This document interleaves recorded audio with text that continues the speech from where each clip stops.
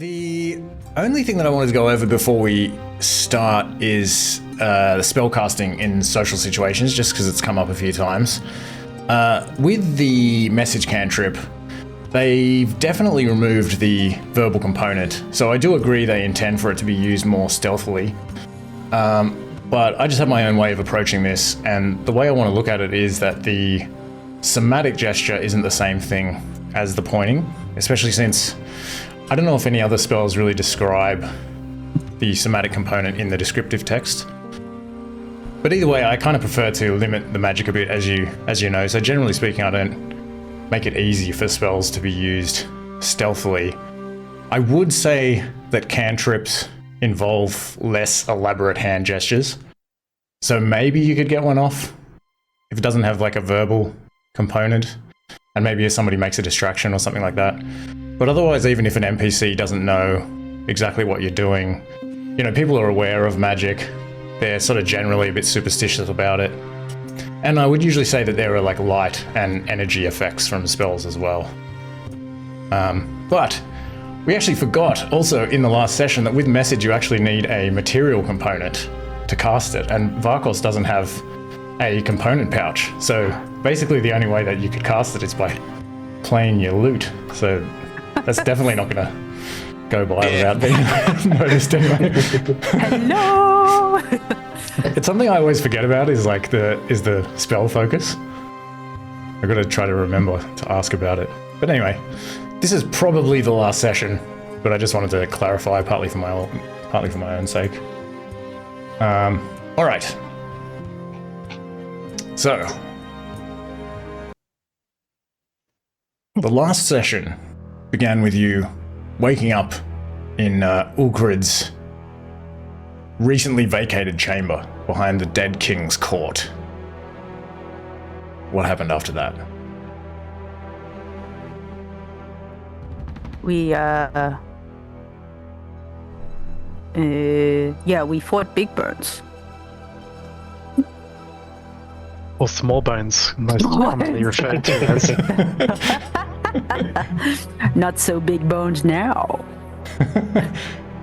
Except I don't think that ever successfully offended him, though. Confident bones.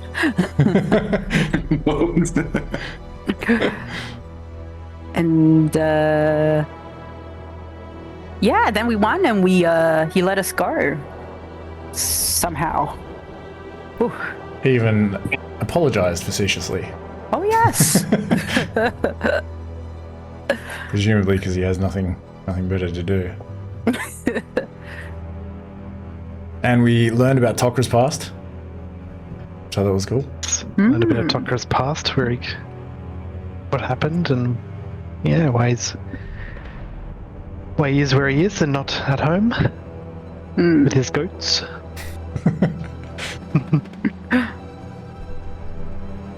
Then what? We got directed to where we'd find Ulkred in a Watchtower. And so we travelled a few days, a day or so, to find him. And we rocked up at a town on fire. Yeah, so you journeyed to East Haven, you took the ferry across, then you went to Caer-Konig, where actually Teddy drew a lot of attention. Yeah, because of... well, it's actually Sir Theodore, I'll have you know. Yeah, he got a taste for nobility for the first time. He was initially quite partial to it, but it can be a lot of work having all these men. So we eventually got out of the town after securing some dog sleds was the intention. Yep, and Schneebus departed. He said he was going to go off to find a wizard to teach him, so he can become a proper wizard. And then you journeyed to Caer-Konig.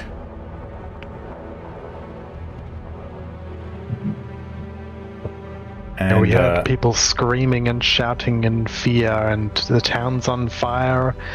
And we left off with a couple, or was it 3 big hounds sort of growling at us, and a swarm of rats running at us. Yes, so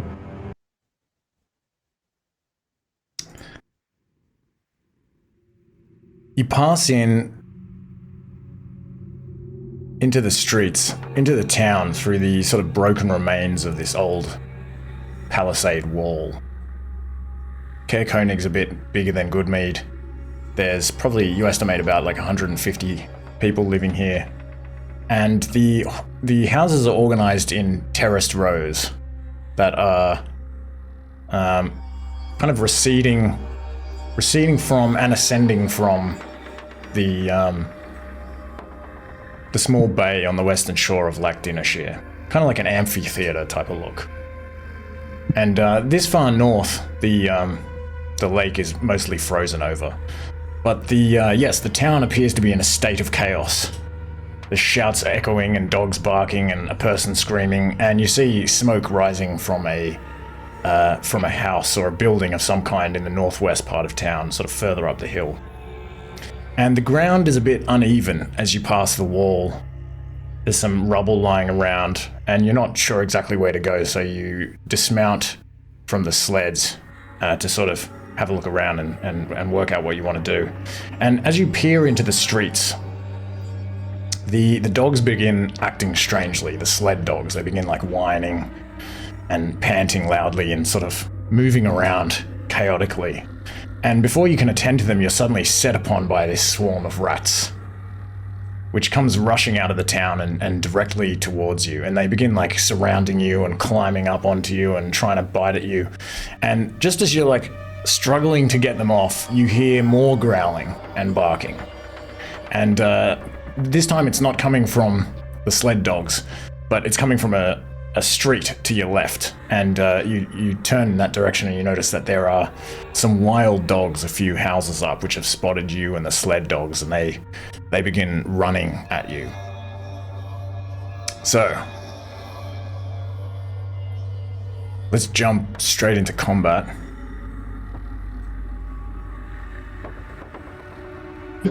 Put us all down here.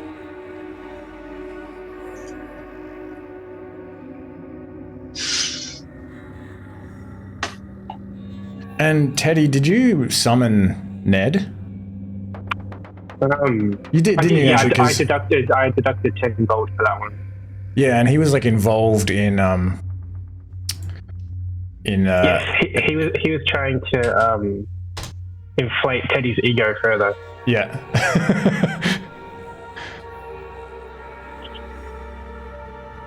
All right. So I guess you are sort of just coming into this town, and there are some buildings around. You're kind of like passing in through this street, snow-covered street.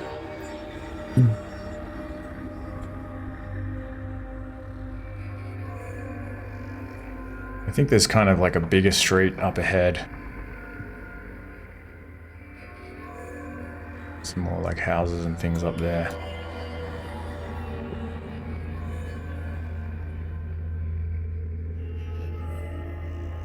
And the fire that you can see is kind of coming from up here. Not on the map, like probably a little bit further up to the northwest. And this swarm of rats has come out. It's come at you from the north. And these wild dogs are like running at you from up here.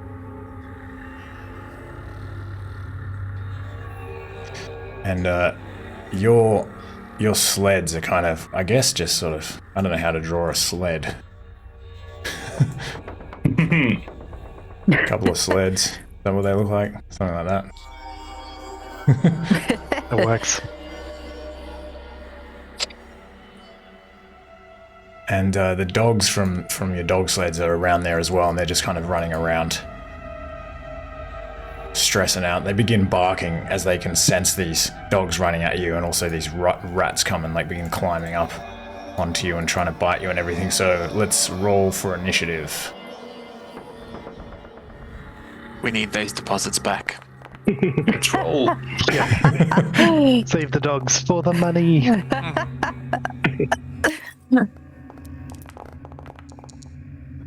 And I guess also there's this kind of, this like ruined palisade wall that's going along back here.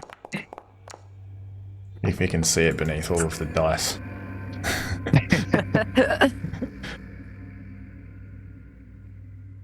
All right.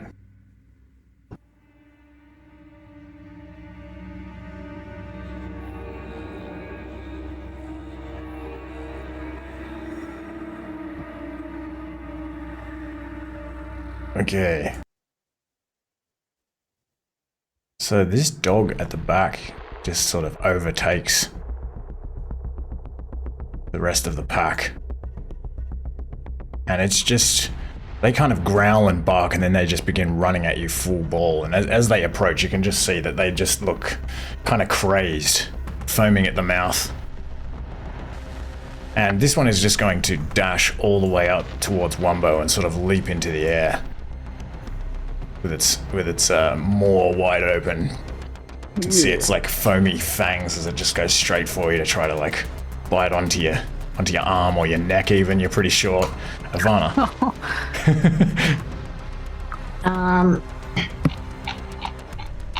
I might booming blade the rats in front of me, and that now does a D8 as well of thunder damage. Oh, awesome. Okay.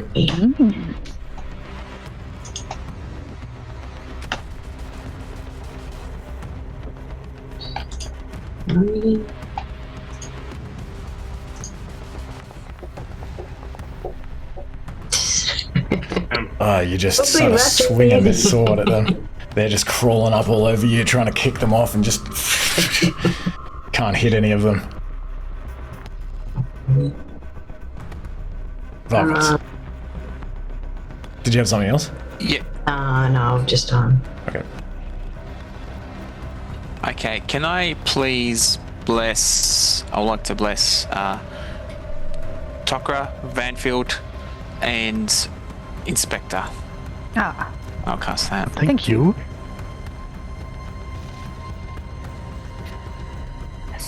Alright. Ned. And... Oh, sorry. And just a bonus action, Bardic Inspiration to Ivana.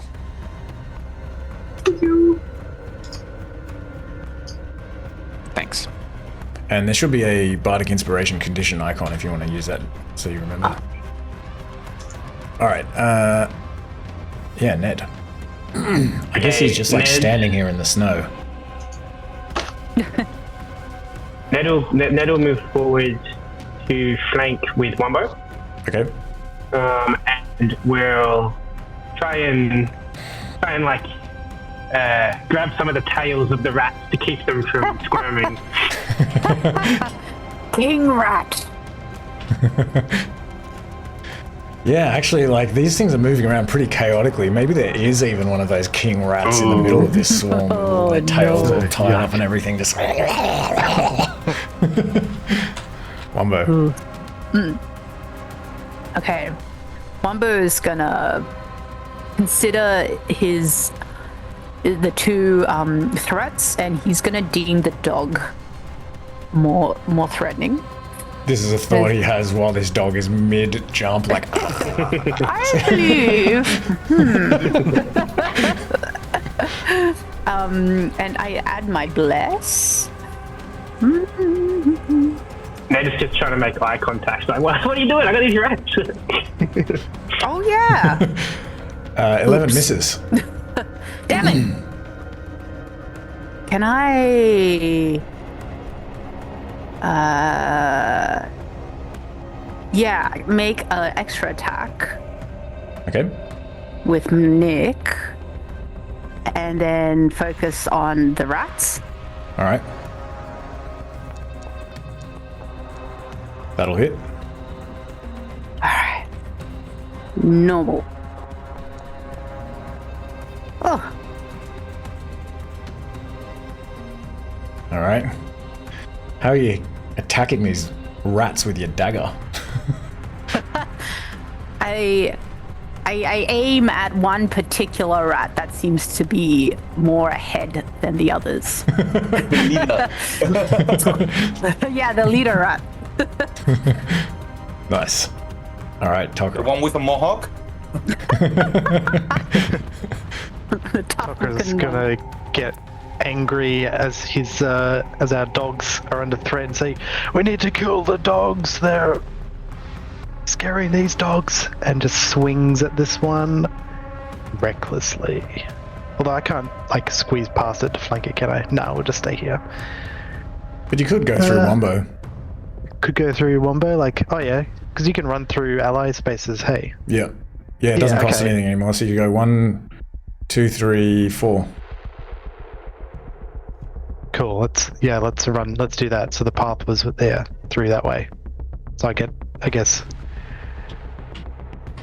op attack from a couple of rats maybe, but he'll do it to flank these dog.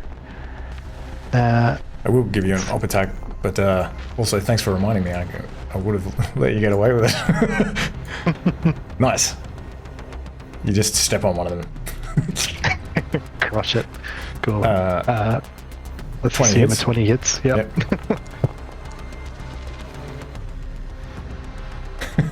Cool. 18 I guess, like, damage. As this thing like leaps at Wumbo takes a swing at it.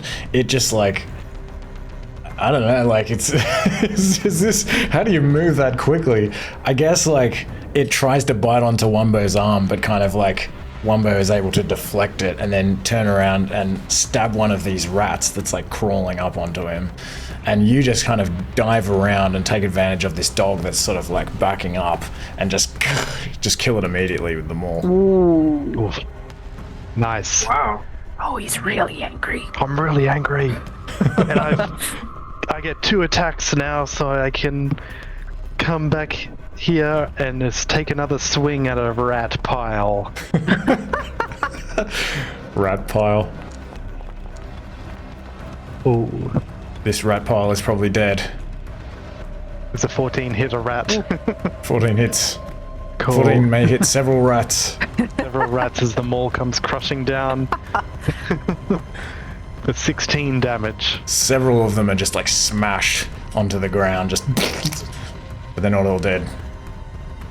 Rat guts go everywhere, and that's end turn.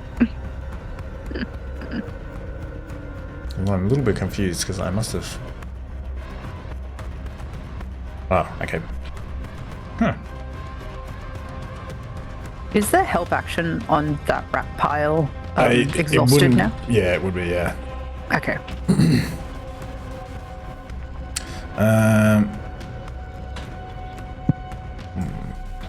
Okay. This dog is going to run in here and try to.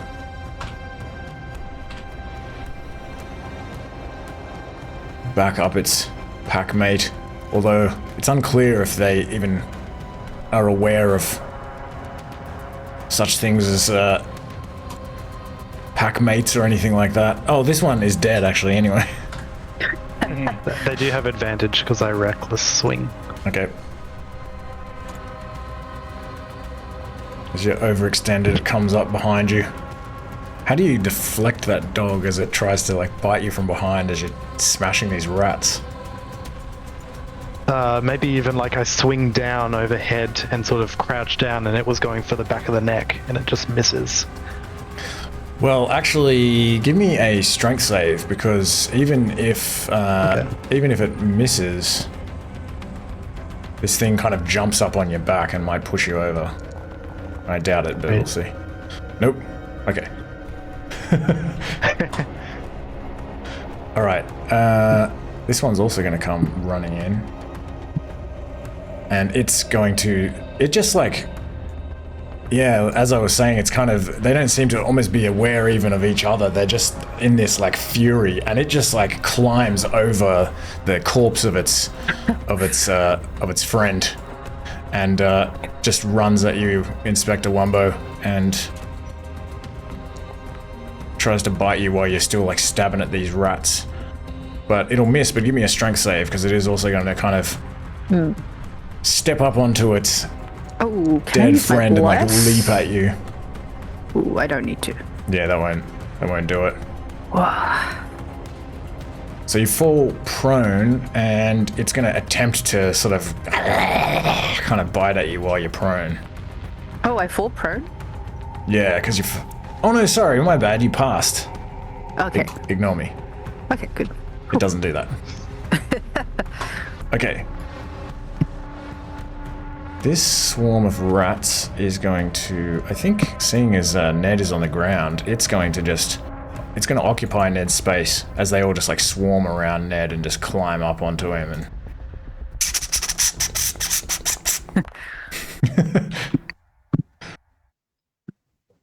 Alright.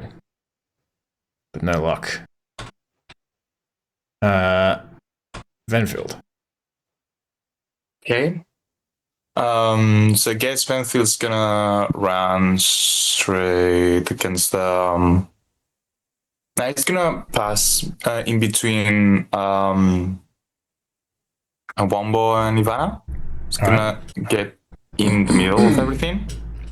And he's gonna attack this one. This is in a straight line of where he was moving. And where is the attack? Okay, so okay, and on the movement, sorry, as always, he's gonna start like channeling the energy so that he's elementally attuned, and that way he can do an elemental strike, which... Sorry, I didn't add the... Well, it's gonna be the same. Okay. 24 hits? Yeah. And the damage... The bless was only for the attack, right? Not for the damage. Yes. Okay. I think. Yeah. So let's go with fire.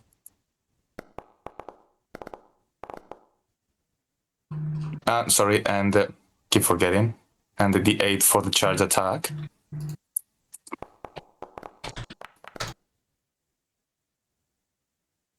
So, yeah. How do you destroy this rat pile? Okay. Okay, so the moment that he lands, he punches the ground, and like a column of fire engulfs the rats. Sick. Like crisp in a lovely smell. And right at the moment he follows up with another attack to his left, which is also an elemental strike. 1d4 for the bless. 16 hits. Okay. This one is without the charge, so 6. So 6 fire damage? Yeah. Alright. There's still a few of them, but you've crispified a few of them as well. Okay. And as a bonus action, gonna attack again. Yep.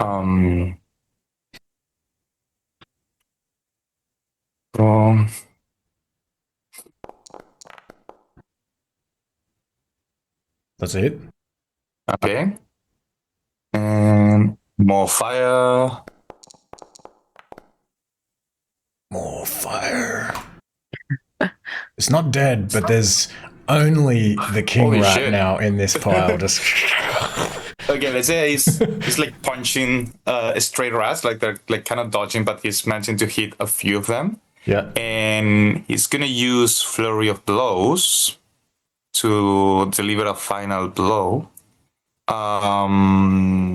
If I can find my ability for this. Yeah, flurry of blows. Use ability.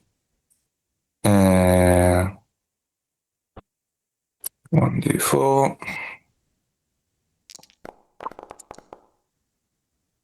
That gets it. Okay. And well, it's gonna be also an elemental strike, but I cannot do both with this, so it's fire again. Okay. He's just trying to aim for the upward downwards attack in trying to get more area. Yep, that kills that king rat in the middle. Perfect. Managed to hit the Mohawk rat. Maybe actually, like, when you hit it with this flame, it almost like the whole king rat with all these like tails connected and one of them that has a mohawk just like flies up into the sky, like just burning, and then just collapses on its back. All right. Okay, so that's it. Teddy.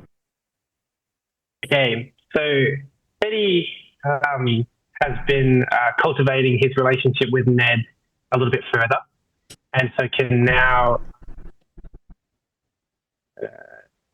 use his bonus action to cause Ned to attack. So we'll start with that. Cool. Okay, so Ned will do the sting on the rats that are surrounding him. All right. That goes through. Nice. Okay. Sweet. So another thing that Teddy can do now is turn Ned's piercing damage into necrotic or radiant damage. So I think we're going to turn this into like a radiant blast, as well as the poison that Ned has. Okay.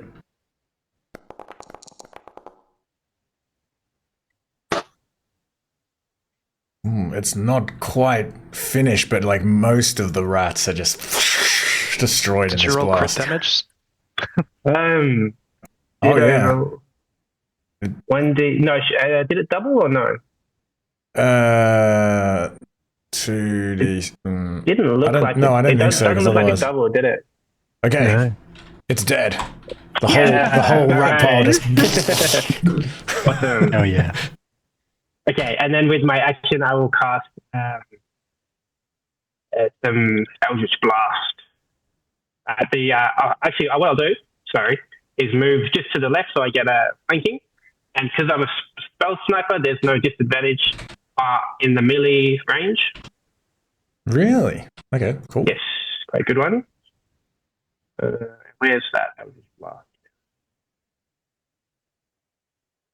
Okay, your spell creates 2 beams at level 5. Is it still 1 attack roll or 2 attack rolls? Eldritch Blast. I think I would. I feel like I would say 2 attack rolls. Oh, yeah, awesome. Yeah, it says make a separate attack roll for each beam. Oh, cool. I didn't even read it. Great. So I'll do 2 attacks. 18 hits. 18 and 13 hits. 8. Okay. So plus 3 to both of these.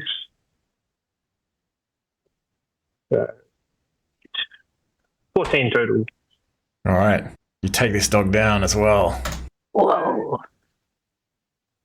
You just step up behind it and just like. Right.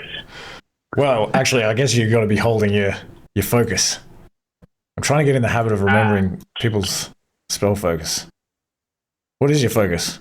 Oh yeah, Rod of the Pack Keeper. Yeah, I didn't. I'll get back to you.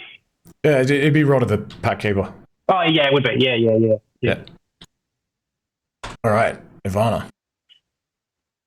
Not much left. Not much left.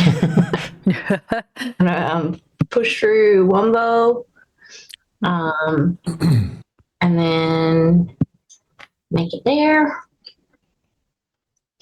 and I will attack this dog with Booming Blade. And you can have +1. And a +1. Oh, just what I needed. Oh no. So, no. I guess it's just moving very frantically, just like going at Tokra as Tokra's like turning around at this point, I imagine, to take it on. And it just sort of leaps out of the way, not even aware of you as you run up behind it and just... Booming Blade's got a bit of a reverberation on the blade now, and she's like, "Oh, my wrist! I'm not used."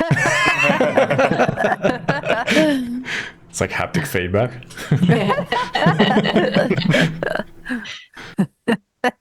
Vakos. Vakos would like to use a vicious mockery on the dog. And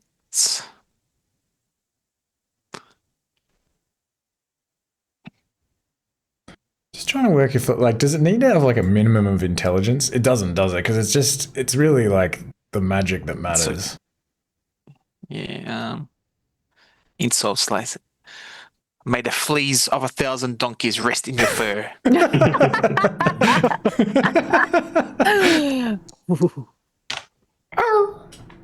Oh no.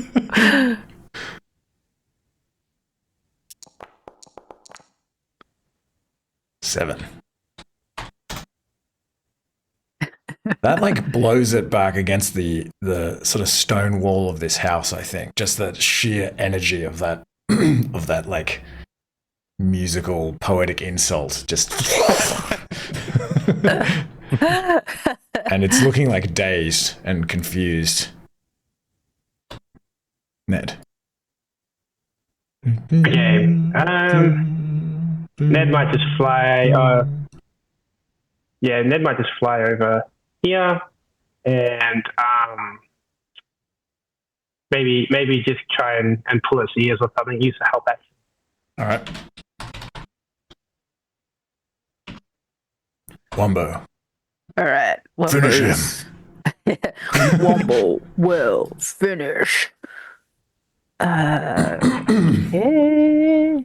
Give him the Wumbo combo. That'll do it. You just got to do 2 damage. Which? How do you kill this dazed and confused dog? He's gonna, with his moon touch short sword, halve it, cleft in twain. It's just like shaking its head as it's trying to stabilize itself, and you just the magic of this sword just sears through it. Singes the fur. All right.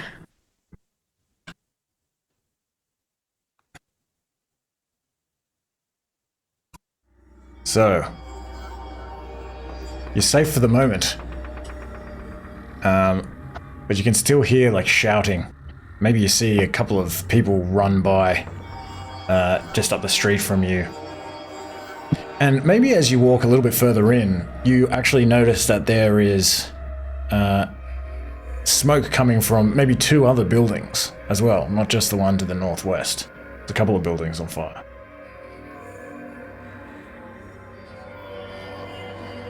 And Are there people around putting out the fire? you see people run by. You don't see the fire immediately ahead of you. But you can go looking for the fire if you wish.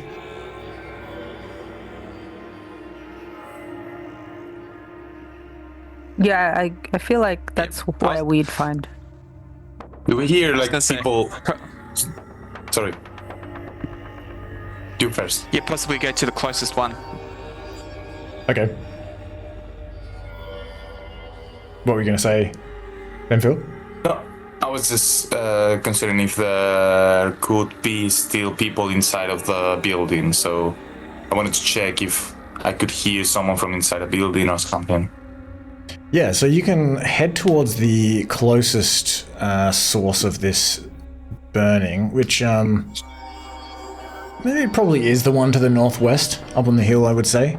And as you begin walking up the hill, though, all of you feel this strange, this kind of strange feeling come over you, just this heavy emotion that you can't place, and it's disturbing. It dredges up memories that you'd rather not have dredged up.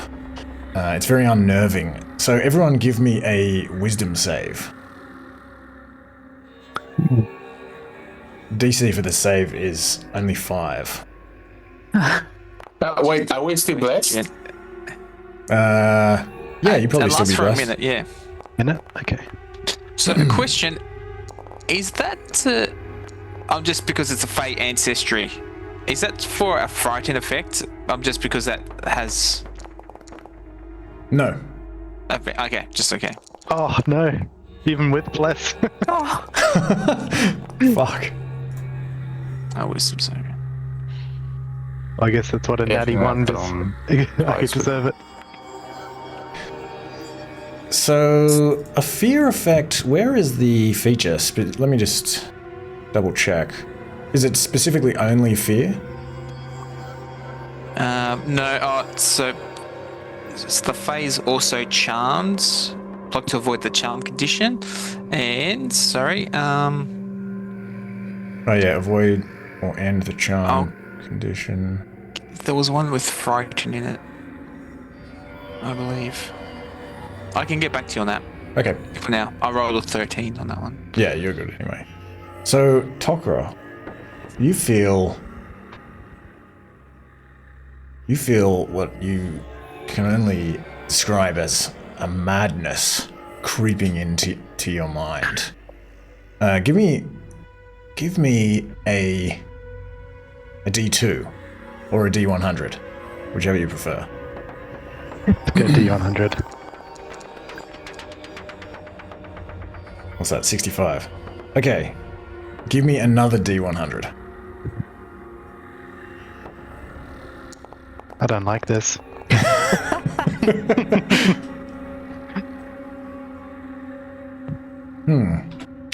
All of a sudden, and you can pick something or someone in your environment, you regard something or someone with intense revulsion, as if affected by the antipathy effect of the antipathy sympathy spell. Let me just bring that up.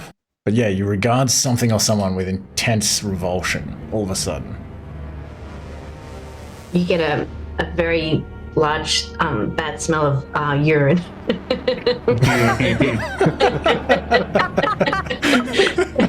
Is Ivana doing something? No. So it's not a fresh smell, it's just an existing smell. Suddenly you suddenly notice it. Maybe the memories that get brought up in part of this effect is like that Ivana, every time Ivana is in combat, she pees on something. Seems so. Maybe you're right then, I guess. Let's roll with that. So you feel an intense urge to leave the area and avoid the source of this revulsion. Okay. And when Ivana or the smell that accompanies her comes within 12 meters of you, you basically have to save on a wisdom saving throw or become frightened. Okay. Stay away from me, Ivana. And you would remain frightened as long as Ivana is within that distance of you. And that would just cause you to sort of run away from her. Okay. How long does this last for? So, give me a D10. What's the number of days? 4 days. 4 minutes. 4 minutes. 4 minutes. Okay. Thank God. Maybe I just jog on ahead and stay away from the Ivana and... Why does this always happen to me? Yeah, is this subtle or is this like very obvious? How do you react? Maybe I just I look around as the spell's taking effect on me. I'm just I look around and I lock eyes with Ivana and I just go a face of disgust and he just starts running. Stay back. And he just runs towards where we were going, towards the fire. Yeah, so if you kind of run ahead in order to stay away from Ivana, you come around a corner to the left and into this open area between the houses, and you can see now this especially large, like a mansion at the top of the hill, and it is just built just in front of the ruined castle that is just behind it at the top of the hill. And you can see this building is on fire, and as you run up here into the clearing, you see just to your right, in front of what looks like maybe some kind of shop or a tavern or something like that, you see what looks like a fight. There are two people fighting each other, just kind of rolling around on the ground, punching each other in the face, just shouting and stuff. And there are three people standing around them, cheering, get him, fuck him up. And as you run into this clearing towards this house, these people that are cheering and watching this fight, they turn to you, and one of them's hey, outsiders, and another one's hey, stop fighting, look, they must be from Caer-Konig, here to steal our fish. And another one's no, look at them, they serve that rich gnomish noble. They point at Teddy as he runs over. And the first one's they begin walking towards you, and some of them are holding pitchforks and sticks and stuff, and one of them's oh, you think you're better than us with your fancy rich clothes? Yeah, you think you can just come in here and take whatever you like? And they're get him! And all five of these people begin running towards you. What do you do? I say, look, man, I don't know what you want, but that one's covered in piss. I'm running that way. Are they in our way towards the fire, or can we just run away from them? They're not in your way. They're kind of off to your right, and you can continue running up the hill as they begin running after you. Okay, I think that's the more reasonable option. All right. As you begin running up the hill and they are sort of chasing after you, you then see further up the hill to the right. You're kind of coming up this way. These people are coming at you now. They're sort of chasing you from behind. You see up here on the sort of to the northeast, there is a big mob of maybe 15 to 20 sort of common folk, also with torches and pitchforks, and then marching down the street, and you can hear them chanting burn, destroy, death to all, yeah. And oh, somebody dropped out. Angelo, okay. Yes. Burn, destroy, yeah. And they're look there. Some prey for the powerful. Kill them. And another one's yeah, indulge your desires. Take their wealth for your own. Look at that noble gnome. I bet he's got heaps of gold. And they begin sort of speeding up towards you as well. And they just look rabid and hysterical. Some of them even also, just like the dogs, are foaming at the mouth. They just look basically deranged. What do you do? Do you continue running towards the fire? Can I cast Elementalism to call part of the fire from the buildings and acquire the shape of a human that is gonna pose in front of them? Yeah, you can do that. As you kind of run up to this building, you create this shape of a human. They will stop in front of this thing for a moment. They look kind of confused and frightened by this. They're using magic. They're evil. Get them. They're here to destroy the town. And but as you sort of doing this, and maybe more of them are coming out of some of the streets and walking towards you. You hear this. This shouting, more shouting, coming from the kind of further along, like in this large, like I guess you would call it, like a sort of a marketplace or this central area in the town. And you hear somebody that's calling to you. That's like, "This way, quick!" And you look over there and you see somebody who, especially Tok'ra, especially Tok'ra would recognize as an AWMC employee by the name of Olenor. I'll say that you would even know him.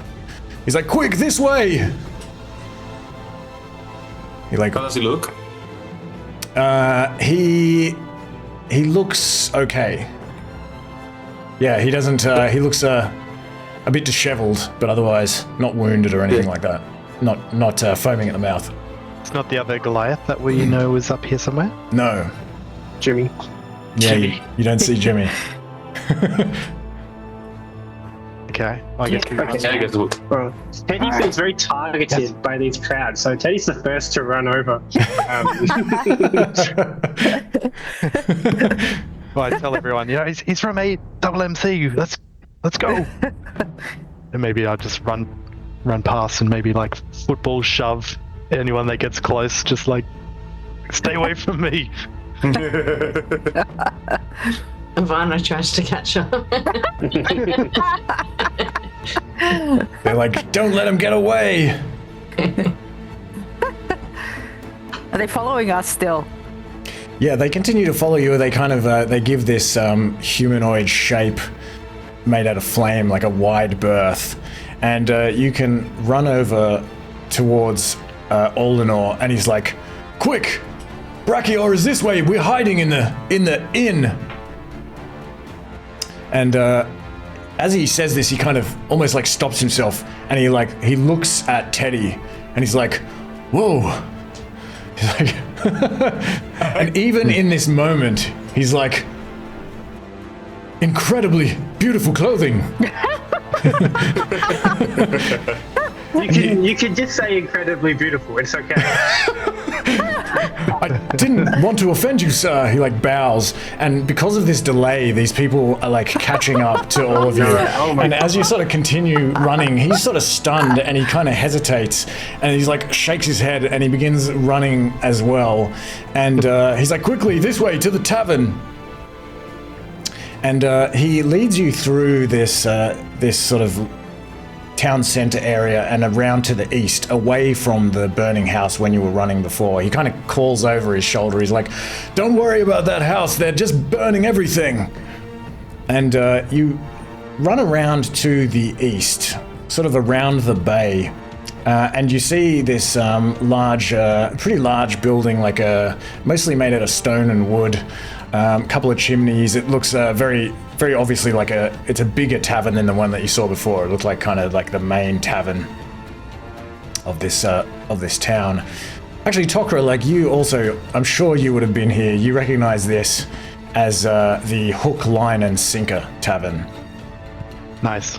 That's good name. And Olenor is like, "Quick, come around here," and you see like there's like this kind of front door that is like closed, and he like waves for you to like follow him around the side of this building. He says like, "Quick, this way. There's like a back way," and as he says this and sort of leads you over to this back door, you see this woman that is like kind of holding this door open, like as if sort of waiting for him to return.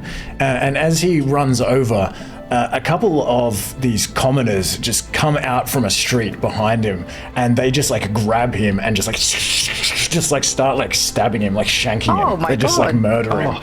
And another like person like comes out and is like, that one's got money, and like jumps at like Teddy. You are a couple of meters away from this door, and this mob is like catching up to you. What do you do? I'm gonna try. How much time has passed since the last combat? I don't know, 5 minutes. Okay, so I'm still in elemental attunement. Okay. So I'm gonna try.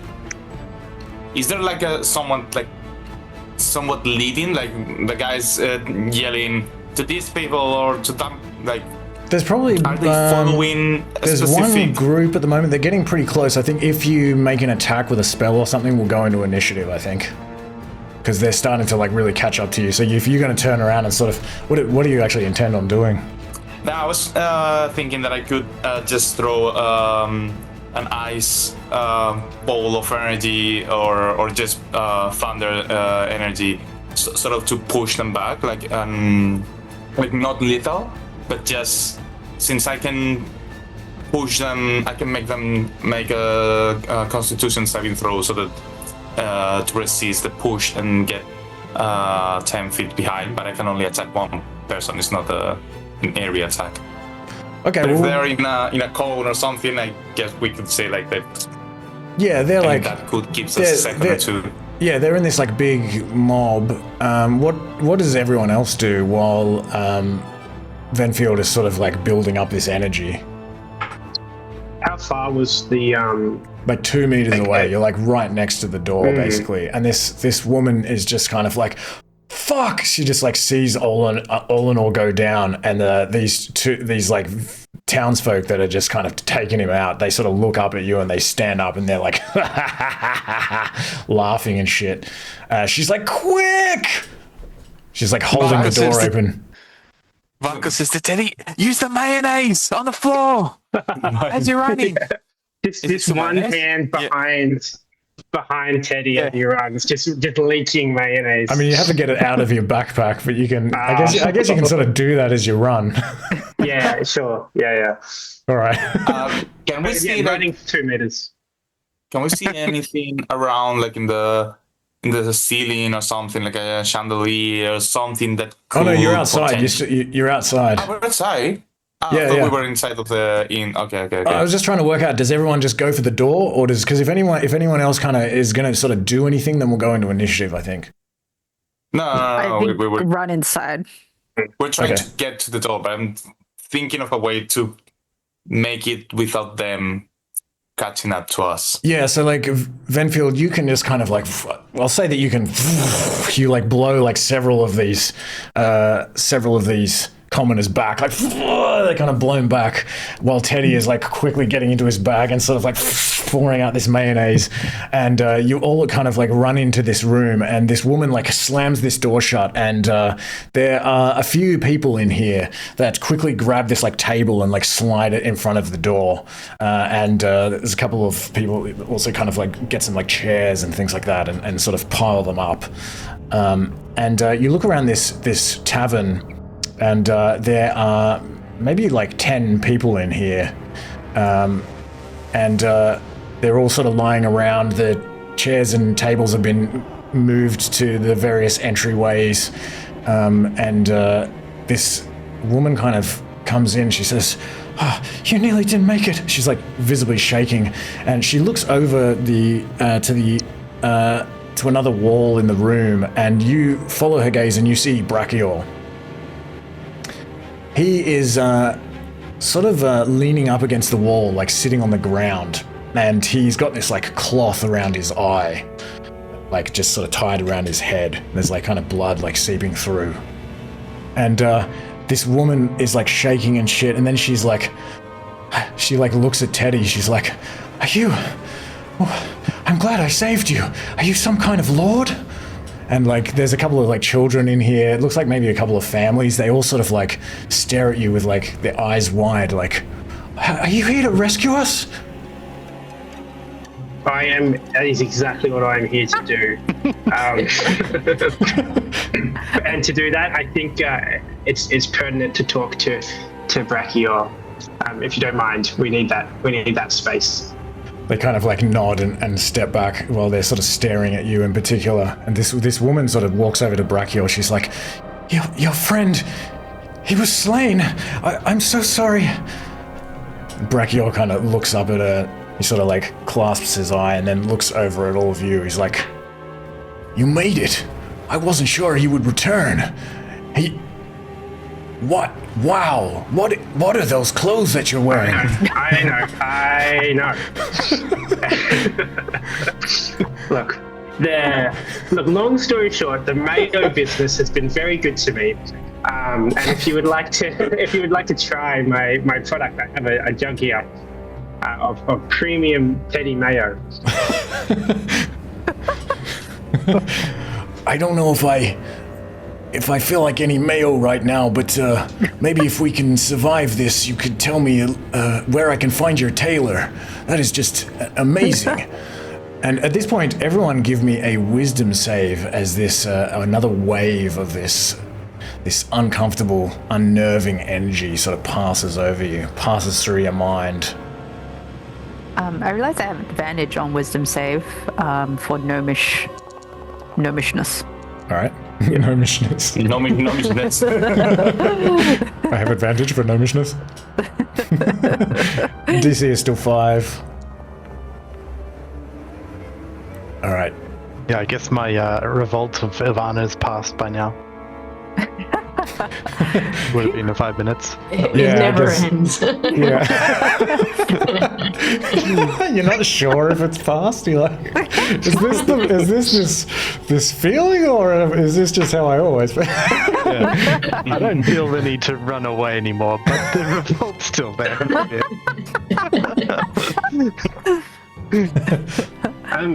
Eddie might actually take off his garments, just for the time being, just because he's finding it to be a bit, all a bit much, all a bit distracting. So maybe perhaps they can come out again another time. But he's just gonna pop them in his bag for now. Okay. You mean that now he's naked? No, they say cloak. I like how you say it's distracting, but like a gnome in his underwear, like walking around. No. It's an exterior. It's like is that right, Adrian? Is it like an exterior piece or? Yeah. I'm just looking at the picture of it. That's all. Yeah, probably something like that. Something like that. Yeah, you can flavor it however you like. Sure. Does Ned still keep his on? Yeah, I was gonna say. It's true. Yeah. You know what? Let's leave it on. Ned, you not said anything. So you take yours off, but you leave Ned's on? No, I'm gonna keep mine on. I'll keep mine on. I'll see what happens. Maybe you also hear like people now banging on the windows and doors and like, I'm sick of these fans. They just I think also you actually hear somebody say like, I think I can still see that gnome somehow. Oh yeah, it's like I can see him through the walls. He's kind of shiny or something. We know you're in there. We're gonna get you. And you hear them still like chanting like death, murder. Brakior's like, the people and the animals of the town have just gone crazy. I sent Tane back. Oh no, sorry, I left Tane in Goodmead. Is that why you're here? Did you speak to Tane? No. Tane? Who's Tane? Tane is my messenger boy. Our connection. Our street runner.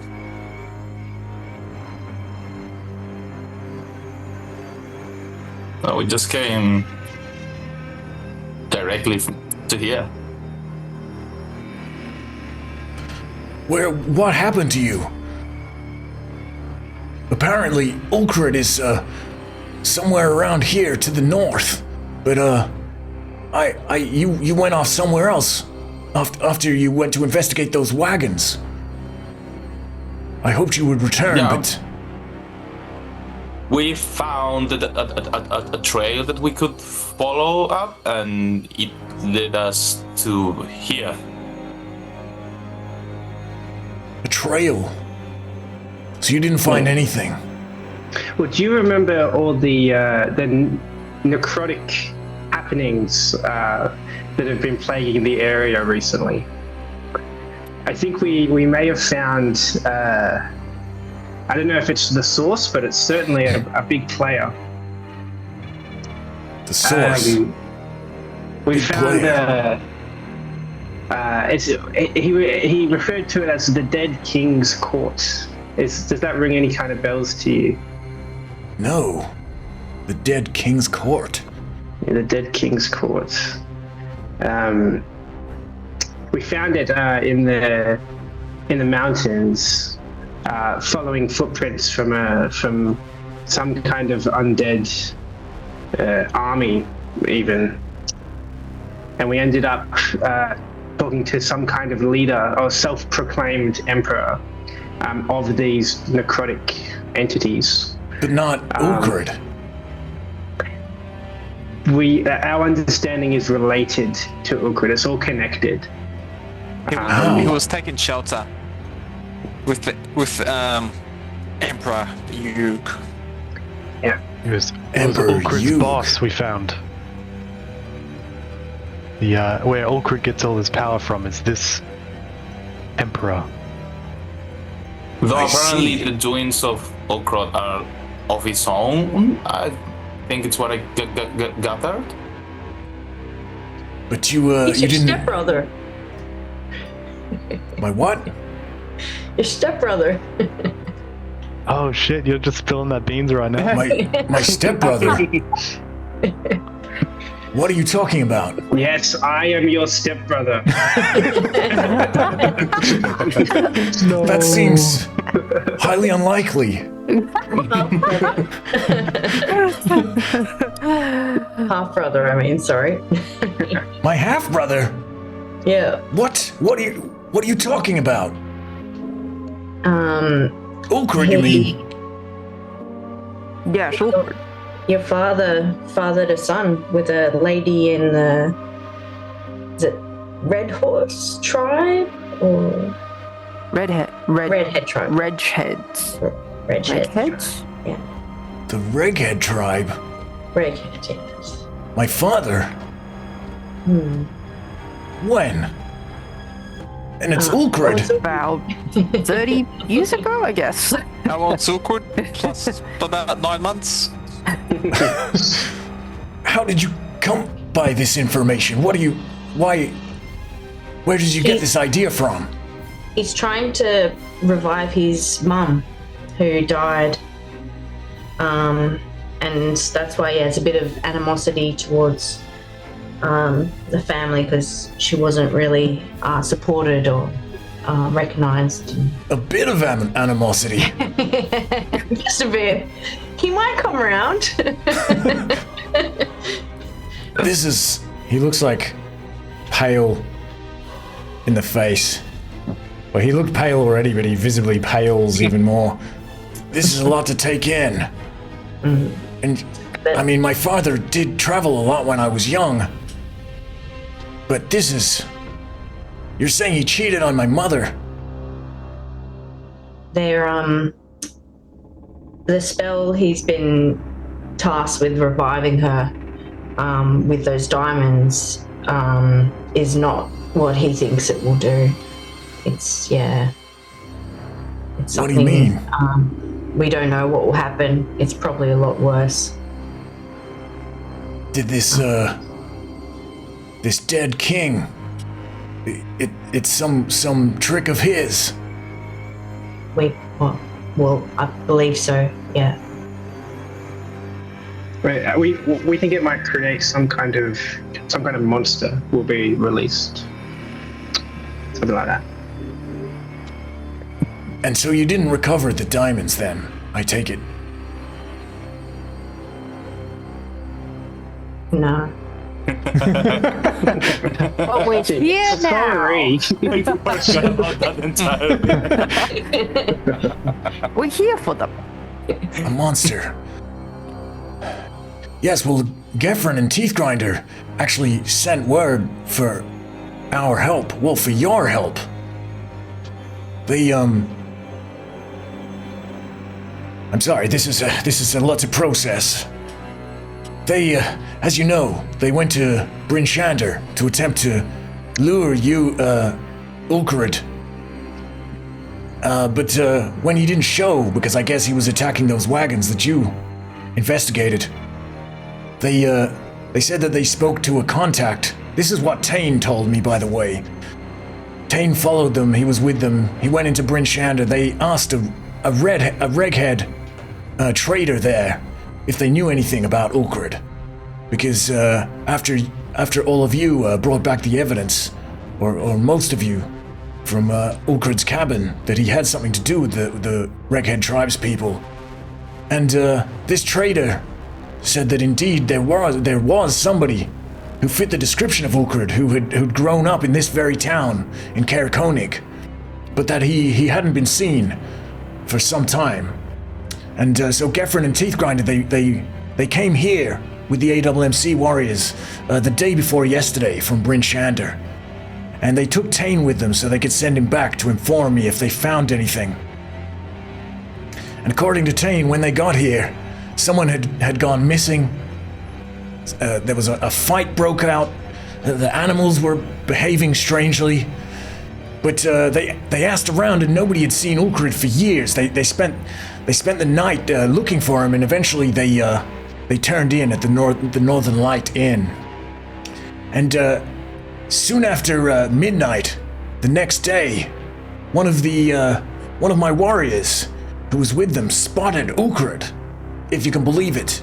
And he was, as I understand, attempting to kidnap someone, like just one person. And Teethgrinder and Gefren and the others fought him. And most of my warriors were slain. But Teeth and Gefren and a couple of the others, they chased Ulkred north out of town, and they sent Tane back to inform me and to ask for you to help the heroes. Most of my people are gone now, and there was no one else to summon. But it was just me and Jimmy and my friend Olenor, who seems to gods bless him. May he rest with the gods now. Jimmy was slain yesterday as well. Was beaten in the head with a shovel. If you can think of a more ignominious death, I don't want to hear about it. But yes, Tane didn't see where Gefren and Teethgrinder went. He took the dog sleds back to Goodmead straight away, and yesterday, when I heard the news and you hadn't returned, like I said, me and Jimmy and Olenor, we came here. And yeah, we've only been here for a little while, and now you show up. But the town, as you can see, it's in chaos. Everyone's losing their minds. There's multiple murders. Apparently 2 children murdered their parents. The stories of wives murdering their husbands, fighting in the streets, and crazed animals. And yeah, we were overrun, and I was able to hide in here with Olenor for a while. And some of these folk who, for some reason, seem unaffected by whatever madness, whatever darkness has fallen on the town. But I did sustain this injury, though. He pats his wounded eye again. And I've just been hiding here with these people, unsure what to do. And you can still hear this clamoring on the doors and the windows,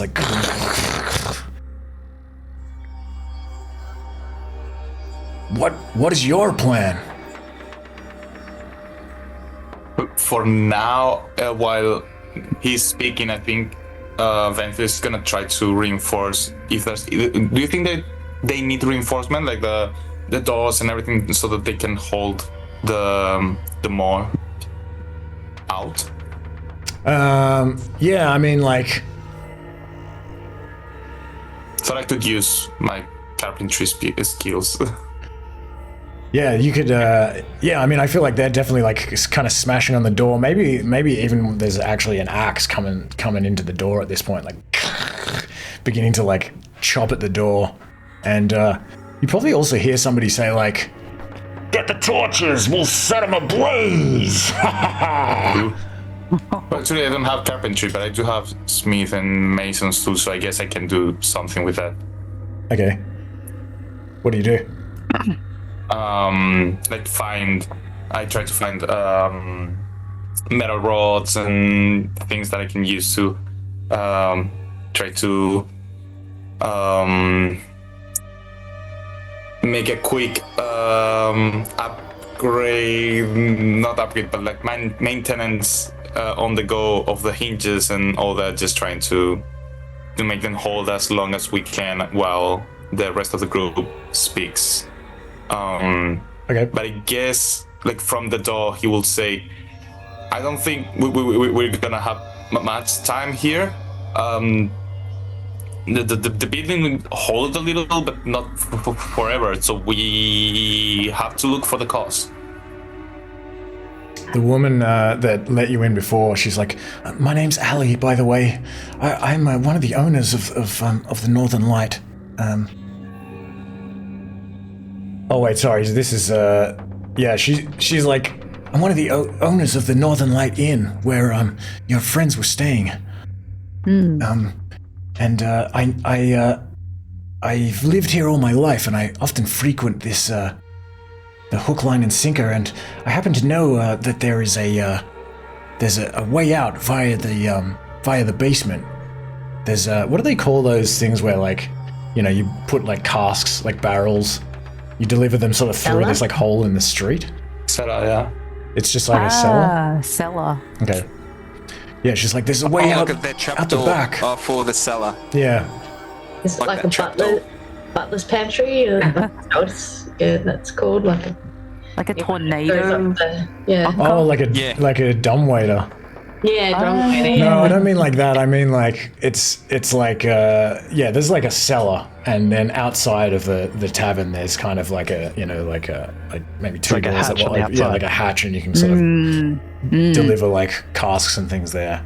She's like, yeah, I happen to know that the owner would receive casks of mead and other liquor there. We can go out that way. It might be safer. It might be the only way out. And Brakior is like,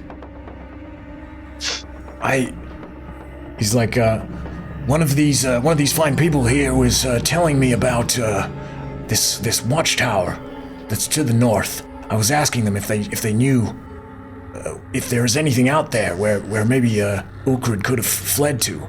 And apparently there's a watchtower about maybe an hour's journey from here. We also heard about a Watchtower from this Emperor Yu character. So it sounds about right. How long does it? How do we get there? Well, if we can get out of here, I'm not exactly sure, but apparently there's no road there, but we can just kind of follow the Lagdinashir to the north, and apparently this tower is built on the east side of Kelvin's Cairn, the mountain. So hopefully it shouldn't be too hard to find. But there was nothing I could do until you've shown up here. If you're headed that way as well, I would very much like to speak with Ulkred, regardless of whether he really is my half-brother or not. At this point, everyone give me another wisdom save. DC 5.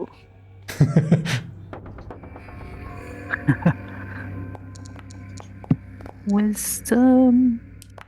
Ooh.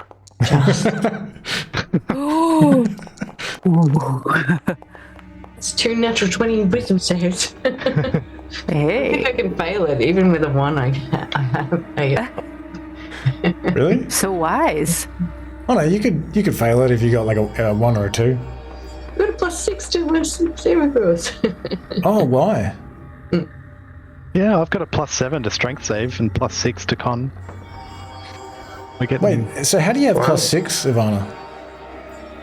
Oh yeah, I got a 7 and a proficient 6. with wisdom. Oh, because you're proficient with it. Yeah. Ah, I forgot about that. And I'm a cleric. I've been doing ability check. Yeah, it doesn't show on your character sheet that which Gosh. yeah, I've been doing abilities you're ability proficient checks. with. So it's down here. There we go, +6. Okay, cool. I was doing ability checks as well. Good. It's the same thing, and anyway. Oh no. Mine is very different. Same. That's all right. Oh no, no, it's not. What am I DC saying? may or may not stay at My 5. saving throw is better than my check, so it's all good. So as like Venfield is attempting to reinforce this door, you begin to smell smoke, and you can see like outside, maybe people sort of walking around with torches outside and sort of shouting, and it seems like they're setting the building on fire. And Brakior's like, quick, we better go. Yeah, And let's go.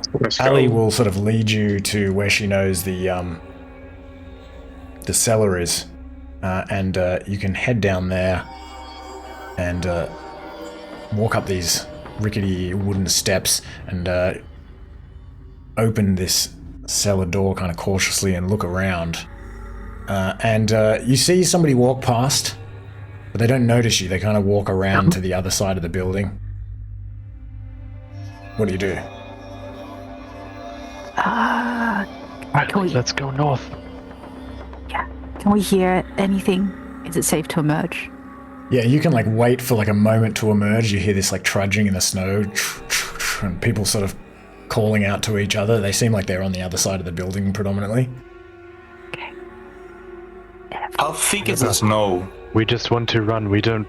These people are under some magic. We don't necessarily want to kill them. I don't. Yeah. There's a lot of them. How thick is the snow? The snow is only like, I don't know, like 10 centimeters deep or something.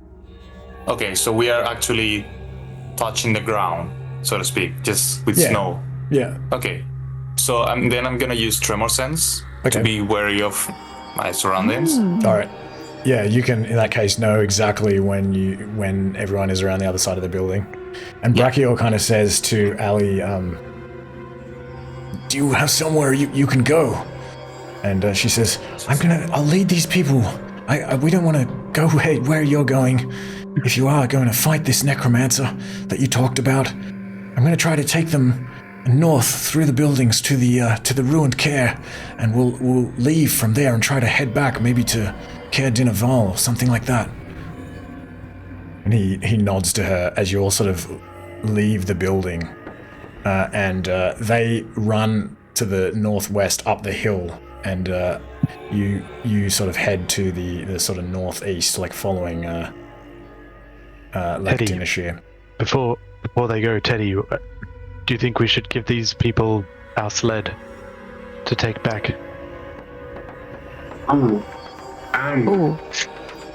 There's probably like It might be Very at far least away. there's probably like 15 of them creeping out. Okay. And the sled also is back on the other side, but they are heading that way though. You can tell them about it. Yeah, I think Teddy might just tap Ali on the shoulder and say, if you get a chance, we have some dogs, and there's 5 gold in it for you if you can get those dogs back, or any of your crew can get those dogs back. 5 gold. Oh wait, you didn't take off the clothing, did you? No, I didn't. I changed my mind. Okay, so Venfield, you notice actually almost immediately as you're sort of emerging that people are coming around the house in your direction. They're coming around both sides of the house. Yeah. What do you do? Well, firstly, I say like they're flanking the house. They're gonna get us. So I don't know. We have to do something, but we cannot stay here. The Ali says like, thank you, we'll give the sleds to the children, and they like run off immediately. They like sprint to the north, and in that moment these people start like emerging around the sides of the house. Yeah. Can I try to the tavern? I don't know how much of a shenanigan this is, but can I try to use like the with elementalism? I can like make like soft smoke. It's not a smoke screen, but maybe enough to make it a little bit harder to differentiate people in the middle of a burning village. This is a spell, right? Yeah, and it's got a verbal and somatic component, so you're gonna have to like stop and like cast it. Yeah, you can start doing that, but these people are like running around the side of this building towards you. They're coming from both sides of the building. Vakos, what did you say you wanted to do? Or what were you gonna say? I think it might be a bit. He wanted to use his mage hand in the building to continue to knock on the door where Vanfield was actually reinforcing. to make the impression that we're still there while we're going up the back? You can do that, but you hear some of these townsfolk saying like, "It's as if I can see that gnome through the building. He's on the other side of the building." And they're like, "Someone's knocking on the door that's still in there. Fuck him, get that rich gnome." And they like come around like this. At this point, like, Wow. and so Venfield, you can like start casting this. I'm on the verge of putting us into initiative. Tucker's got an idea. He wants to try something. So you want to like make some smoke to sort of kind of conceal where you are? Is that what you want to do? Yeah, more or less. Like, it's not a thick smoke because it's just like a little bit of embers and colored smoke, and it's just a thin mist. Okay. So to speak. Just to help. And what does Tokra do? What does Tokra do? Tucker's like, guys, we'll meet you north, and he's gonna grab Teddy under his arm, pick him up, open up the doors, and he's going to use large form. Okay. Wow. So his speed increases by 10 feet, so he's got 11 meters of walk speed right now, and he's just gonna book it with Teddy and just say, "You want your money? Come get it!" And he just runs like maybe northeast with Teddy on his back. What does Ned do? Ned is more than happy to fly, bird's eye view above this escape. Okay. All right. So you leg it. What does everyone else do? Does anyone else use any spells or anything like that, or are you just running? I guess at first we just get like stand and we're like, okay. I guess that works. Is there someone who is like as Teddy is and Tokra have emerged outside? Is there some kind of leader that Teddy can identify quickly? Not exactly. There's just two like crowds, swarms of people coming around the sides. That's fine. So I just need to check if my psychic spells is enchantment or illusion. Okay, great. So Friends is an enchantment. So Teddy can cast this telepathically, and he's just gonna pick anyone. Just someone who looks like I'm gonna put us into initiative if you want to cast like, especially like a full spell. What's Friend? It's a cantrip. It's it's just a cantrip. He's doing it psychically. All right. So there's I'll let you do a cantrip, seeing as Venfield did a cantrip. Okay. I just want to have one guy advocate for us, right? So he's charmed by us. But it still requires the material components, doesn't it? That's all right. You've got your some makeup. I've got your focus. Yeah. So you can kind of silently like. Yeah, just silently, just pick someone out of the crowd, say, make them charmed by us. All right. I can't really do anything besides that with the spell. Let me see. Does it? Yeah, they can do. It's a wisdom save, so they can defend. Okay, wisdom save. I mean, we'll just say, seeing as like it's only going to stop one of them, that maybe like one of them kind of like stops in his tracks and like sort of looks around for a moment. He's like, "What? Should we be doing this?" Yeah. Another one just like punches him in the head and just goes, "Shut the fuck up," and then keeps like running after you. And as you're being like carried away by Tokra and you're kind of like doing this under his arm, you hear one of them say like, "We can follow them because we can see that weird creature up in the sky." You just hear him say that, just announce exactly his strategy. Yeah. Okay. Follow that thing. Yeah. Follow that weird imp thing. Yeah. If Teddy can hear that, he's going to communicate to Ned to take off his cloak, and Teddy will do the same. Wait, I don't know if how do you take off your cloak while you're like being carried by Tokara? Yeah, no, I don't know if I can necessarily, yeah. I feel like... You need to take this cloak off me.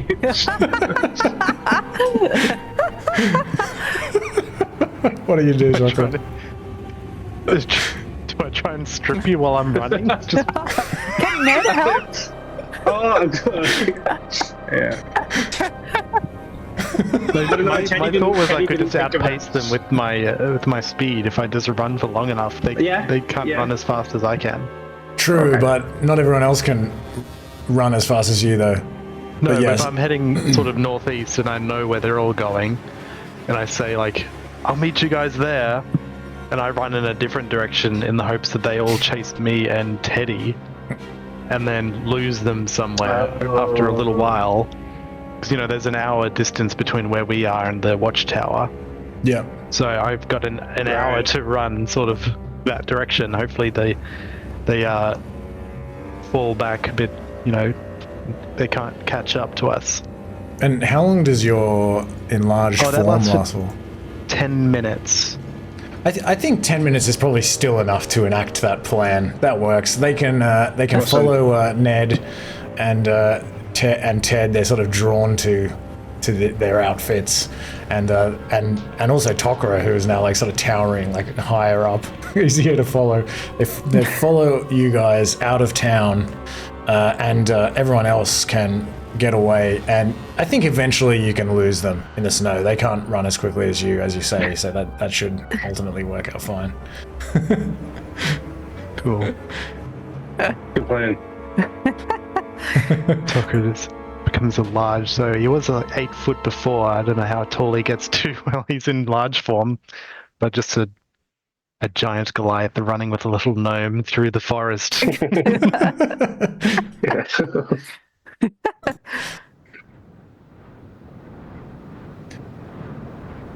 Yes, but actually there's probably some trees here and there, but not really a forest out here, and especially actually the further you run, the more it just becomes just like tundra and snowy wastelands.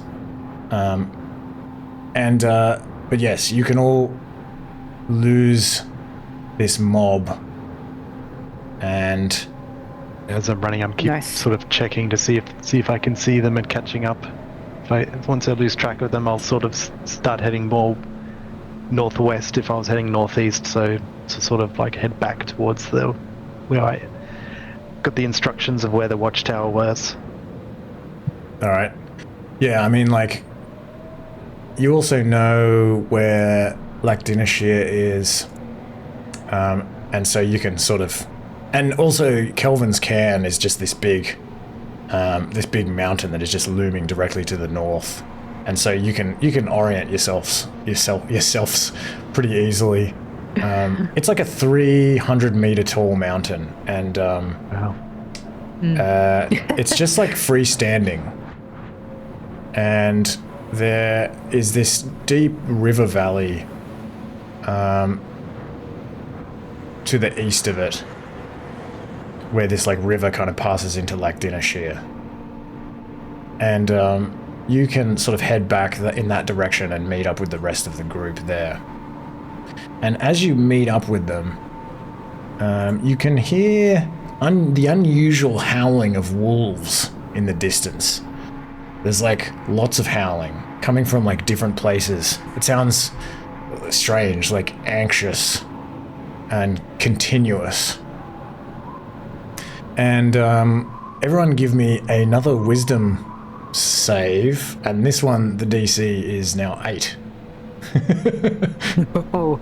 And it's not because you told me that you can't fail 5.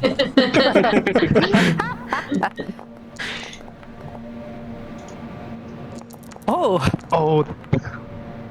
Well, there's a few of us. Vakos. Okay. No, it's just Vakos, because if it meets, it beats. Okay, yeah. Okay, so Vakos, give me a D2 or a D100. Not D2. Okay, D100. It was easier.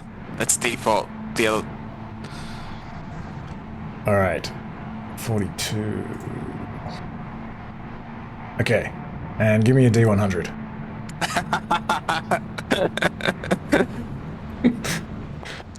I was just looking, waiting for that reaction. 23. Shit. You fall to the ground, you become incapacitated, and you begin either. You can decide, or you can roll Screaming, Okay. laughing, or weeping. I'll roll for it. Nice. Sorry. And I'll also roll a d10 to see how long this lasts. It's going to last 9 minutes. Ooh. No. 3. Okay, you just start weeping. You fall to the ground incapacitated, just crying. Is he? Vakos. Okay, man. They're just wolves. So are Teddy and Tucker back with the party? Yes. Yep, everyone's met up again. Does Vakos remain incapacitated for 9 minutes? Yep. Oh damn. What, mate? What are you doing? Get up! We're in the middle of something. Oh, maybe this is that strange magic that made me run before. We should pick him up and keep going. Oh, fuck it! And I try to charge him up, which obviously his feet are gonna be right on the ground, but I'll grab the feet. You're like two of the worst people to try to carry Vakos. Brakior's like... More tears coming out of his eyes. I think that halves our speed, but at least he's moving. I mean, do you feel like you can lift him? I mean, I guess the two of you together, like... I've got powerful build, so I feel like I can one size larger when determining your carrying capacity. So I feel like maybe I could carry him fine. Yeah, I think like you can carry him. If you're not sort of carrying him across like a You're river gonna have to or take anything, it you can from probably, Benfield like- because I'll pick you up wanna do it Benfield, he's himself. carrying. Or at least help Benfield. We can carry him together. Brakior's like, this is what I've been seeing since we arrived in Caer-Konig. Can you feel it? I feel like it's getting stronger. It must be coming from wherever Ulkred is. And as he says this, a bird, like a raven, like just falls from the sky, just in the snow. And Is it dead?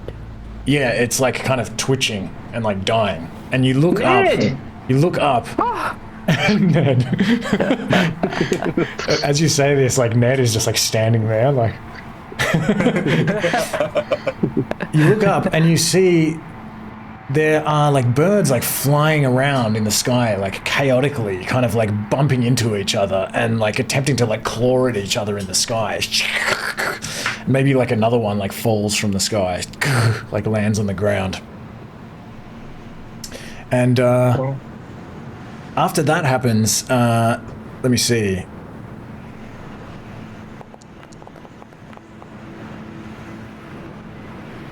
Venfield, one of these birds like swoops at you and tries to like kind of claw at your face.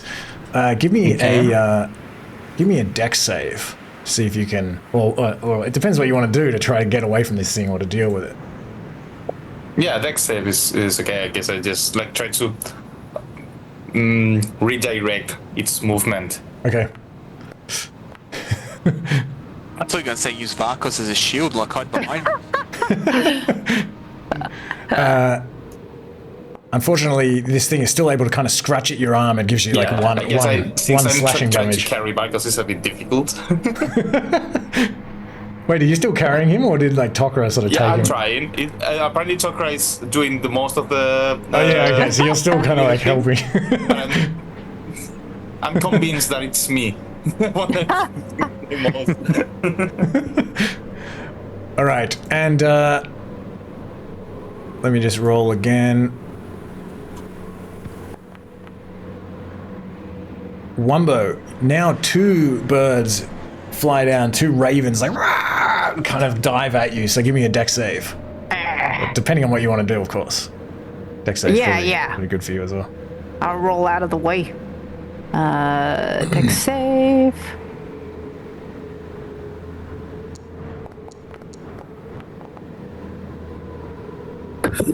Okay, 14 is all right. You're able to sort of roll out of the way of these things. But then more and more, you kind of like look up, and as you're sort of like trying to kind of run through this area, and you see actually up ahead as well that there look like there is like some evidence of tracks in the snow. It's probably at this point, it was like snowing lightly. So I'd say there's like still like a light snow, but you can see that it looks like there's like this heavy like sled tracks in the snow, and maybe some footprints as well. And I think like you even see maybe what looks like a couple of like drops of blood or something like that on the ground in these tracks. You see that, and you run in that direction as like more and more of these birds like come like swooping down at you. And we're gonna go over to the battle map again, because you basically get attacked by a swarm of these like ravens. So you're kind of like running along this valley, and I guess like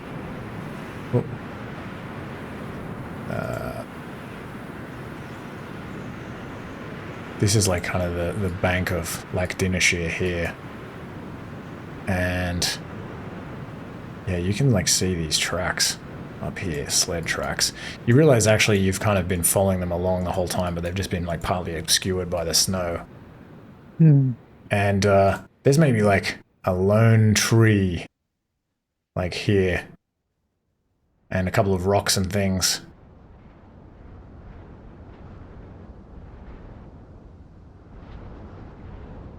And you are attacked by some swarms of birds.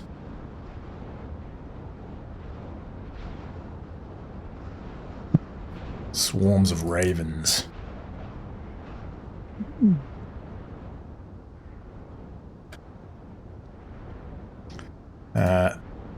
So let's roll.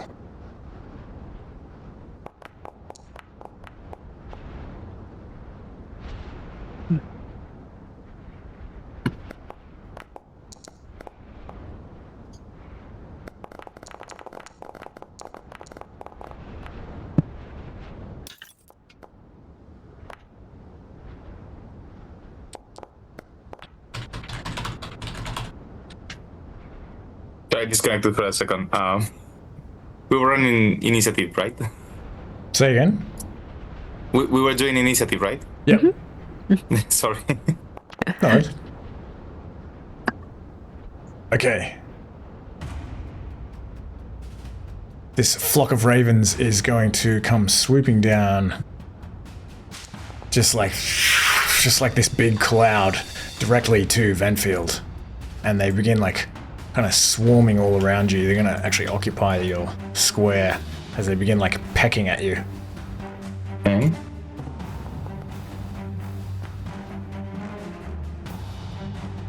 Looks like they miss. Yep. And they're just going to remain there. They're just kind of swarming all around you, trying to peck at you. Teddy. Okay, Teddy would like to cast Hex on these ravens here. Okay. Spells. Please curse. Okay. And then we will do 2 Eldritch Blasts on said ravens. Alright. Right, so... Eldritch Blast...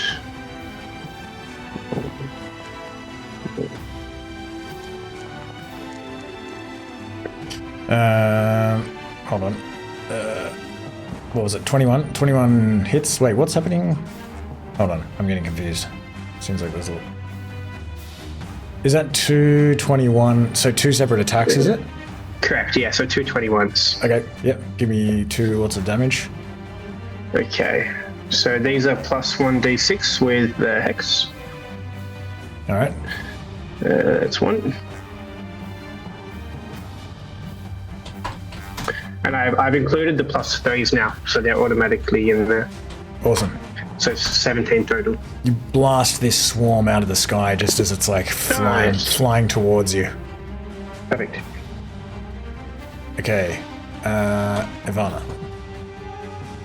I'm gonna booming blast. We'll move to this one.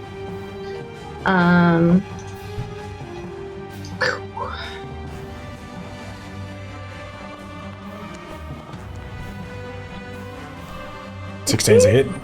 Yes. So damage, normal, and I'll roll the thunder damage as well. Okay. Wait, so it's 8 damage and then... Okay, and then 2 damage.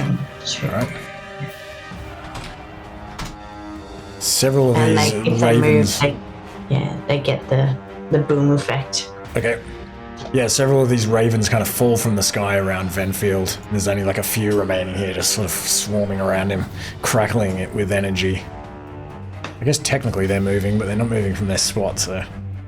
Okay, this one is going to... It's going to, I think, fly... I think it's going to fly at you, Ivana. And they're going to try to peck at you. Actually, it'll occupy your square as well. 21. That hits.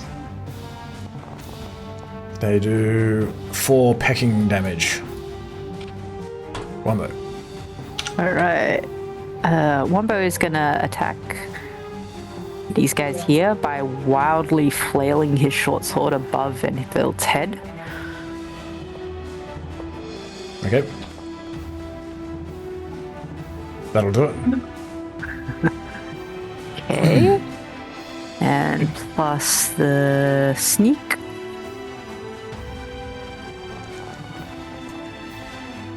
Oh, plus another d6 for sneak. There's a done. There's a gone. Hack him out of the sky. And then he's gonna move over here.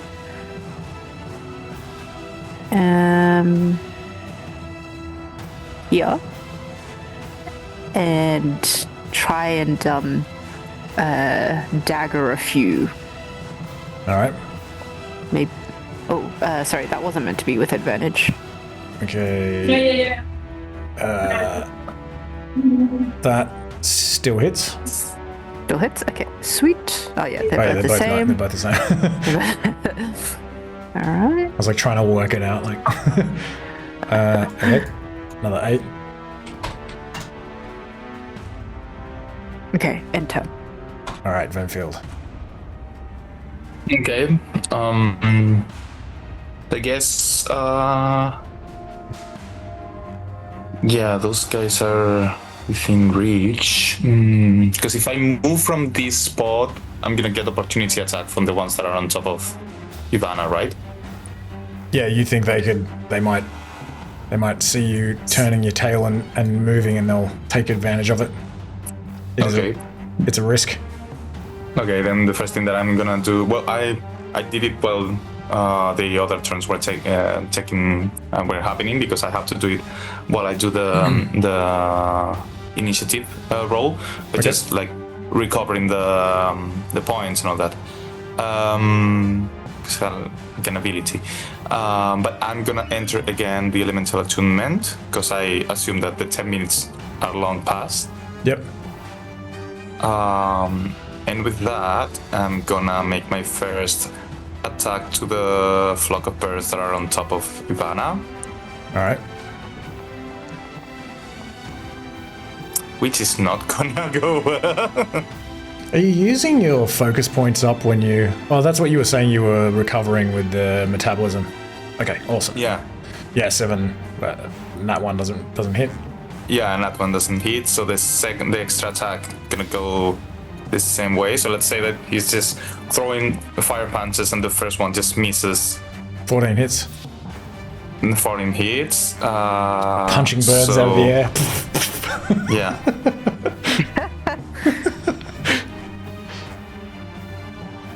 Okay, 6.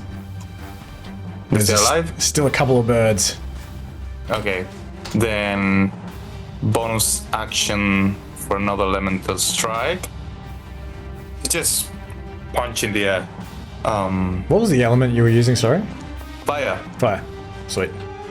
Okay, 24.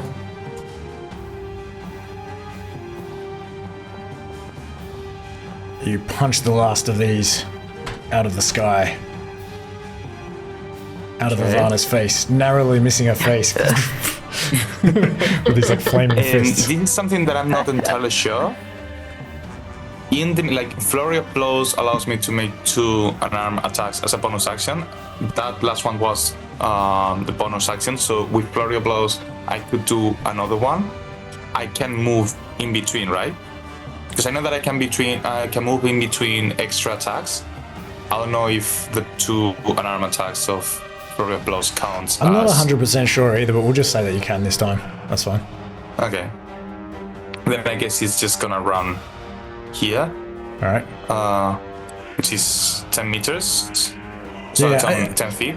I think I would kind of lean to saying that generally you probably can't really, because now you're breaking up a bonus action. I know what you mean though with... Anyway. Yeah, it's fine this time. Okay. I'll have to look into it. And he just attack with a charge attack. Okay. With... wait. Flurry of blows.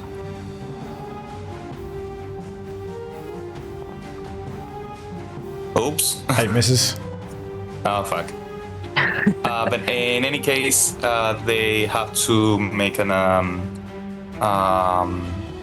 Is it against prone? Oh, what? They have to make a save, yeah? Yeah, save, yeah. Is it against prone, the prone condition? Is that what they'll get if they fail the save? No, they just move away 10 meters. Oh, yeah, okay, cool. Interesting. It's kind of... Yeah, okay, cool. Saving throw... It's a DC 8 strength. Which Okay. will pass. Passes. Alright, Ned. Okay, Ned is going to just fly over to the ravens and try to pluck a few out of the sky with the help action. Alright. Vakos, sadly, you are still weeping in the snow. Incapacitated, so you can't do anything. Can't do anything. I just got a quick question. Yeah. Ivana, did you use your bardic inspiration? No. No, I haven't. Because it expires, but I can actually... it doesn't... I can just put it back into the pool of bardic. Oh, so you Ah. get that if I don't. Yeah, so you can't waste. Yeah, if you don't Oh, use it, cool. it just Oh, cool. doesn't get... Yeah, I just wanted to make sure. Yeah. That's only an hour, just FYI. Oh. Because it used to only be like 10 minutes. I don't know if I would want to use recycled bardic inspiration. Especially if it touched Ivana. Reuse, recycle, even in Dungeons and Dragons. Okay, these ravens attempt to swarm around Ned, but they fail to get him. Tokra. Alright, I was looking in Tokra's character sheet. He can jump more than 4 feet, which is how high Venfield is. So he wants to run, jump over Venfield's head, and like swing down at these birds. So It's not like it's so he can a jump. hard jump. He can jump long jump, so 4 meters. Is that what you mean? When you say 4? 4 meters? 4 meters, so 4 squares. Yeah, so high jump with Oh, a but you're 10 doing foot a run high up is jump. So 7 high jump foot, is 2.3 2.3 meters, meters. which is taller than Venfield. I think he's only like what 4-5 foot. Yeah. Yeah. All right. So I was running to jump over his head and swing down at the birds. Yeah, you can do that. They're a swarm as well, so you can sort of land in yeah. their spot. Land there. And you got advantage. Cool. That works. So let's go. And I'll swing again. As I land, I just like spin them all around. flailing around inside the swarm. 22 hits. Yeah, you feel actually though that your maul is not particularly effective. It's kind of small bludgeoning weapon. You know, there's like a swarm of them. You can kind of hit one of them at a time, maybe a couple if you're lucky. Yeah, because I'm not raging, just -2 damage from each of these. So it's 9 and 14. Okay. Because I just coded +2 damage for rage in my attacks, but I'm not raging this time. All right. So you take out several of them, but they're still kind of flying around. Well, at this point, I think they turn and sort of focus on you, Teddy. Okay, sending two blasts their way. I'll roll the first one. Okay. 18? 18 hits. Cool. So that's a 1... Oh, sorry, that was... oops. So no hex on this one. Just 4 damage. All right. Still was a 1. Still going? Yeah, still 1, yeah. And then second one. That will hit. It's 17, awesome. And there's no help action on anymore. Yeah, that one is just blown out of the sky. also nice. Okay. So you can continue on, and you sort of pick Vakos up after a little bit longer. He ceases to weep. Teddy might go over and pass him like some kind of water canteen he has. I think you're a bit dehydrated, Vakos. And you can follow these tracks, these like sled tracks, and the occasional drop of blood in the snow. And you don't have to walk for too much longer before you reach essentially the sort of lower parts of Kelvin's Cairn. It's just this kind of freestanding mountain, but there's these sort of rocky hills at the base. And built atop one of these craggy hilltops on this east side, overlooking the pass between the mountain and the river, you see this square stone tower with a circular corner turret. And it's kind of rising from this ruined compound with like a collapsed wall around it. The tower is about, like, you estimate 10 meters in width and probably around 20 meters tall. And it's got crenellated battlements and arrow loopholes on each level. You can estimate from them that there's like 4 levels to this tower. And you see a round-topped wooden door at ground level, which is accessible from a rocky ledge at the top of this like narrow, what appears to be like a human dug, although quite old, path that's like leading up between the sort of snow-covered rocks to this door at the base of the Watchtower. And the Watchtower looks old and weathered, but still intact, unlike the ruined structures surrounding it. And as you reach the bottom of this path, ready to walk up to this tower, you see that it looks like there is a figure sitting in front of this doorway, a robed figure, robed and hooded in a black robe, that is just sort of sitting on this, on these like steps leading up to this door. And this figure like lifts its hooded head and looks in your direction as you begin to ascend this path, and you can see this long black hair underneath the cloak sort of blowing in the wind a little bit. And let's go on a 5-minute break as Brakior is like, "That looks like fucking Ulkred!" And he begins like running up the path. Yeah.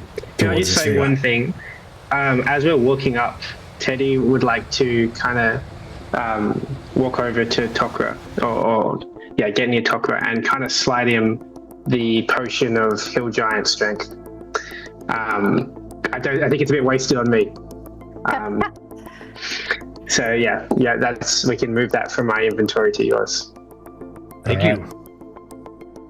Thanks, guys, for carrying me. The mountain range was just so beautiful. I'm just gonna have to shed a tear.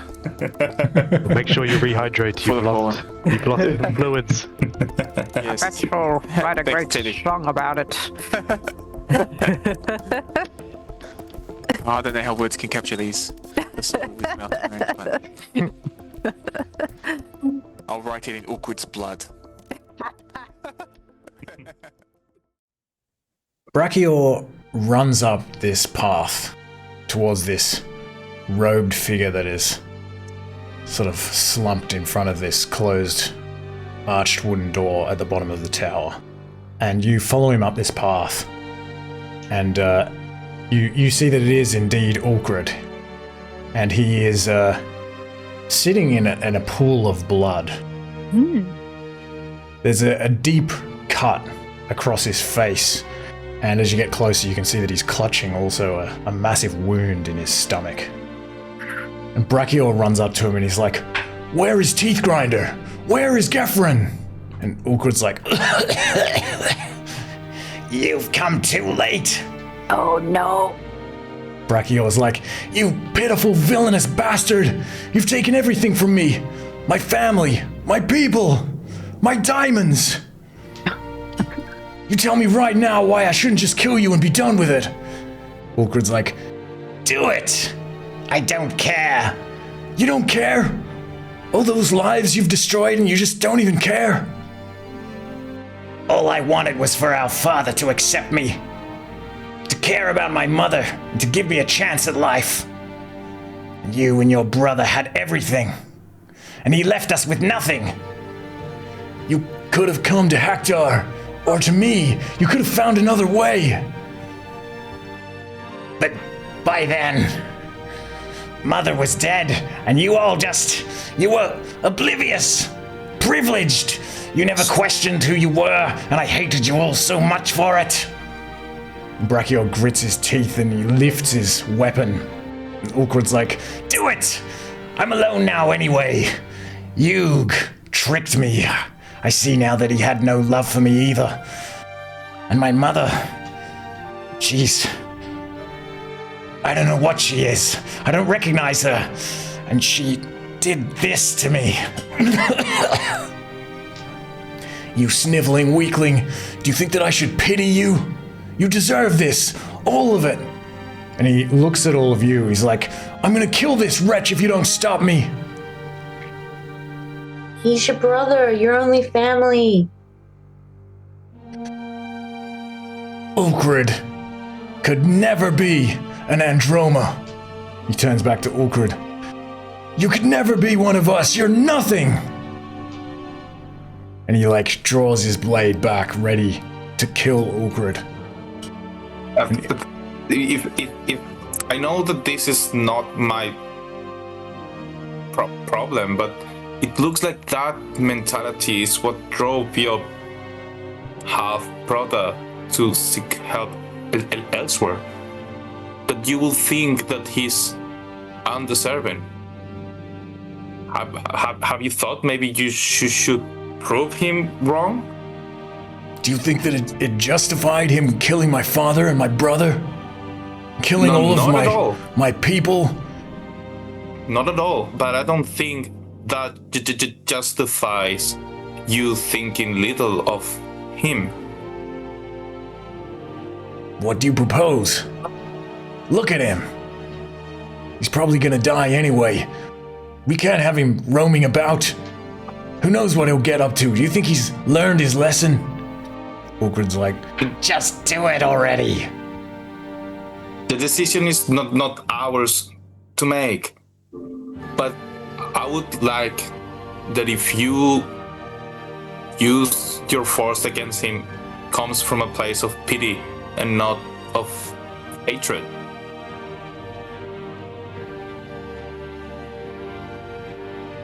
Give me a persuasion check. DC is going to be, I think I'm going to make it, it's going to be pretty high after everything that Ulkred has done. I think we'll go with 19.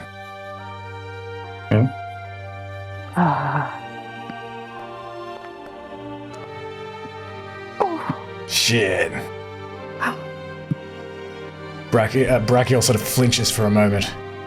And then he's like, no, not after what he's done. This ends here. And he turns back and he slides the blade into Ulkred's chest.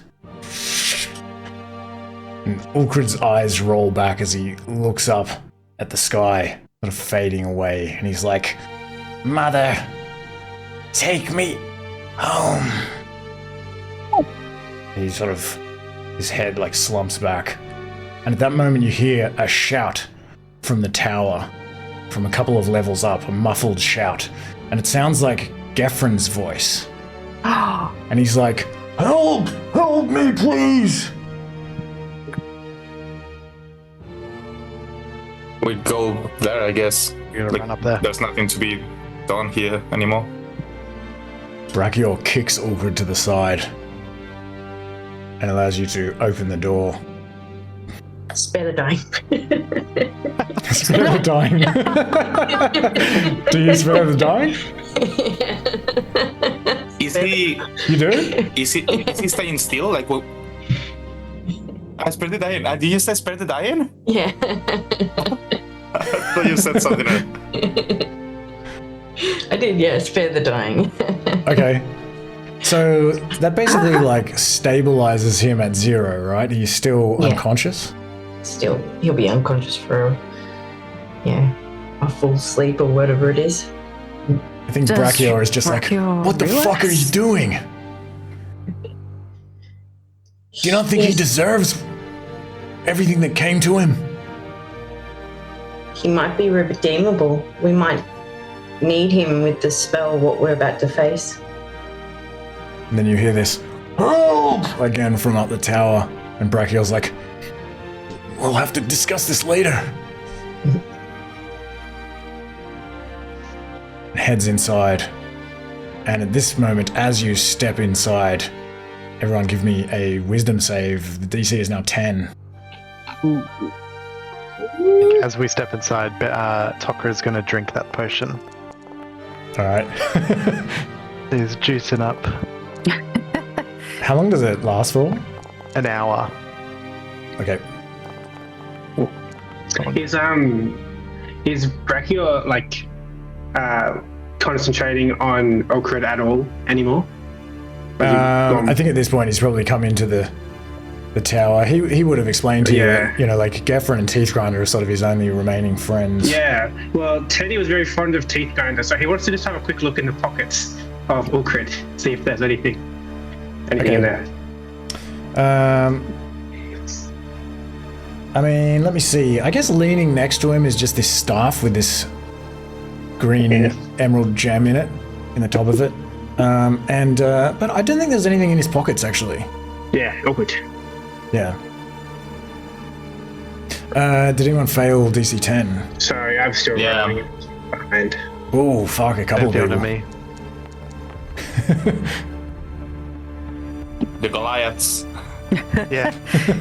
Okay, whoever failed, give me a D2. D2.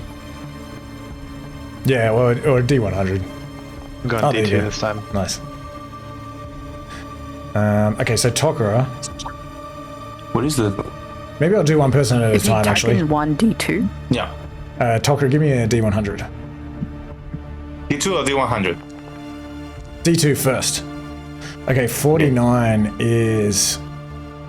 Tokara, you begin babbling and are incapable of normal speech or spellcasting.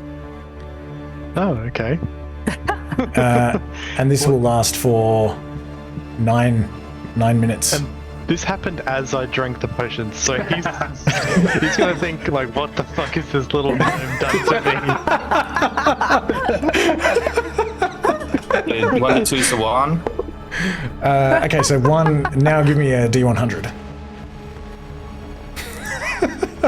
like in his head, like he's talking, but it's not making any sense to anyone else. But it's like, I saved you from those people. I took you with me. I ran you, and you fucking poisoned me. What are you talking about, Tucker? I can't hear a word you're saying. It sounds like blah, blah, blah, blah, blah. And as you say that, Venfield falls face flat.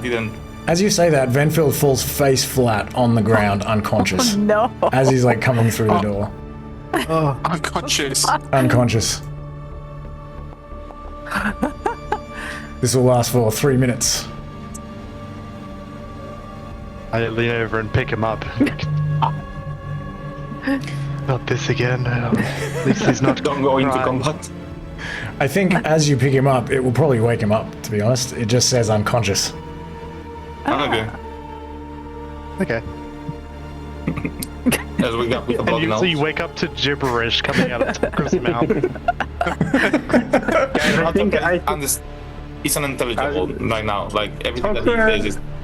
He's speaking goat again, guys. He does this sometimes. Oh. He looks at you and says, I'll fucking speak goat to you. Okay. But is that what comes out? No. Sorry, I think Gibberish. I don't know what happened. I lost consciousness and I think I hit my head very, very heavily because I'm not understanding anything that Tucker is saying. It's okay. It's not just you. But you find Tucker yourselves... also fell on the floor? He also hit his head? You find yourselves in a square grey stone room about 6 meters across, with a very high ceiling about 5 meters up. It's like a stone vaulted ceiling. And there are empty iron sconces on the walls. There's an old wooden table and like pieces of broken furniture sort of scattered around. You see some crates that look like they contain fresh food, actually. You kind of look at some of them, they don't have lids or anything. There's like some with candles in them, various other provisions. You see a pile of wood and kindling, and there's a large hearth on the wall to the left, and a stairwell at the far end running up this circular turret on the tower's corner. How dark is it inside? Is there any light? There's actually on this level, it's probably pretty much pitch black. I don't think there are any loopholes in the bottom level. Okay. Can Vakos use prestidigitation to light the lanterns around the room? He can light a small. I don't think there are torch. there aren't any like torches in the sconces. They're just empty. Oh. Well, I mean, like Okay. Ulkred's been in here. We can say there's one. We'll say there's one next to the door that you can light, and it will kind of flare up. And as that happens, a huge like swarm of bats that are like hanging from the ceiling, just like kind of like unleash from the ceiling and just like kind of like fly around the room, and then like fly out the door where you just came and into the snowy wastes. Okay. I'm gonna use stone cunning to activate the tremor sense because the floor is made of stone, right? Yes. Okay. So now I can feel any vibration in 60 feet around me. Okay. So let me just look at that. Tucker probably says something like Fliegel Flagel and then points towards the sconce that's now lit. And he's like smiling. Happy he can see now. Better follow this guy before he gets himself into trouble. And Vakos will just say, Fleo Fluggle. Oh, you know, go too. Just gonna pick it up. Yeah. Okay. Eddie's just going to get his spell slot back. Just with his Rod of the Pact Keeper. All right. And Venfield, you don't detect anything. Okay. There doesn't seem to be anything within that distance moving around, at least, that's in contact with the stonework of the floor. But the people that have like dark vision, we can see the room, or is like magical darkness? Oh no, now you can see the room. Yeah, it's not magical. And we just see chests with food and things, nothing else. Yeah, some furniture scattered around, but across from you on the other end of the room is a stairwell, a spiral stairwell leading up like a turret. There's like one corner turret on this otherwise square tower. Yeah. I'm gonna cast a little bit of embers so that Tokra has something to follow the group, because he's the only one that cannot see in the darkness, I think. So you just kind of keep casting this? Yeah. Yeah, it's just like a little bit of embers surrounding. Yeah, okay. I mean, I don't know how much light that's going to cast. I think it'll shine like a small amount. Because that's embers, just something that he can follow. Okay. Would you like me to cast light? I can give you light, Tokra. Bungus. Huh? Bungus. Okay. Huh? Ivana, he said August. And he holds his ball up. No. I cast light on his maul. You like light, I know you do. Here you go. Yeah, I mean, there's nothing that prevents him from nodding, I suppose. He's just like shaking his head at Teddy, like cussing under his breath, thinking Teddy did this to him. Can I try the slippers and walk up the wall? Yeah, you can do that.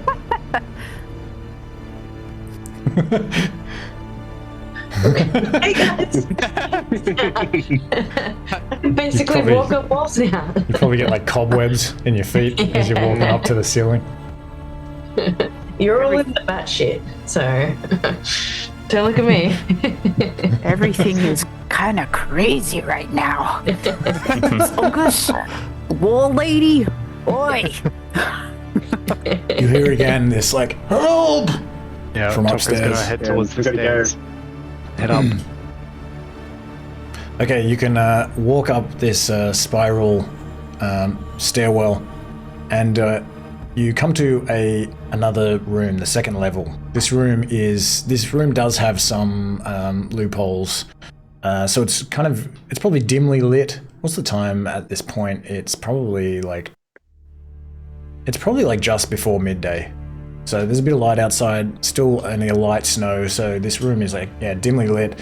A 5-meter high room with a stone floor again, but a wooden ceiling this time, supported by thick wooden pillars around the room.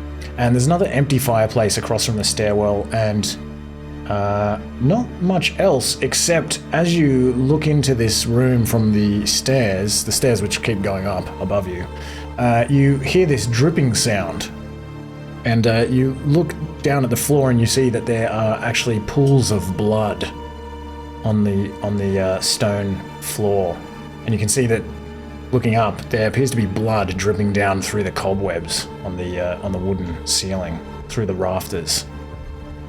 And everyone give me another wisdom save, DC 10.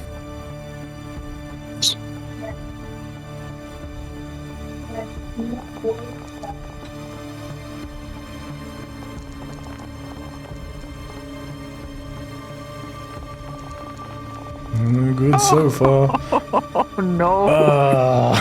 Fuck. Alright, give me a D2. You seem to be quite affected by this strange darkness. Nobody's actually rolled a 2. Like, nobody yet. Okay, give me a D100. At least I don't think so. I did it wrong if they did. Okay, 58. Shit! You have to use your action each round to attack the nearest creature. Oh. This is going to last for 5 minutes. The nearest each round when he's in combat, or 50 rounds of combat I need to swing around. Yeah, so I mean, we don't have to like play it like that because we're not in combat, but we'll say that you attempt to attack somebody with your maul. I'm assuming you're holding your maul. I am, because I have the light spell on it. Oh, so. yeah. So I guess we just need to work out actually what the marching order is as you're kind of walking up these stairs. What would your marching order be, everyone? Well, I was first, so whoever's behind me who wants to volunteer. I guess I can be behind. All right. What about everyone else? Trying Actually, out the roof, so I was trying to walk on the walls and stuff like that. So I don't know if that makes me reachable. Not in order. I'll be behind Benfield. Okay. Then either Vakos or Teddy wants to, either or. I'm not fast. Yeah, Teddy might go at the back with Ned. Okay, and we'll say then, Ivana, I mean, are you kind of walking ahead, or are you? Where do you feel that you are in that order? I'll probably because wouldn't be in the same space, if that makes sense. It depends how high the ceilings are, I guess. I could be in the same space as someone if I was on the wall or on the ceiling or something. Yeah, I mean, it's a fairly narrow stairwell, but yeah, I mean, you could kind of be crawling along past somebody. Give it a So shot. are you next to Tokra? Yeah, I'll say that. Yeah, next to Tokra. Next You to are? Okay. next to Benfield or something. A 1 or a 2 is Ivana, and a 3 or a 4 is Venfield. Okay, so Tokra, you're going to attack Venfield. Okay. Oh no! Silvery spoon! Oh, kidding. Silvery spoon! Ooh. Yeah, you can do that. Okay. So give another roll. Another roll, okay. Shit. Yeah. But also, I'm gonna try to Vakos. deflect that. But, Vakos, as you cast Silvery Spurn, though, you will, I guess, have to. Well, actually, maybe not with Silvery Spurn. Let me have a look at the. Oh yeah, it's just verbal. Okay. And okay, and Venfield, you want to deflect it? yeah, All right. I need the attack first. -2 because I'm not raging, so 11. Juice. Oh, so like. Oh, do you mean the damage is 11? Oh yeah. Okay, Yeah. sweet. Yeah. Okay. Nice. Okay. So you managed to deflect it. And I redirect it to the ground. Like, what the fuck, Tokra? So you're in the stairwell. Tokra just kind of loses his shit, turns around and tries to hit you. Vindaros just like casts this spell at him to try to like throw him off. It sort of throws him off a bit off balance, but he still kind of gets an attack through. But you're able to like deflect it to the ground. What does everyone do? Tokra looks like crazed, like he's going to try to attack again. How does everyone react? Like my Oh, whole fuck. self. Grab one arm. Potion of Hill Giant Strength too. Let me grab the other arm. I dismiss the light spell. I can't see now, alright. That's a good idea. I'll just say that you, if you all sort of like try to scramble up the stairs and like grab onto Tokra, you can all kind of hold him as he's just like raging in the stairwell. You're making like a lot of noise. It's like echoing throughout this stairwell. But what do you do? I guess you're all kind of like holding him. Tokra, are you still just like It's okay. battling like random shit as well? Like, Yeah, I guess I'm still in that time limit, right? So I'm just probably saying like, what the fuck is happening to me? But it's coming out like gibberish. Oh my god! Not believe Must be the roids. Yeah. The rabies. I drank this potion and then started talking gibberish, and now I'm attacking everyone. That Well, was I some think- bad potion. Seeing as we're not in combat, you can all sort of like restrain Tok'ra until he begins to calm down. Yeah. And probably at this point, you begin to be able to speak as well. What was happening? What the fuck was that? They must have sold us a dodgy potion. It seems like you're on some wild trip there, Tok'ra. Yes, I don't know what overcame me. I'm sorry, Venfield. I didn't mean that. And what's Fleegle? Okay. What does that mean? You kept saying it to me. You said it. What did you mean? What do you mean? No, I was just talking. Oh, this place is what about your so fluters? strange.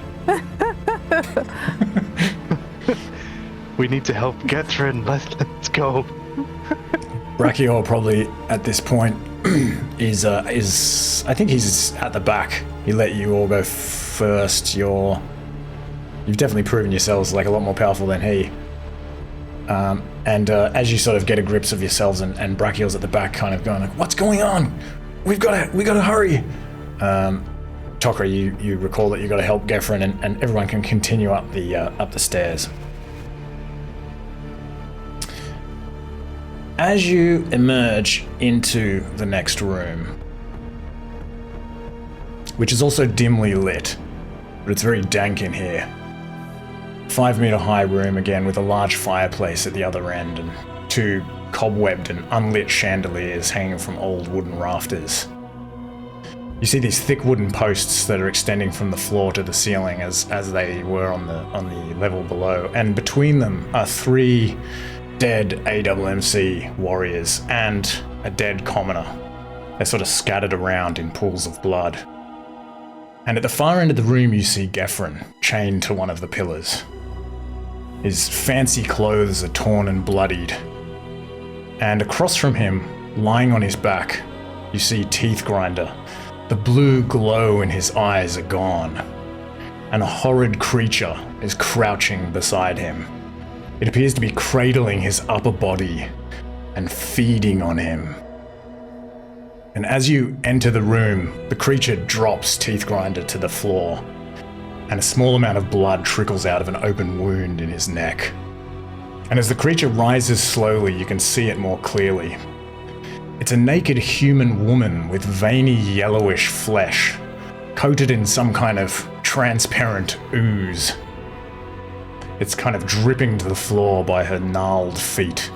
She's thin, almost frail looking, but she has this massively distended belly, almost like she's pregnant. And her arms are unnaturally long, with fingernails that are maybe like 20 centimeters in length. And her mouth is bloodied. And you can see she has 2 long fangs, but they're more than fangs, they're almost like tusk-like. They're sort of like protruding like past her bottom lip. And as she stares at you for a moment with pitch black eyes, she opens her mouth and emits this kind of gurgling sound, followed by this loud burp. And all of this like red blood like oozes up in her mouth and kind of like bubbles out and like kind of like pours down her chin onto the floor. And she begins staggering slowly towards you, and as she does, you hear a cracking, ripping sound as these long spine-like skin-covered appendages tear their way out from her back and unfold like bat wings, except that they're naked, without patagia or feathers. And they're just like these veiny limbs, each with like hook-like talons at the tips. And she utters a single word as she staggers towards you. She's like, "More."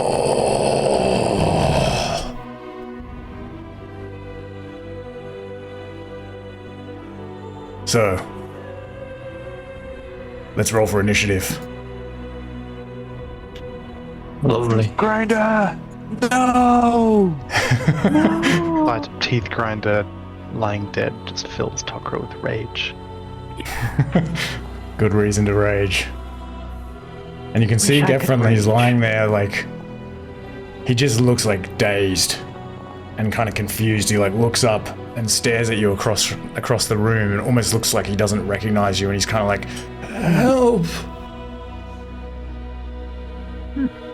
Can we get Ned on the map? Oh yeah, Thank you. Ned. Alright, put Ned here. Oop.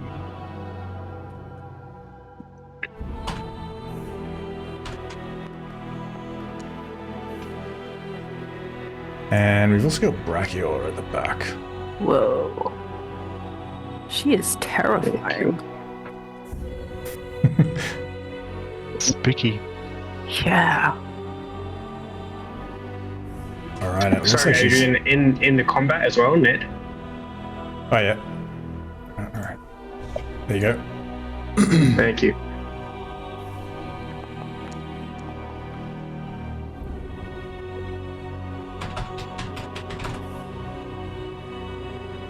Okay.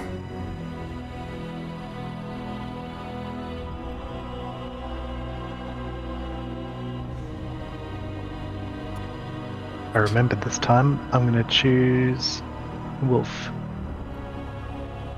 So, Forgot to mention that last time.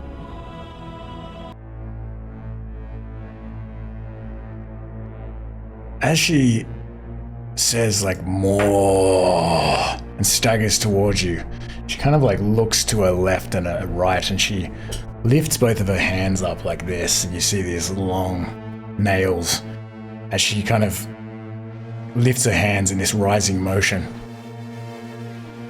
And you see these creatures on the floor around her. Sorry, not these creatures, these corpses.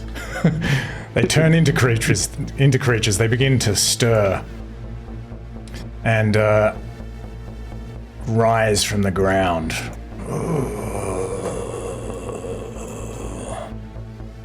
Ooh. And they pick up their weapons. And Teethgrinder also rises from the ground. He's back. Oh, man. Oh no.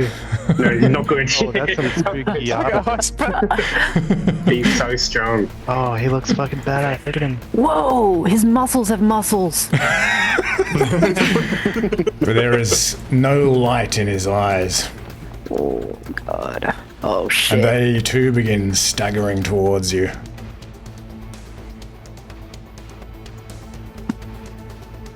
Why of all combat sessions is now I roll the nat 1 for initiative? You have been feeling kind of off your game, I guess. Yeah. She Doesn't kill is himself, then man. going to... I think she's going to continue kind of staggering in your direction as these zombies rise. And she then kind of lowers her hands and points this nail at you and sort of almost like grins. You see her fangs very clearly. And this dark energy begins like swirling around her arm and her hand, and it begins kind of spreading out around her. And it is going to spread out across the whole room and cover the room in 1 meter of darkness. Why is it 1 meter? Hold on. Magical darkness? Magical darkness. Is the ground still made of stone or is it wood? Wood. Yeah, unfortunately. One weakness. Hold on. This map. Okay, give me 1 second. I believe this map is not configured correctly. Quick question. Was the floor beneath this? The floor was also wooden or was it stone? The floor below was wooden. No, sorry. The floor below the floor below was stone. My bad. Why? What were you thinking? I'm thinking that if the blood was dripping on the floor beneath, this wooden floor is probably not very thick. Yeah, So I mean maybe it looks old, and you can see like cracks in it Yeah. for sure. So maybe I can try to find a way to crush it. You don't get the impression that it's like that old and rotten. You feel like maybe the cold and the frost of the north has kind of sustained it for some time, but it doesn't mean you can't try it. It's something that I want to do in one action. It's something that I want to do progressively by burning a few things. All right, she is going to run towards you, and she is going to come straight at you, and you can't see her, I don't think, magical darkness. Yeah. I have a question. My short sword, it says in darkness. Is that inclusive or non-inclusive of magical darkness? It would need to say magical darkness. Okay. I think. Moonlight, creating bright light, 3-meter radius and dim light for an additional 3 meters. It is like a magical sword. The thing about darkness, though, is that it will actually, if it touches anything that is creating magical light when it's cast, bright light created by a spell. That's by a spell. I'm not sure about that.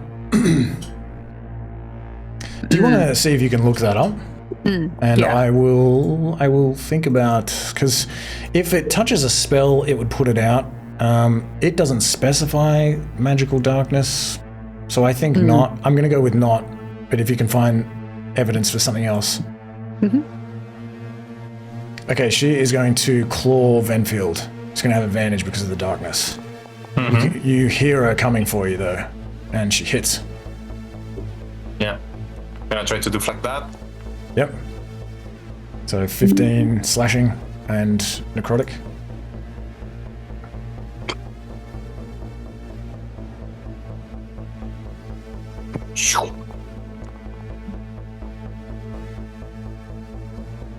Hey. All right.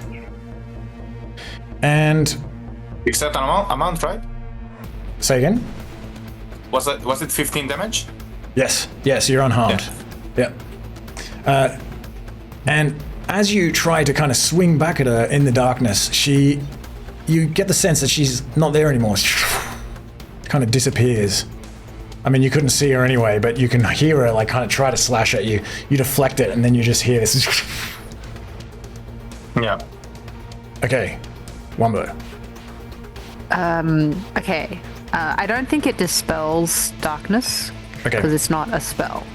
So Wumbo is just gonna go to where he heard her last. All right. He would be able to hear her moving about, like on the other side of the room. So it's not that he doesn't know where she is. It's just that he can't see. But he also is aware that there is a zombie AWMC warrior here. Okay. Well, in that case, he is gonna strike out at this fellow here.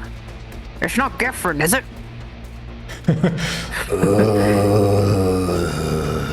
That doesn't sound quite like him. In darkness, it's normal, or is it disadvantage? Disadvantage. Okay. Shit. Hey. That works. Okay, so I'm gonna sneakily do my sneak attack as well. Okay. And then I'm also going to deal some damage with attack with my dagger. As you sort of go to prepare to stab with your dagger, you just hear this like... Oh. You think that this creature has fallen to the floor. Then I will stab into the space where he has fallen from. Okay. He's dead. This one's dead over here. All right. In turn. Ned. Okay. So Ned can't say anything in the room, right? Because it's magical darkness, correct. Yeah. Okay. That means he's going to try and... Oh man, I don't even know what you do if you can't see anything. Okay, he's going to walk into the darkness following the staircase, right? And then... should I just roll for a random direction? He's just trying to find somebody. But I don't know how to determine that randomly. I think generally speaking, because these creatures are moving around, he can have a sense of where they are. The darkness really just effectively gives him disadvantage on attacks. Okay, I understand. So yeah, maybe he can navigate over to this space and hear someone over here. Okay. And we'll use the help action to just kind of aimlessly swat in the darkness. Can you use the help action in the darkness? Yep, I think he can do that. Yeah, great. Okay, no worries. All right. Benfield. Okay, Benfield, the first thing that he's gonna do is stomp the ground, because he's still on the wood. On the stone part of the staircase. Okay. And use that vibration to feel. I see that the walls are made of stone. Yep. So I'm gonna reach for the wall. And now my question is, can I feel?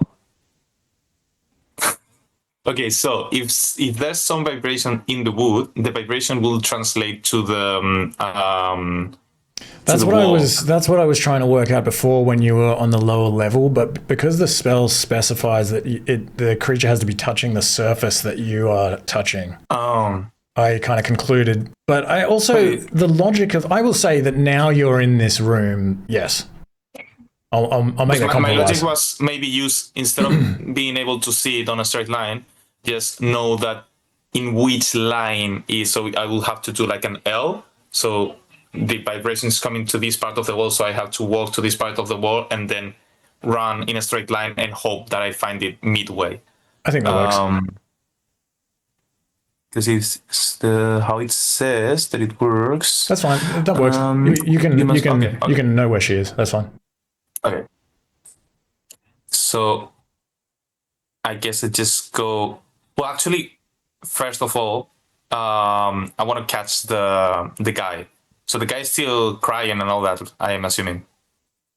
Yeah. Gefren he's chained though. You would have seen he's like chained by these big thick chains to this wooden support beam. Okay. So since I think I know that she's a bit farther away, I'm gonna just grab him. Okay. From here. All right. And try to get him back. He's chained to the thing, so you can't pull him. Okay, then I'm gonna use my. Give me a sec. My smith's tool. I don't know if this counts. Okay, it says pry open a door or container. Smith's tools? I don't think so. As a quick action, because he's like kind of. No. It's a utilized action. It will be a DC 20. If you consider that as similar to prying open a door. Ignore the recommended DCs because I'll change them depending on the situation. Okay, yeah. But but it's just that it has a DC, yeah. So you want to use, what you're saying is you want to use Smith's tools to pry open these chains. Yeah, basically.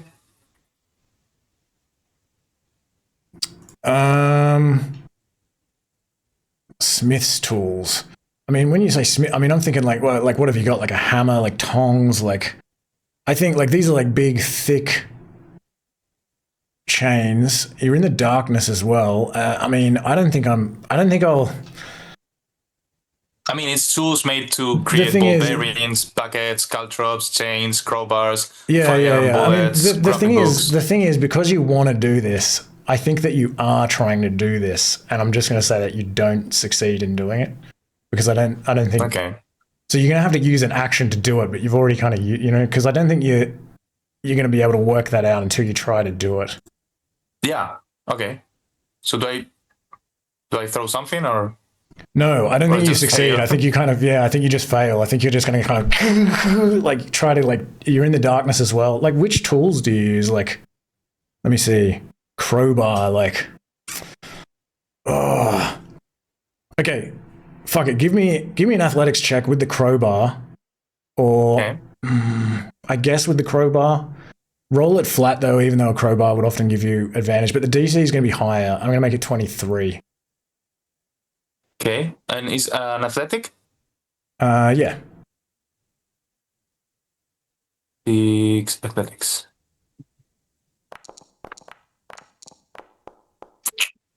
No, That's not good.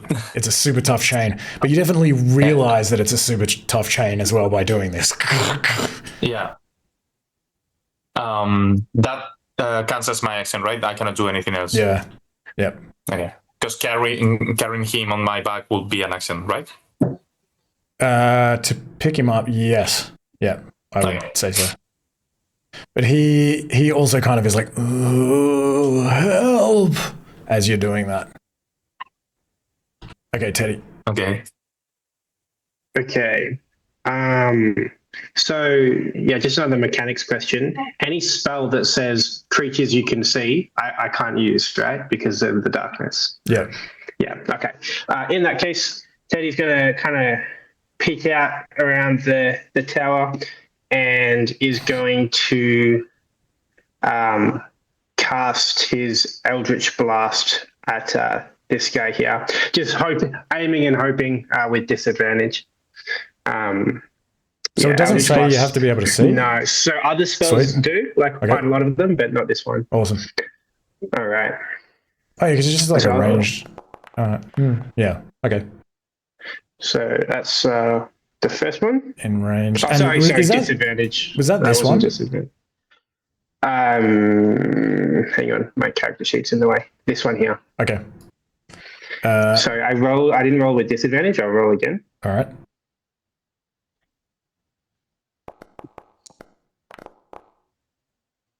Uh, 24 hits. Okay.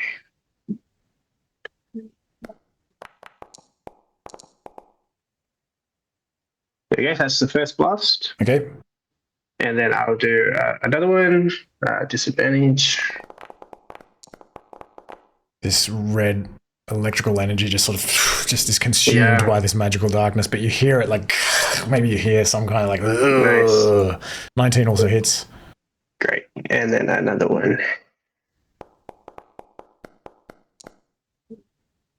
Okay. 9 takes it down. You hear it also kind of. Fantastic. As a bonus action, I will get Ned to attack with his stinger. Okay. Okay, bonus action. And it's flat. Ah, yeah, great. Yep. Unless Ned has... Can he help himself? No, he doesn't. I don't see why he can't help himself. Yeah, sure. Yeah. Okay, that's a crit. Yeah, he doesn't have like Devil's Sight or anything. Dark Vision. No, just Dark Vision. Yeah, I had a little look. All right, crit. Awesome. Damage, critical hit. All right. Whoa. Oh, he's in trouble. So 13 piercing. Okay. You hear another like. Awesome. Very good. All right. And before Ivana's turn, you actually hear a sound from behind you, from below you. And it is this like squeaking sound that from these like bats that kind of flew out before into the mountains. And it sounds like they are returning to the building, and you can hear them all kind of making a clamor down the stairs. But then it sounds like they're in the stairwell, and they are actually going to come up the stairwell, and they just like engulf Brakior. Vakos, you kind of turn. You're just like at the edge of this like darkness. You turn around to see Brakior just get like swarmed by this swarm of bats. And he's just like, "Aah!"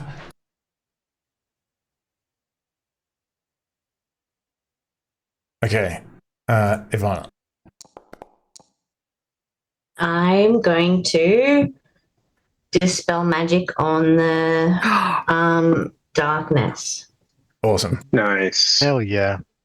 Okay, it kind of disappears in the same way that it appeared. and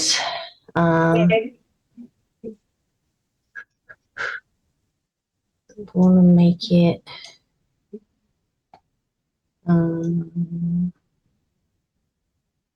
get out of the hallway.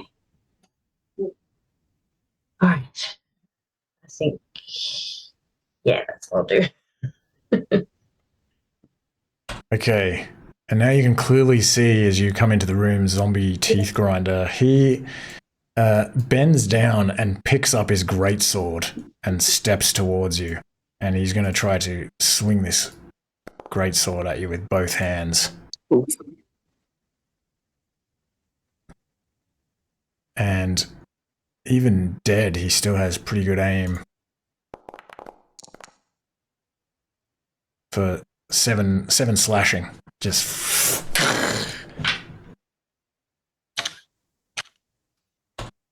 okay, Vakos. Vakos would like to. He's going to attack this swarm. As he sees these bats come up the stairs, he's going to turn around with his dagger and just stab into this swarm of bats. Okay. So he's going to sort of drop his loot, but I guess it's strapped to him, and like pull out his dagger. Yeah. All right.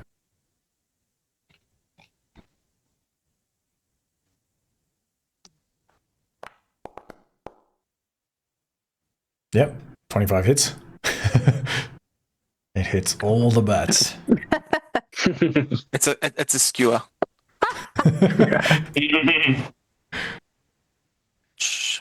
A bat's kebab. A shish kebab. All right.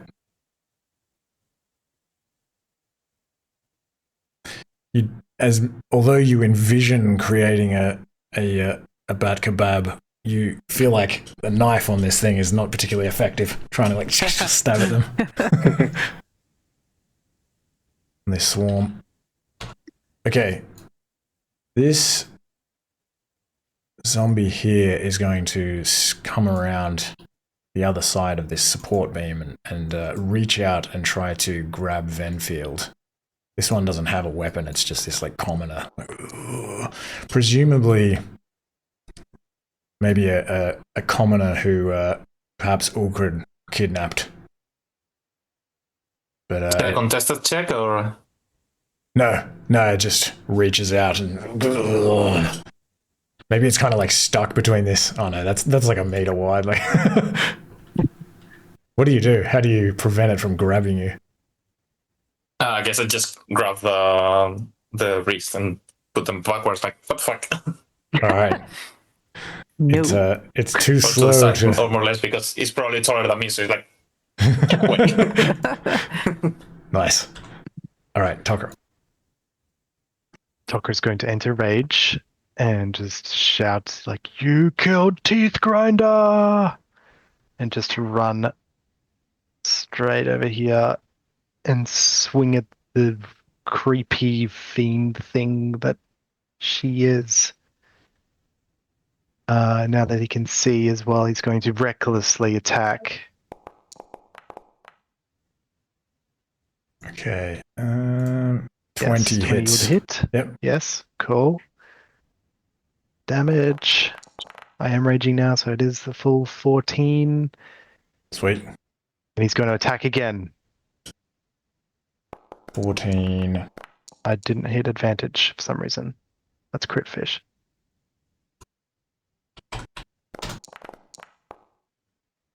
Close.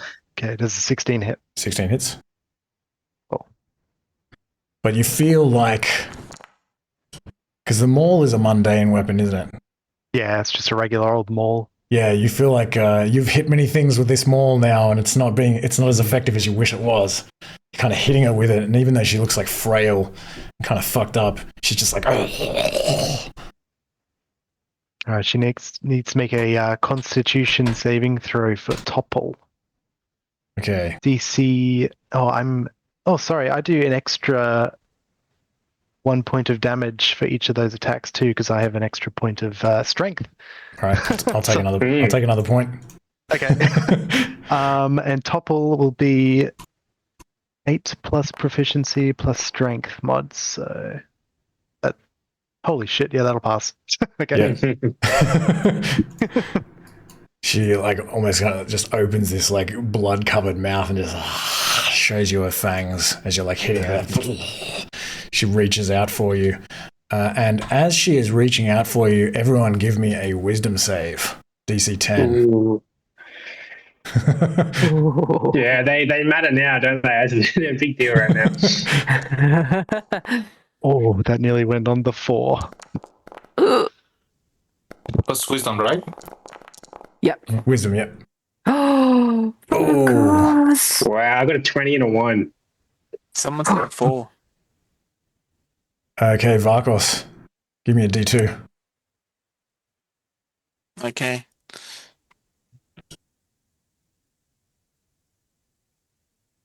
Oh, you got Sorry, a... I didn't roll. Anna, did you say you can just do roll 1D2? Oh, you can do slash roll. slash? Yeah, Slash. roll sorry, yeah. slash R. Oh, Anyway. yeah. Is it slash R? Okay, 2. You got a 2. Slash R, yeah. Okay. Give me a Go on D100. 2. I don't know. Slash, yeah. 40. Hopefully this isn't too bad. What do we got?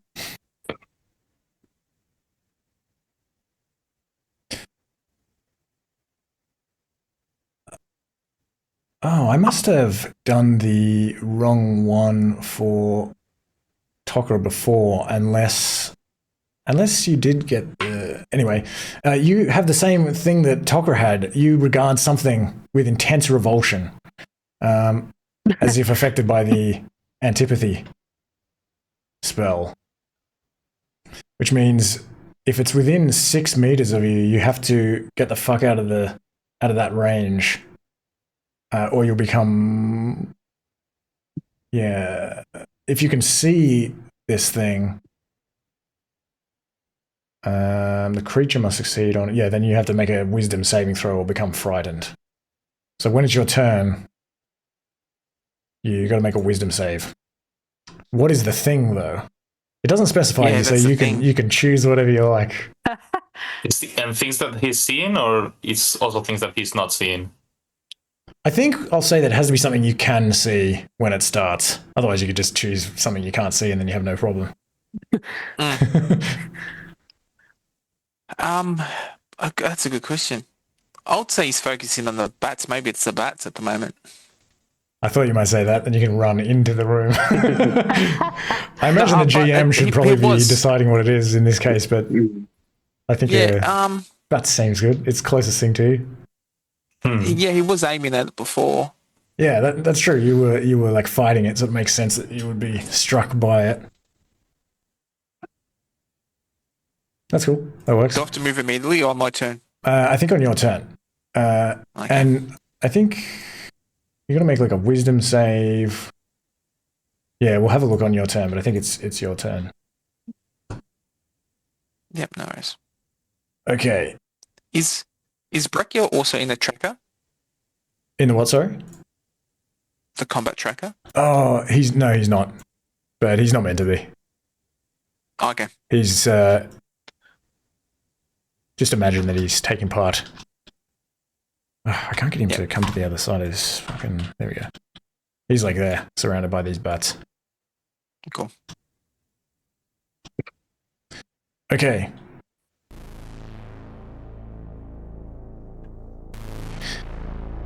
Tokra, she is just going to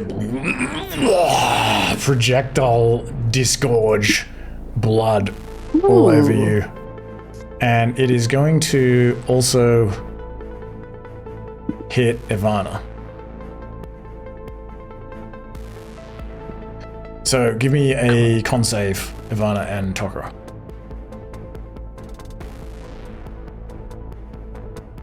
As this like steaming bloody vomit just spills out of her tusked mouth. Oh, okay. So Tokra takes half. Ivana, you take the full 14 acid.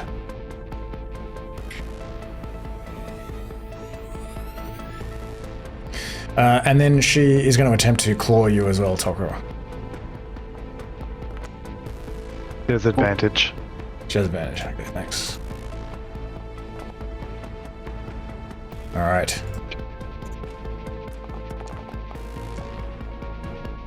So 16 slashing and necrotic. It's 8 slashing, 8 necrotic. So I guess you halve the slashing. Halve the slashing. So okay. 12.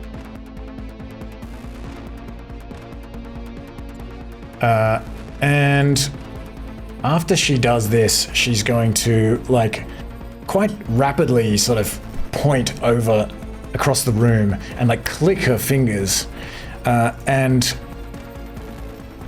some of these undead are going to rise again. Knew it. And I think they're just on. Yes. Okay. So this one in front of Wumbo.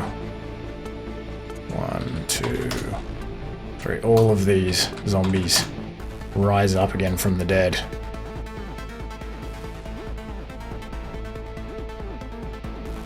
Okay. Wumbo. Why don't you just stay down? This is normal attack. Okay.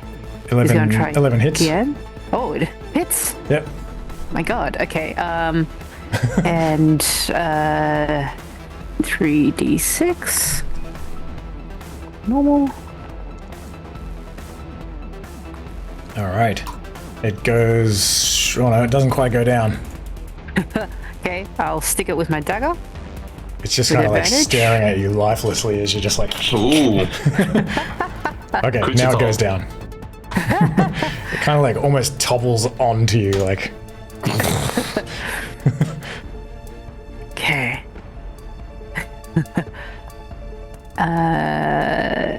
Yeah, that's it. That's my turn. Okay, Ned. Okay, Ned's going to notice this one rising back up, and he's going to use the help action to try and just keep it on the floor. Stay down. Use the help action. Okay.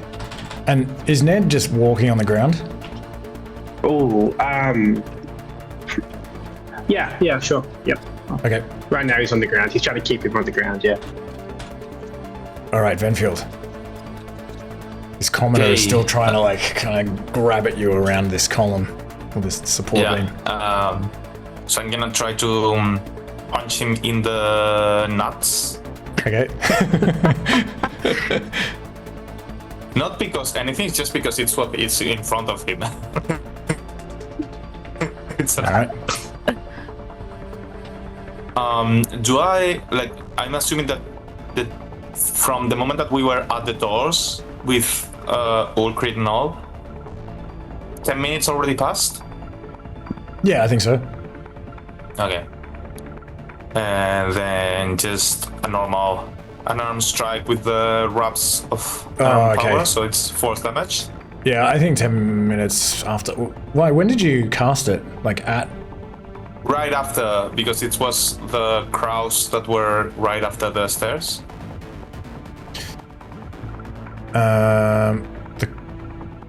Because you had to. So you did it after you spoke to Ulkred. Is that what you're saying? Before. Oh, before. Before. Oh, the crows. Yeah. Yeah. That's definitely more than 10 minutes. Probably like half an hour or something. That hits. Okay.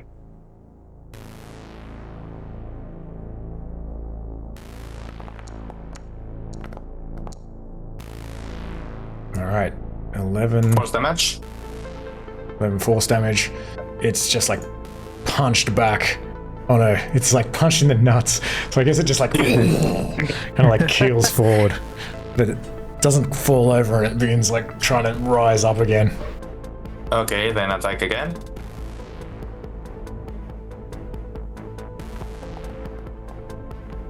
Yep.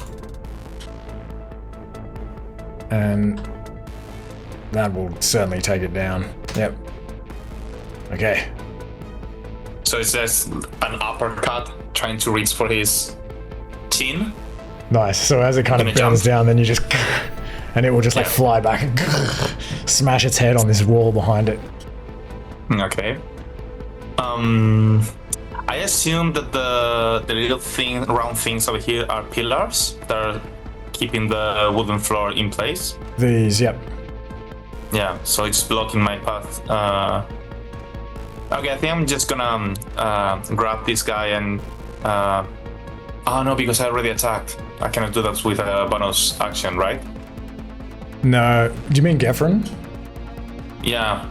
I'll say, yeah, you can't do it as a bonus action, but I'll say also, like, because he's chained, and the way that he's chained, you don't think you can even pick him up. He's just... He's chained to the pillar. Yep. Oh, shit. Okay. Then definitely need to break the chains. Okay, I cannot use an action now to utilize my tools, but I still have the bonus action to punch Okay. the chains. If that makes sense. Okay. You can do that. And so I'm gonna try to find the weakest spot on the chain with my knowledge of smithing, and just punch it really hard. I hope. Okay. I see. Do I have to aim? Like, is it? No, like, just give me an attack. Okay. Normal attack? Not even... Normal attack. Okay. It's not like... like, unconscious being? It's not moving, it's not gonna dodge it? I mean, you're trying to, like, hit it, like, at a weak point and sort of, like, hit it just right. To sort of... Okay, fair. You're not able to break it with that punch. Okay. It even, like, hurts your hand a little bit.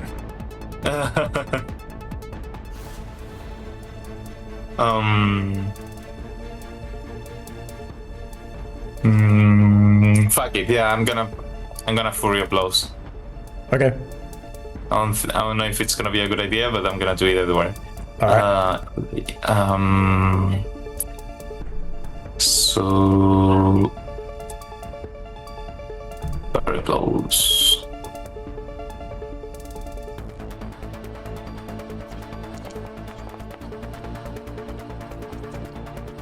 That also is not able to break it.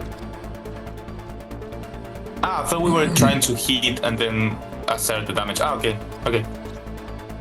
Yeah, just like a regular attack. Okay. So if I get high enough, it's just broken automatically. I don't have to throw damage. Oh no. I mean, you're like punching a chain. You feel like you're gonna have to deal it some damage. Okay. Yeah. What, cannot DC has this? Okay.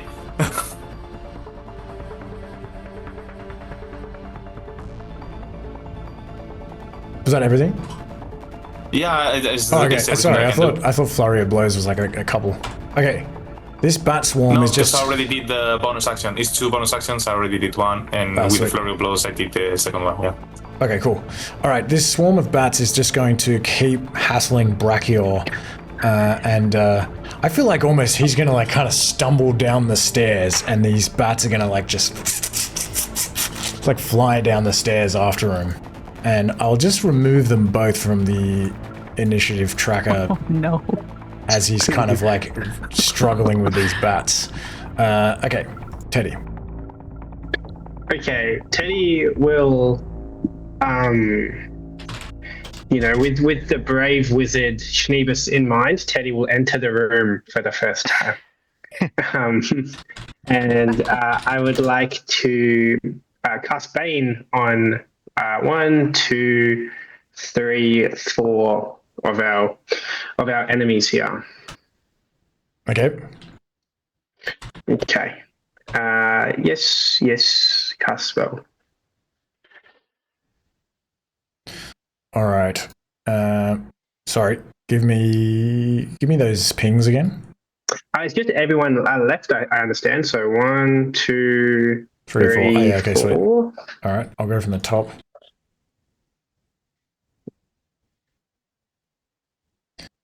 Charisma save. All right. Yes. Baned.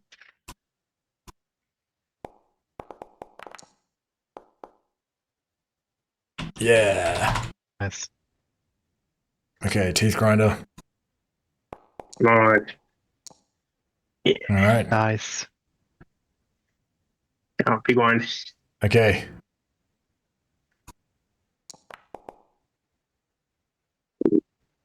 Hey! Nice. Oh, I love a bit of bait. Good baning to you, sir. Banelord. Yeah, Banelord's Banelord. back in action. Hey! I got one more bane, so I'll bane Wumbo as well. But just kidding. Okay, awesome. And then for my bonus action, we'll get Ned to sting with advantage. His self-help. He needs to write a self-help book. Okay, advantage. Again. Awesome. Wow. Okay, great turn. He really does need to write a self-help book. Pretty cool. Here we go. But for other people, he doesn't need any help. Yeah. Okay. This thing is... Oh, the only thing is 11 piercing. Right. Okay. It doesn't go down.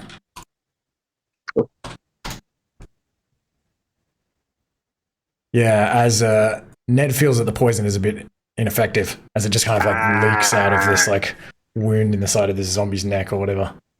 Sure. I don't know why I keep doing this directly before Ivana's turn, but Ingrid is now going to kind of like more blood comes out as she like says some kind of like some words. It just sounds like some ancient language from long ago and far away. And as she says this, you see all of these. You look around. And you see all of these bugs like climbing up through the cracks in the floor and out of the walls. Let me see. She's going to summon a swarm of insects. And let me just work out where this thing is going to go as they sort of converge together.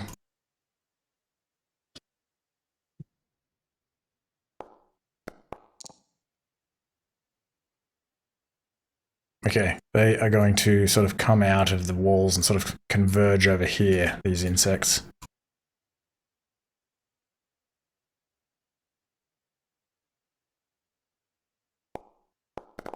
And these are, yeah, I guess like some of them are crawling, some of them are flying. There's like even like some honeybees in here you think that have probably flown all the way here from Goodmead. All right. And they're also making this distracting buzz. Stop. Oh, stop that buzzing. So distracting. Turn that music down. Just trying to see until the start of the swarm's next turn. If the swarm has at least half their hit points remaining, they emit an annoying drone buzz. It doesn't seem like it's an action or anything. Until the start of the swarm's next turn, creatures within 3 meters of the swarm who can hear them have disadvantage on attack rolls against creatures other than the swarm. I can hear somebody's micro. There's like speaking in the background from someone.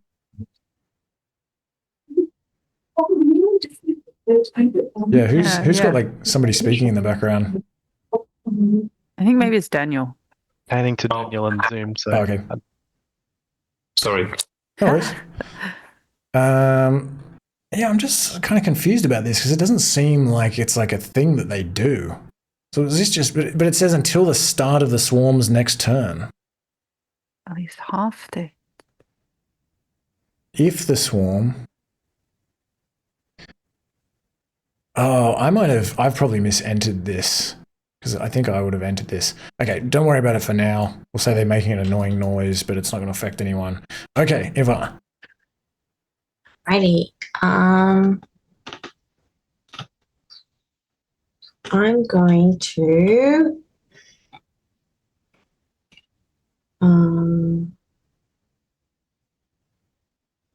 Booming blade. Teethgrinder in front of me. All right. Oh, you have advantage because I'm the wolf Nice. mode.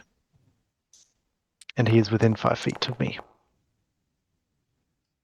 13. Oh, 13 hits. Ooh. Alrighty. Thank God. Damage. Oh, it's an action. Okay, cool. I'm just gonna re-roll that one just to see if I get better. Yeah. And I'll do the booming blade damage. All right.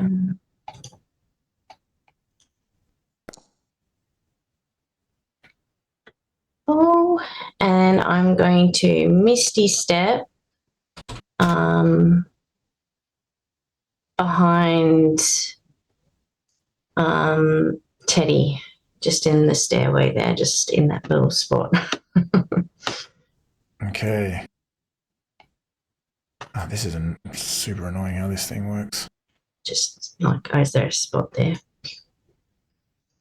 Ah, Ivana, where are you going?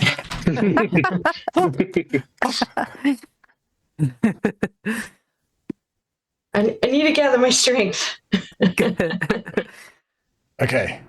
So you hit him, he's got this energy crackling around him, and then you just disappear. All right, he's going to step towards you. He doesn't know any better than that. So give me the booming blade damage. Oh, do I get an attack of opportunity? Yes. I didn't even think of that. Yes. I mean, he's on 1 hit point, so he's just Okay. he just like explodes, and you like hit him. Just falls flat on his face. Nice. Okay. This zombie warrior is going to step forward and try to... It's holding a spear, I think. It's going to try to spear Ned. That doesn't work. Okay, the swarm of insects is going to come crawling and flying towards you, Tucker. And it is... They're just going to try to bite you. They just crawl all over you and under your furs. Does have advantage. Oh, yeah. I gotta remember to look at the conditions on your token. Okay. Looks like they're gonna bite you a bit. Shit, that's a pretty big bite. Oof. So 6 piercing.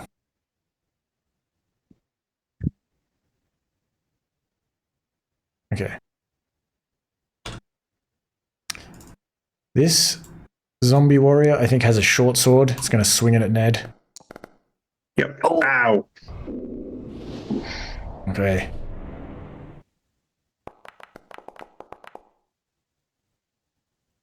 Still only 5 piercing. Oh. Oh. I'll take it. Okay, Vakos. I think those bats are out of sight, actually. So you don't need to worry about them. Oh, fantastic.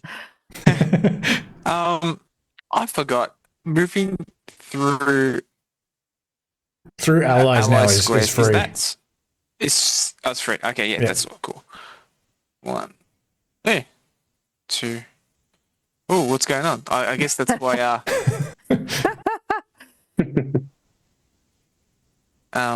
Ivana took a step back 3. 1, 2, 3. Oh no! Teethgrinders down. I believe that's him. Yep.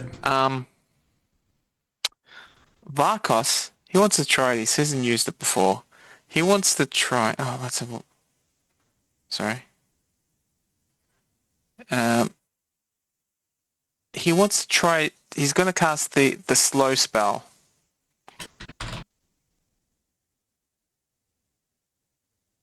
Okay. Sorry. And... Oh, jeez, it covers the whole room, the template. So I can choose... I can choose 6 creatures. All right.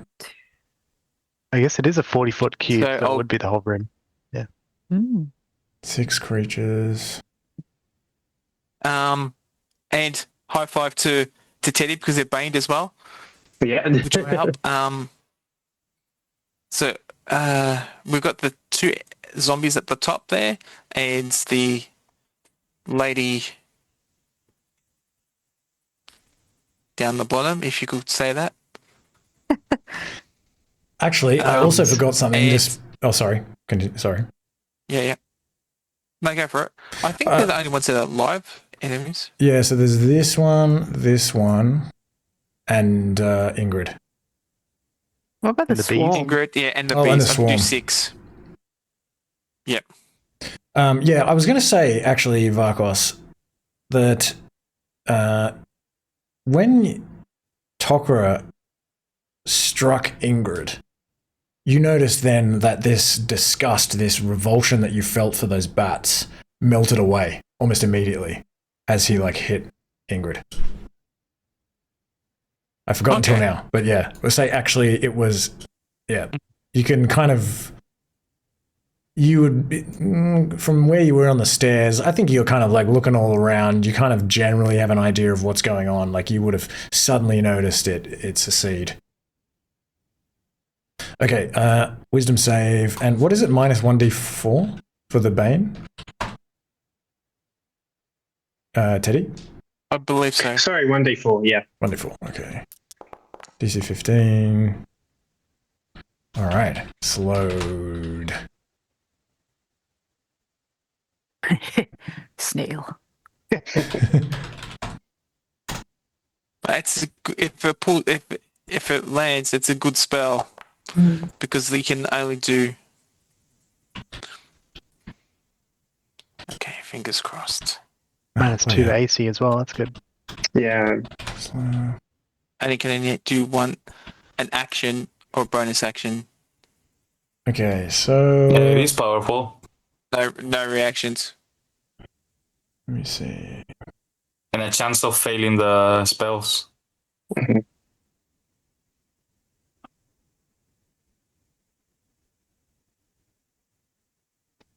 Alright. Like the pure opposite of haste.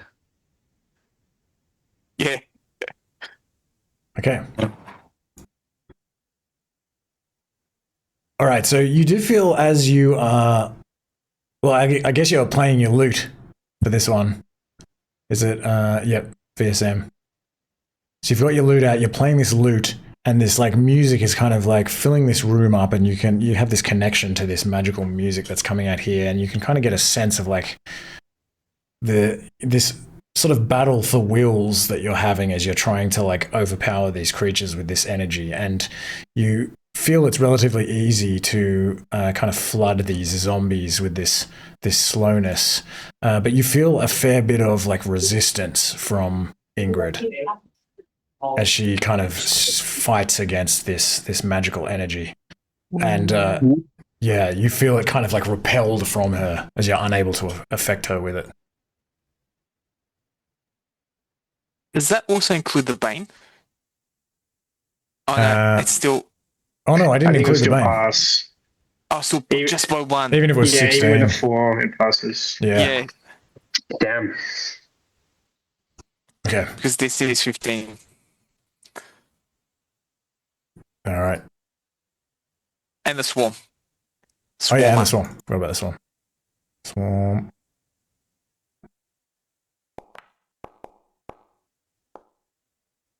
Sweet. Maybe Still pretty good. Still pretty good. all of the bugs, especially the ones that are flying around, kind of drop to the ground. And now they're just kind of crawling around. Their wings are beating and stuff. Okay, Tokra. Tokra. He's going to take a swing at both. We'll start with the creepy woman.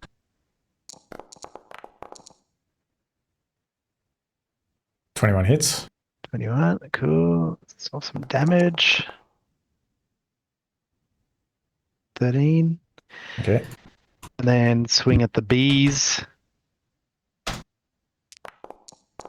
And so Buzz their off. AC is lowered, is it? Oh, it doesn't. It makes It's no by difference. 2, -2. Yeah. Okay. Bludgeoning. Again, it's kind of like hard to like get at these creatures with this big maul. Squish the bugs. Yeah, you get a few of them though. Okay. And maybe I'll maybe move down here. They get off me, bees! All right, and they will try to. Let me see. I don't think I can take a reaction because of the slow. Oh, cool. Give me a sec. Yeah, I think that's right. Yeah. Yeah. Okay, awesome. Yep, can't take reactions. All right. At the top of the round, everyone give me a DC 10 Wisdom save. Okay.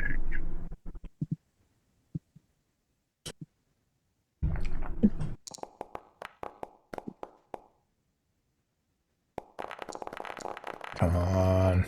Oh, no. Oh, again. no. Fuck. Again. Oh, Tokra as well. Oh, it's the same too. Keeps affecting us. No. Okay, we'll do Tokra first. Give me a D2.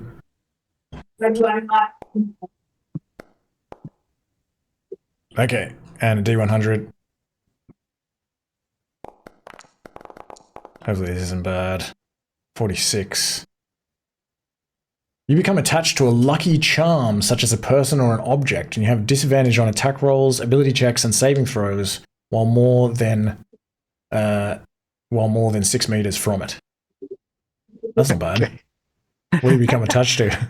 Yeah, what's my lucky charm? Maybe Gethrin right behind me. He's my lucky boy. All right. Maybe the chains. They just stop attacking those chains. They're my lucky charm. All right, and Vakos, give me a D2. So was it R/1D2 for I thought it was /R, but maybe oh, /2. /R? Oh yeah, /R.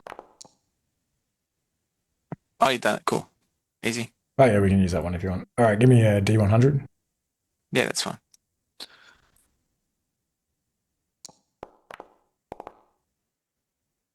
$86. You're stunned. I get Man, the this good has ones. Yeah, you're stunned for 6 minutes. Oh my gosh. Okay. Gee. Okay. Guys. Shit.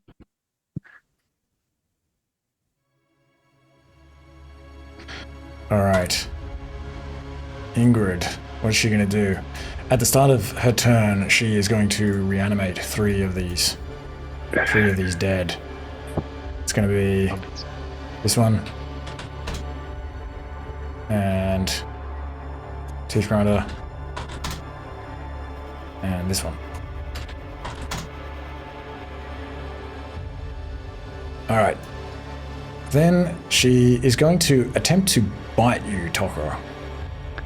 She just reaches out with her hands and just with these big tusks tries to land them on your shoulder, on your neck. The no teeth zone. Awesome. Oh, it does have advantage though, sorry. Oh fuck, I keep forgetting. Maybe I won't reckless attack. Hey! Yeah! Okay. Nice. How do you block that? Maybe I just hold my maul up and she bites my maul instead. Nice. Like the handle of it. The lucky charm gets in the way of the chains. All right, she's then going to back up a little bit, and then she sort of points at you, and you feel this maddening energy take you over, as if the general madness that is sort of hanging over the whole area wasn't enough. So give me a wisdom saving throw, DC 15.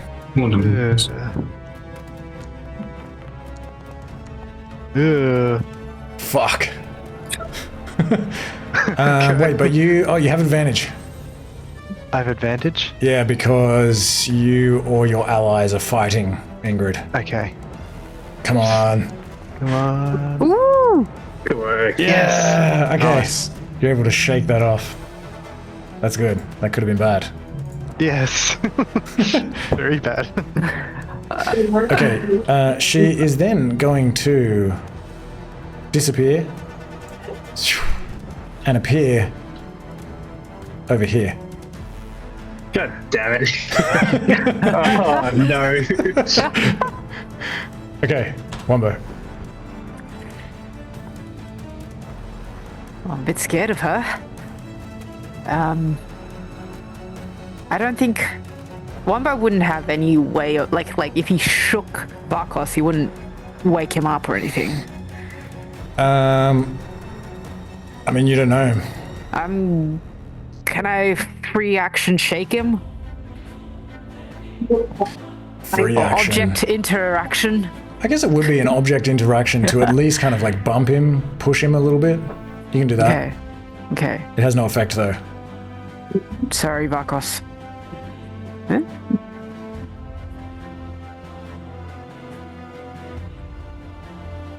I'm gonna take her on.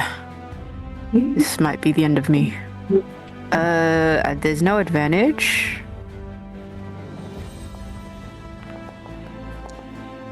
That's a hit. It's a hit. And as you hit Vakos, you lose the stunned condition. Oh, yes! Wow. Hey. Oh, thank goodness. Wumbo. Oh, my shove worked! It was delayed, but it worked. Okay, I'm gonna do my sneak attack -1 because I want to hit her with something else too. 19 hits. Okay, sorry, that's the Oh, sorry, damage. that's the damage. 19 moon touch, so it's magical. Yes, I would like to cunning strike her All right. with a trip. Okay, so that means if the target must succeed on a dex saving throw or have the prone condition. Okay. Dex save. Minus. -1 before. But that doesn't do anything. Okay, then You just he's like gonna. kick her leg. She just doesn't even move at all. As frail as she looks, she's just way more solid than you think she should be. Way bigger But than you're him. so frail. Is the dagger attack? Yep, 21 works. Okay. And then. What? Can you not do sneak because of Teddy or Ned or? I thought it was just sneak on one of the attacks. Oh, Yeah, did you it's already on do one. it before? Okay, sweet. Yeah, I did it before. Okay, and 6 from a mundane weapon. It's only one per round. She can do it on a reaction, but not on the same turn. I didn't think sneak could be done on a I reaction. don't know. Yeah, I don't know. I haven't tried that. Okay. I'm gonna cunning action disengage, and Oh wait, yeah, it can be because it does say that, doesn't it? It says once per turn. Not per round. You can do it multiple times per round, but only once per turn. No, but so that means once per turn because it can be anyone My else's turn? turn, I think. oh, it can be anyone else's Yeah. turn. Oh, Your turn. Yeah. Like that's why you can use it as a reaction, as an opportunity attack. You can use it because it's not your turn. Yeah. Yeah, it's somebody else's turn. Anything else? nope. All right. Ned. Okay, Ned will, is maybe a little bit jealous of these nice wings that Ingrid have, and is going to try and pull on them as the help action. Okay. Ned, you're playing a dangerous game. I don't know why he's jealous. They don't look like they can fly. Yeah. Benfield. Okay. Wait, actually, Benfield's focus. before you do anything, actually, she's going to summon some rats. Yeah. Okay, sorry, continue. Yeah. Benfield is becoming increasingly frustrated with the chains. Now he's obsessed with this. Now it's personal. So he's gonna use the big hammer that he has. So it has one what he uses usually as pick. He has one pointy end and one end that is a hammer. So he's gonna like, I forgot the word, but like stack it on the wood in between one of the links of the chain, just so he can punch the hammer and try to open up the links once the hammer gets inside. So basically, he's just gonna do that, and he's gonna send a few punches, and hopefully that will make it work. Okay, I mean, because you're using a tool in a cool way, you can attack with advantage. Okay.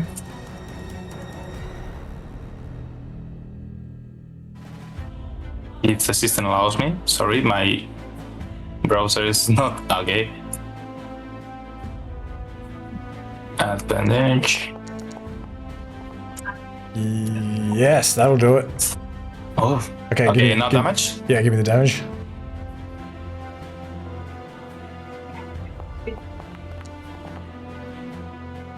Okay, 10 damage. Alright, it definitely like widens this link, like, but it's not enough for you to like pull the chain open yet. Yeah. So next attack. Alright. Also with advantage? Yeah, that's okay. That does it too. Okay. So damage? Yep. Hell yeah. Okay, that will break it. Oh, fuck. Nice. Oh, right. my lucky charm! I'll get the chain and keep it so I can give it to Tokra later. And I'm gonna use my bonus action to... Actually, I'm gonna use my... Wait, can I? Give me a sec. I don't know if I can disengage as a bonus action. I don't think I can without using my focus. Blow, space and defense. Oh no, yeah, I can. Space and defense. You can take disengage action as a bonus action. Okay. Alright. So as my bonus action, I'm gonna just disengage. Can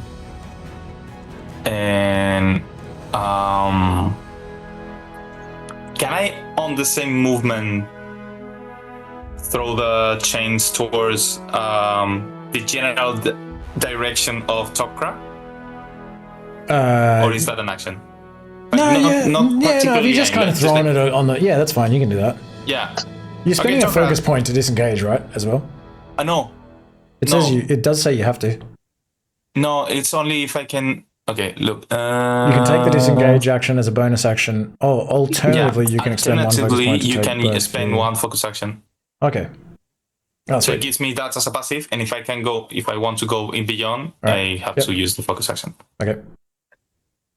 So yeah, just disengage, and I throw the chains to Tokra and like, do whatever you want with those.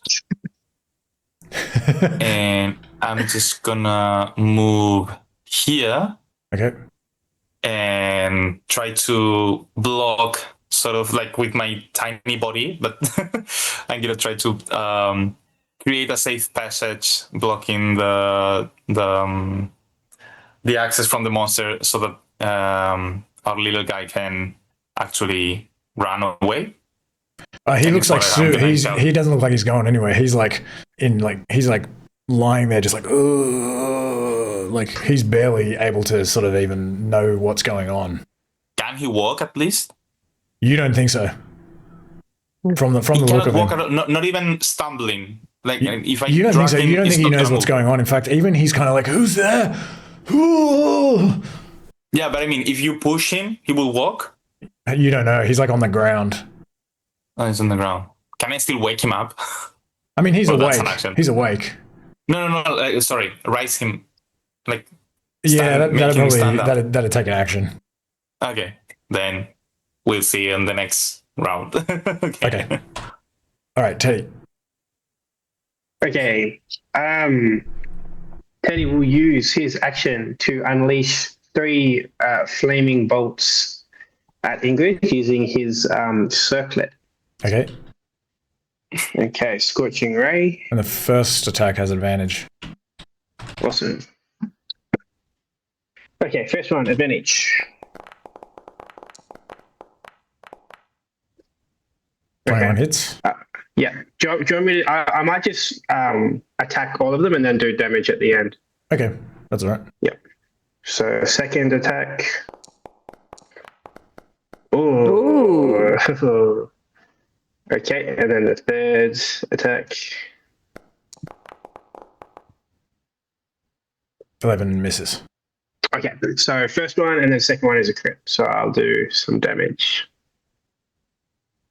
First one is normal. 6, and 6. Second one is a crit. Awesome. Okay. It's pretty good.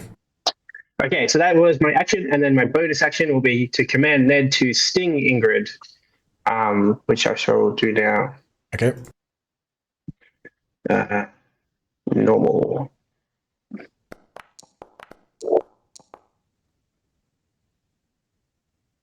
Okay, yep, that hits. Great, and then a bit of damage. Okay, so you, Ned gets the sense again that the poison damage isn't working so good, and even it's hard to pierce her with his tail. Even. Sure. Yep. Okay. Yep. That's it from. Oh, yeah. That's it from Teddy. Yeah. All right, Ivana. Okay. I'm going to cast Aura of Vitality and heal myself for 2d6.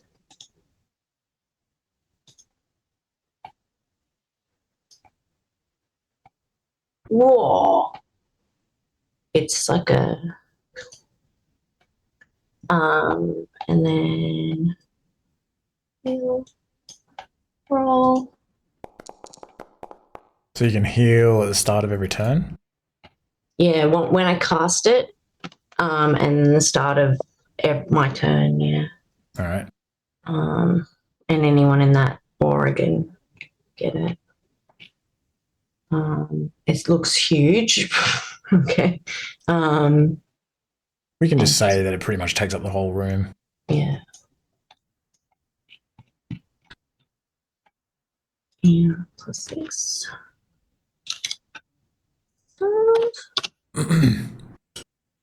And I will. Oh, sorry, that's not what. Can I move to through Maybe these just to guys? use the WASD keys or the arrow keys because it won't let you move through the wall. Oh, okay, yeah.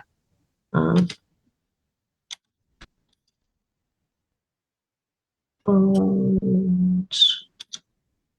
I will bonus action hit this guy with a one of my attacks. The only thing is I think Ingrid is going to try to claw you as you walk past. Oh, yeah, okay. Oh, I thought that was going to be a crit and that's good. Okay, nice. Just scrapes on your chainmail.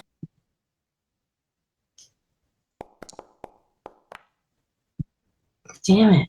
9 hits. Oh. They're like punching bags. Okay. So I re-rolled that, so the damage. It goes down either way. Oh, okay, cool. Get out of my personal space. Yeah, that's it. I just used up one of my features. Okay, Teethgrinder is going to attack Vakos. Looks like a hit. Or... is it Bane? Oh, no, it won't matter. Oh, yeah, sorry, I keep forgetting the Bane. For 10 slashing. And you got to give me a con save for something. Slow.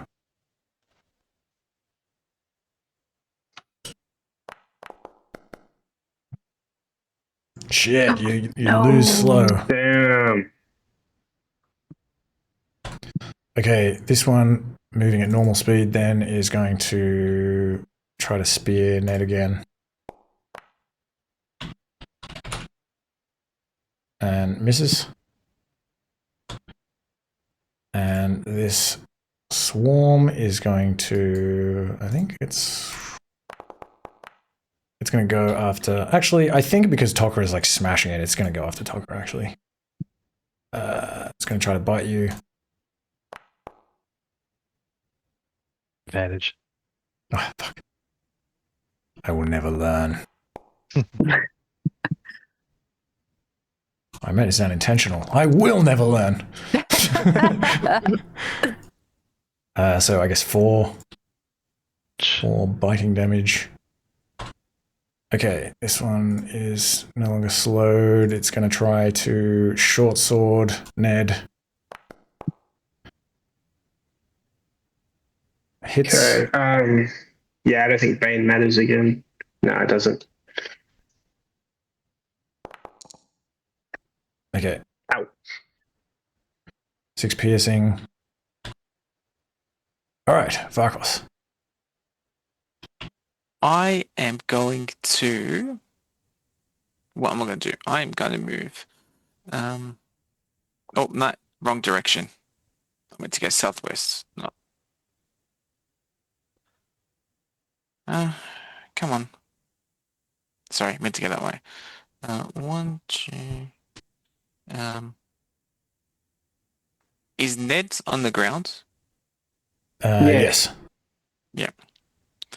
Okay, and I'll just go one step that way.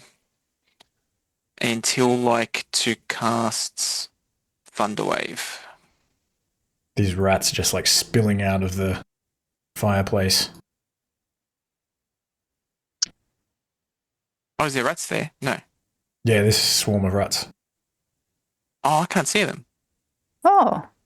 Oh. Maybe try refreshing. That's okay. I'll just cast on these. Does that actually hit the swarm or not really? Well, I'll put them in a square. We can say they're there. That's fine. Because they were kind of between 2 squares. Okay. Cool. Thunderwave. Couple of con saves. Once I have my turn, I'll refresh. Alright. Sweet. So, fail. Actually, maybe you give me the damage. Okay. Fail. So what is it? Nice. Full damage. That one it doesn't go down. This one also takes full damage.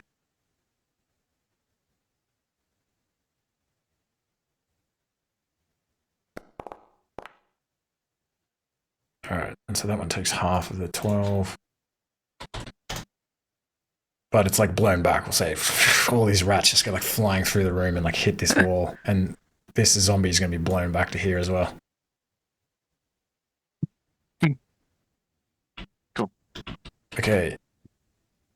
The swarm of rats is going to recover. And it's going to gather itself and come running back in here and run towards you again, Vakos. And they're all going to crawl up your legs, trying to bite at you. For 15, it looks like it hits. Oh, can I use...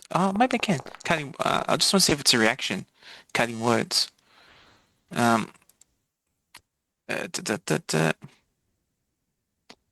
it is a reaction. I'll use that. Okay. So, does it just reduce it? Yeah, so I just rolled the Bardic Inspiration die and it reduces the attack roll. Oh, the attack roll. Okay, sweet. All yeah. Right. So mine's 15 so anything anyway, so will anything, mean it doesn't get you. Okay, cool. All right. Cool. Tok'ra. I'm going to swing at the bees once here. Ooh. That's a crit. Hell yeah. Critical hit.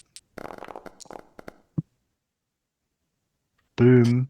So bludgeoning is not so good, but I think that's still gonna take it out. All right. Still takes it out. Yep. Cool. All right. Oh. Nice. And then I think I'm just gonna run at what's her name? Ingrid? Yeah. Although I do have... No, I'm just gonna run at her.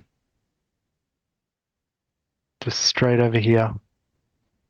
Take a second attack.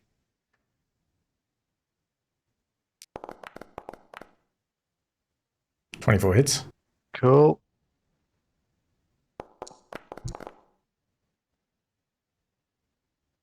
Half damage for the bludgeoning. Yep. And then I have Great Weapon Master. So because I've reduced a creature to 0 hit points with 1 attack, I can make a bonus attack action to attack. So I'll do Nice. bonus action attack. That if that works mechanically for you.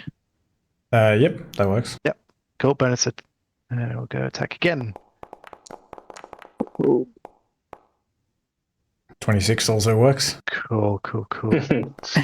Hell yeah. All right. So technically extra 3 damage across all 3 hits. Oh, sorry, against her it would be extra 2 damage because of the potion. Oh. Not So is it an extra 3 in total though? 3 in total. So 1 was against the bees. Oh, okay. Okay. All right. I scream. Well, do you end your turn? Yes, that's my turn. If you are going to say something, I before would... he ends his turn, can I scream to him? No, actually, I was just going to say, if you are going to say something, you got to wait for your turn to do it. Okay. Sorry. But I think I'll forego, just because we're now running over time, I'm trying to be a bit quicker, we'll just forget about the madness effect. Should be still relatively difficult without it. Okay. She is going to, at the top of her turn, she's going to summon... She's going to reanimate. Oh she my can God. do 2 of them. Okay, so it's only this one. This commoner climbs up Ivana's leg. And then she is going to, let me see. I think she's going to try to bite you again, Tokra. With advantage. Fuck. I told you I won't learn. It's funny, every time it's 4 hits have all missed, and then I've reminded you for advantage, and then they've hit. Would Bane make a difference here? Or is it based on your AC? Thanks for reminding no, me it about won't. the Bane. Okay. Oh, yeah. 15 AC. She will dig her fangs into your throat and drink some of your blood. She's going to do 10 piercing and necrotic, so it's, I guess, 7 damage to you. And she will... She appears pretty happy anyway. I'll say almost, I don't know, she kind of like, almost seems like reinvigorated as you kind of shake her off. She's like, kind of like grins at you with this blood dripping down from her fangs. And she is going to then, she's going to try to cast another spell. She is going to sort of wave her like hand like this and attempt to terrify. Let me see. It looks like it's not gonna. There we go. I think she's just going to target. Yeah, Tokra. That's quite a lot. I think she can. I can't see if it's getting Teddy, but I feel like it is. Okay. Oh no, I guess that's not really getting. Let me just. Sorry, let me pull out my little reminder. These grid rules. Cone. Any square crossed by the cone is included. Okay. All right. So Tokra. Okay, Teddy's going to use counterspell. All right. Woohoo. Nice. Got to get one in there at some point. Mm-hmm. Okay, so she will make a con save. Banes. Baned. Awesome. She has advantage on this. She's pretty good with magic. Yeah. Ooh. Okay. So the counterspell fizzles. Give me a wisdom save. So Tokra, Wumbo, Venfield, and Ivana. And at this point, like, Brakior comes like running up the room, up the stairs as well, and he's like, "Die, witch!" Comes over here and tries to like hit her with the sword, and I think she just goes like, just backhands him, and he just goes like flying over here and lands prone. Sorry, did we include Teddy in the cone? Yes. Yeah, cool. Saving throw advantage. Okay, so damn it. Okay, so Teddy is scared, or Teddy so you're frightened. Okay, that's okay. I was frightened anyway. Yes.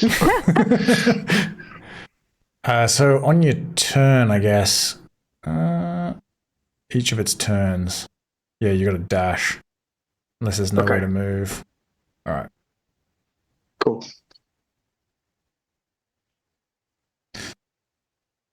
Okay. And I think that's pretty much everything she's going to do. Bite, cast a spell. Yes. All right. Inspector Wumbo. Okay.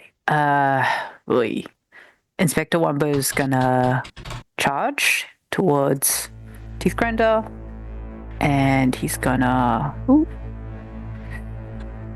attack. Does he have? He's within a foot of. You have advantage. Yes. Okay. Yep. Good. Good. Yep.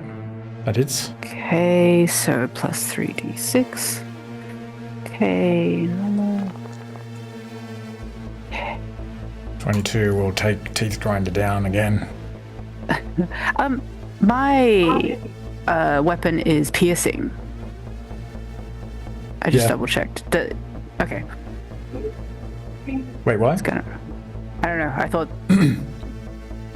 I thought maybe it does less damage than normal. Actually, it does against him, which surprises me because I thought.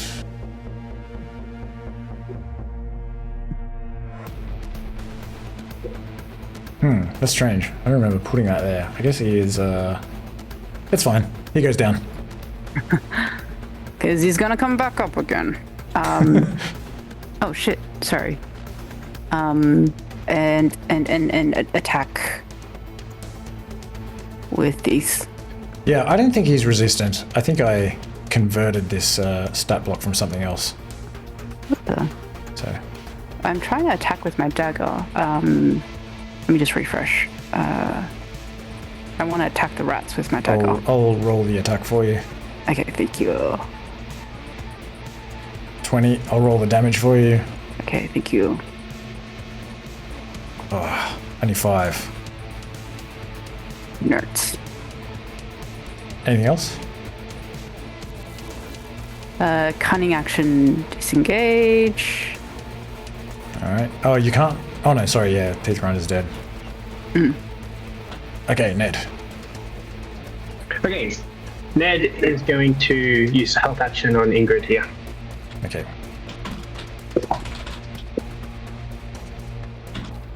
How rushed do I need to feel, everyone, now that we're over time? It's like a weeknight. I probably don't want to go too long. I mean, this is the last thing, but she's still got a little bit of health. And she healed. Alright, Venfield.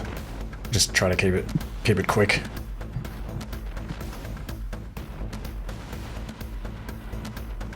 Venfield? Okay, I have a question. Okay. Because I want to charge towards forgot her name again. Ingrid. Ingrid, yeah. I want to charge against Ingrid, but Tokra is on the way. I know that I can move in his space, and I know that at least at the end of my turn, I cannot end the movement on his space. Yeah, you can't attack can I from attack from his space? No. Sorry. Even if it's like a passing attack, like an aim? Nah, sorry. Yeah, no, because you have to end your move in his space in order to attack from his space, so yeah, I wouldn't. I would say no. That's why I wanted to shout, because I thought it would make sense that if he saw that Tok'ra was getting on the way, it just sounded like you're getting in my way, but... Yeah, unfortunately you can only talk on your turn, so it's like, it kind of makes it a bit difficult. And I cannot, like, with a check or something, an athletic check or something like that, like jump against her and like make the attack and end next to her. Okay, yeah, that's fine. Yeah, give me a acrobatics check. That's fine.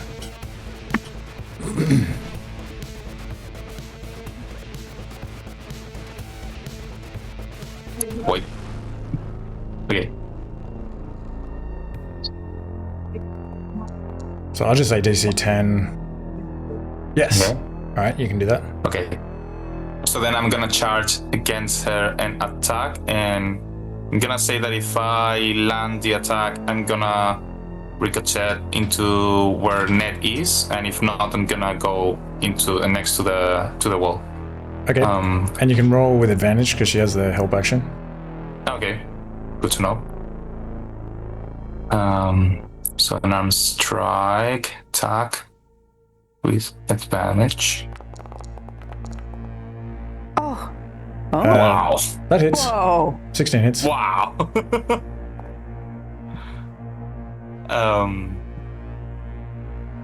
Wait, what?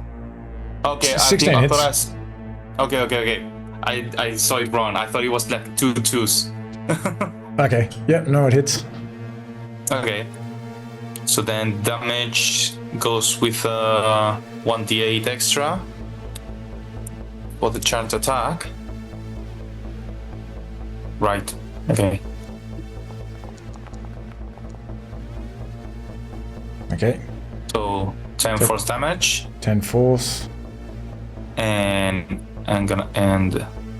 And she Move. is concentrating on fear, so give her a con save for that. Nah, still afraid, Teddy. Okay.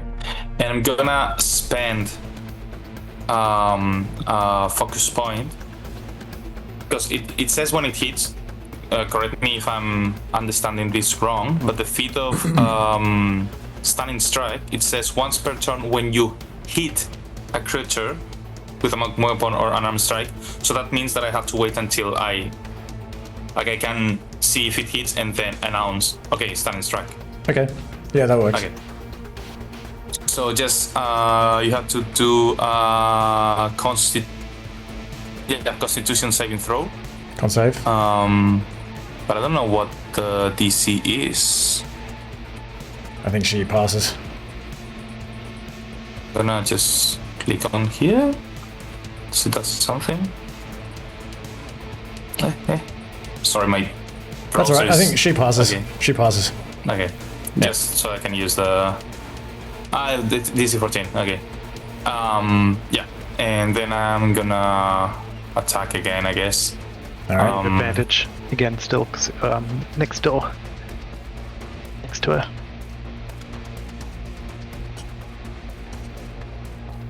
With advantage, you said, right? Yeah.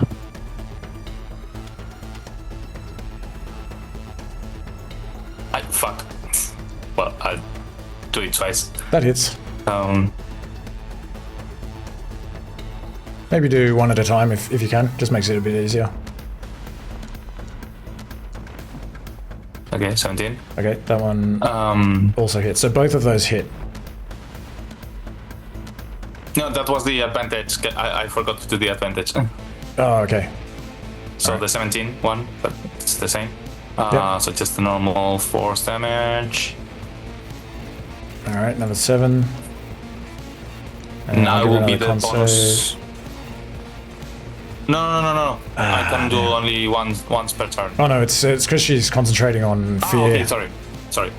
That's all right. Okay, Teddy. Wait. Oh, sorry. Okay, sorry. But if we can all attempt to be a little bit quicker, I'm just like feeling a bit stressed because I don't want everyone to be up really late on a Wednesday night. If that's okay, no. I'm trying to do it quick, but my browser is not cooperating. All right. I swear I'm clicking on it. What are you trying to do? Attack. Okay.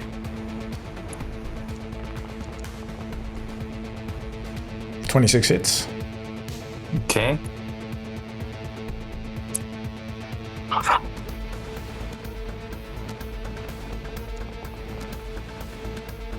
Alright, another 9. And she'll make another That's con it. save. Come on. Damn it. She's Bane. Is Bane going to impact you? Nah, not from a 16. Because what's the D? It's DC 10. Dang. Okay, so Teddy, you have to take the dash action. Yeah. I'm just going to... The lady has become a monster. And I'm going to run down the stairs. Alright, so that means you don't have line of sight, which means you can make a wisdom save. Awesome. Alright. Let's do that.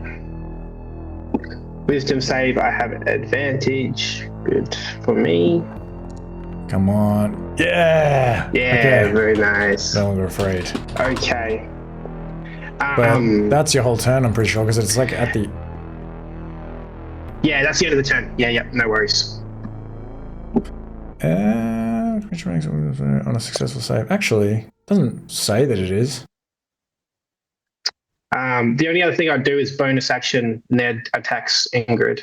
The only thing is you dropped what you were holding, so that would be your wand. But you can pick that up. Sure. Can I use my bonus action for Ned to attack? Yep, I think that's all right. Sure. I shall do that. Even though he has silly poison damage. Let's have a go. Oh, this is Ingrid. 20 hits. Great.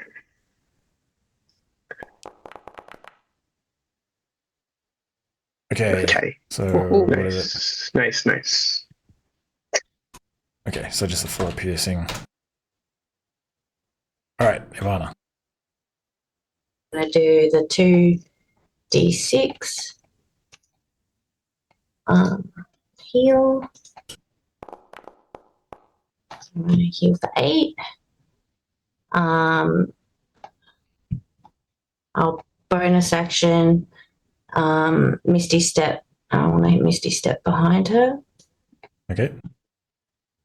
And I will Booming Blade her as well. And this zombie's just like, ugh.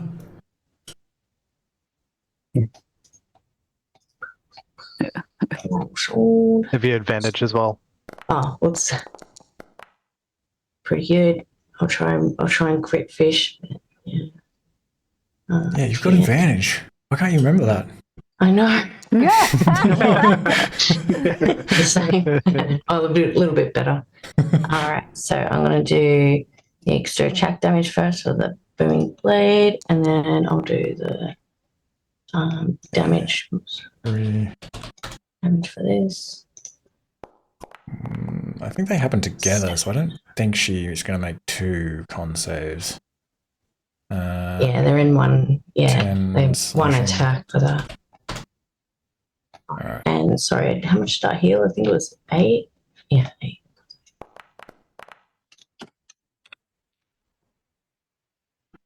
Is the bane going to affect that? Oh, it doesn't matter anyway. Ooh. It doesn't matter anyway, I just realized. Yeah, because you're not afraid anymore. Yeah. I'm not afraid. Okay.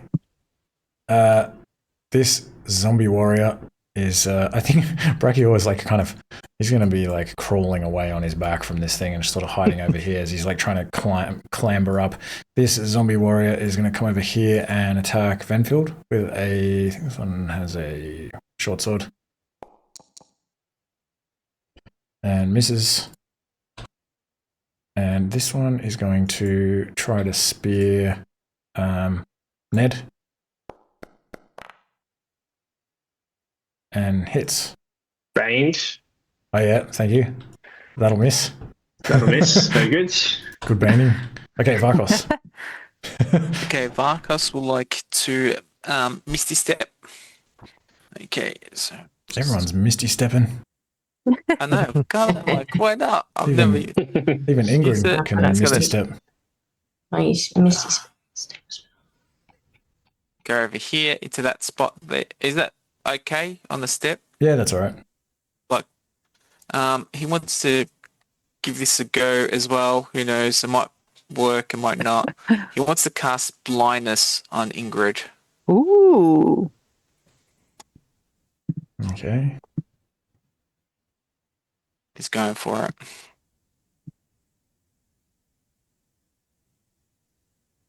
Blindness.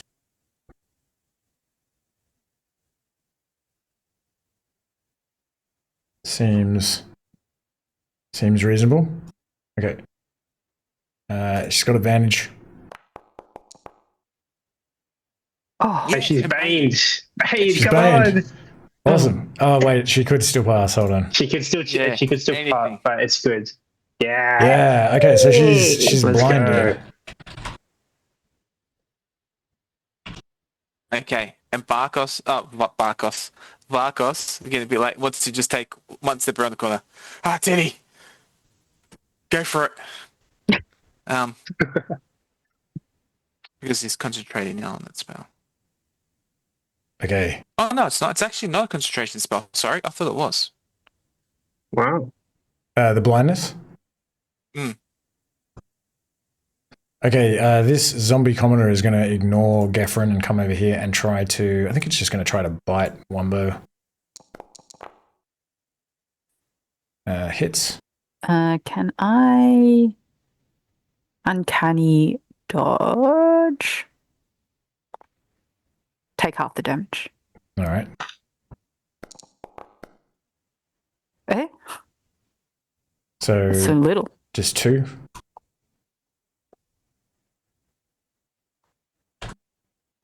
All right, and this rat swarm is gonna come after Benfield.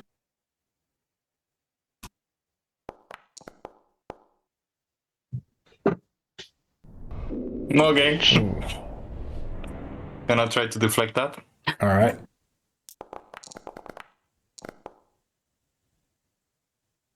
Okay. Let's see how it goes. It's deflectable. With a bit of In the luck. realm of deflection. Come on, come on, come on, come on. No, man. Oh. Ah. So 6 piercing. Yeah, okay. All right. Tokra. Alright, she's flanked. Yes. Yes. And blind, so you would have advantage. Alright, I don't need to reckless swing this one then. So I don't have advantage on me anymore. Alright, 23 will hit. Yep. Let's go damage. And attack again. Back the blank. So that's 16 damage with the extra 1 for the potion, and then second one will hit as well. Go damage. You get an extra +1, so 16 again. Okay. And end turn. All right. And that blindness. At the start of her turn, Vakos, what's the deal with the blindness? Sorry, it's at deafness, the here we go. at the end of her turn, she can roll again. Okay, sweet. All right. And your attack rolls have disadvantage.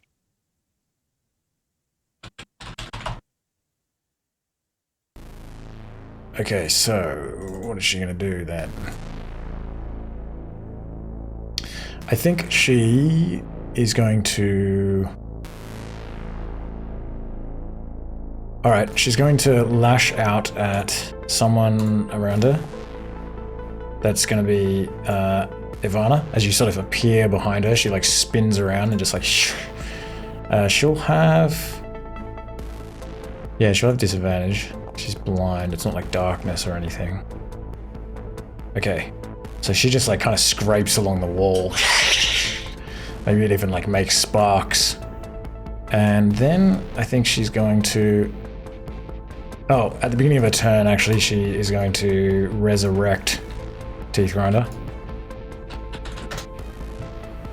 And after she tries to slash at you, she is going to... She's going to Misty Step. And she's going to Misty Step over to... Can't see. Oh, she needs to see. Nice one. Good pickup. 30 feet to an occupied space she can see. Okay, in that case, she's going to turn invisible. If I cannot see, no one can see me.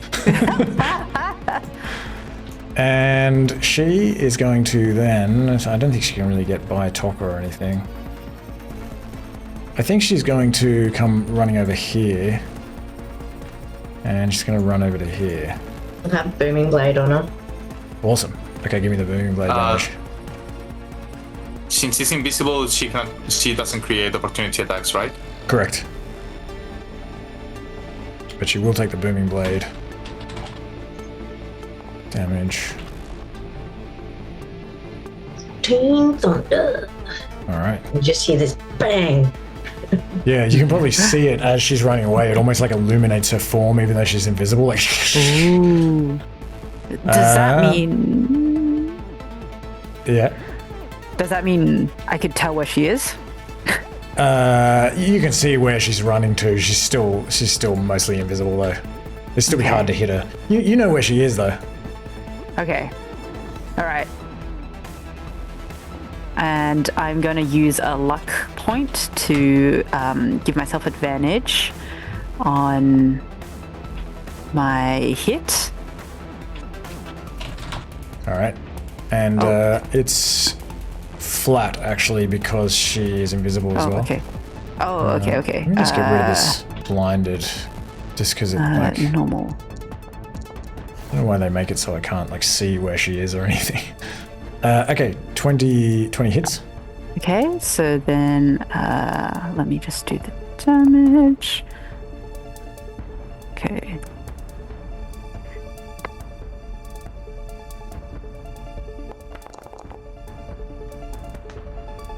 Okay. Nice. Okay, That's and all we're then gonna go through. Gonna attack with the dagger as well. And I think she's And beginning it's to... She's flat. oozing a lot of black blood now, and she's starting to move a little bit more slowly. You feel like she's bloodied. Ooh. Okay, another 5. Okay, disengage. And I guess just try and get over here. Where she isn't. Alright, Ned. Okay, Ned will use the help action on this guy.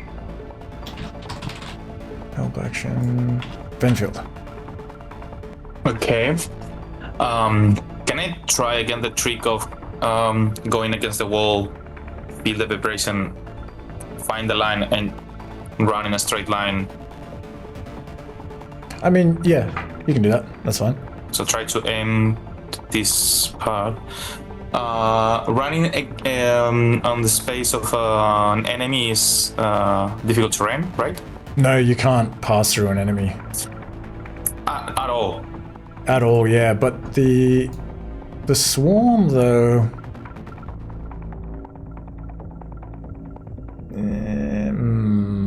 it says it can occupy another creature's space.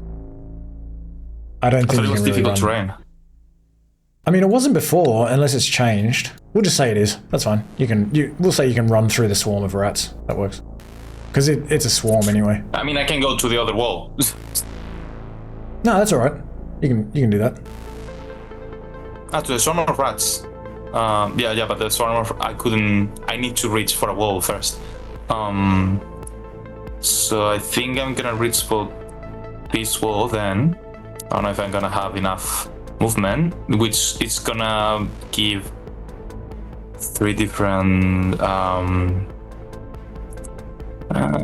Yeah, I'm gonna disengage just in case because I don't want to die from 3 different opportunity attacks. So I'm gonna lose my bonus action on that. Okay. I'm gonna run to the wall. Feel that is on here. What look? Do you need to spend a focus point though to I'm sorry, I always forget what the deal is with your things. No. Like the ability gives me the chance to do disengage as a bonus action. If I spend a focus point, I can disengage and dash. I think. So you can just do it otherwise. Yeah. It's such a confusing feature. Okay, sweet. So then I know that it's in this line, so I'm gonna just pop here and run in a straight line towards her, which is gonna give the other guy an opportunity attack. So yeah, this. So no, because you're disengaged. The disengage is for the whole turn. Yep. Oh, okay. Then I'm gonna attack with a charge attack. All right. Come on.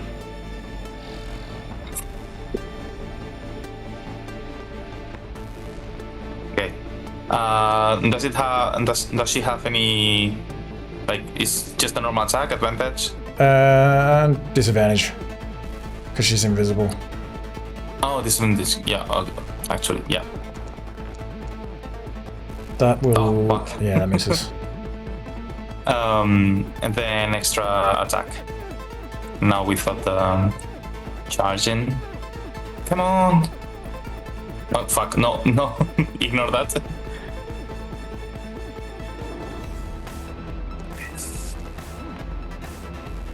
That hits. Okay. So damage.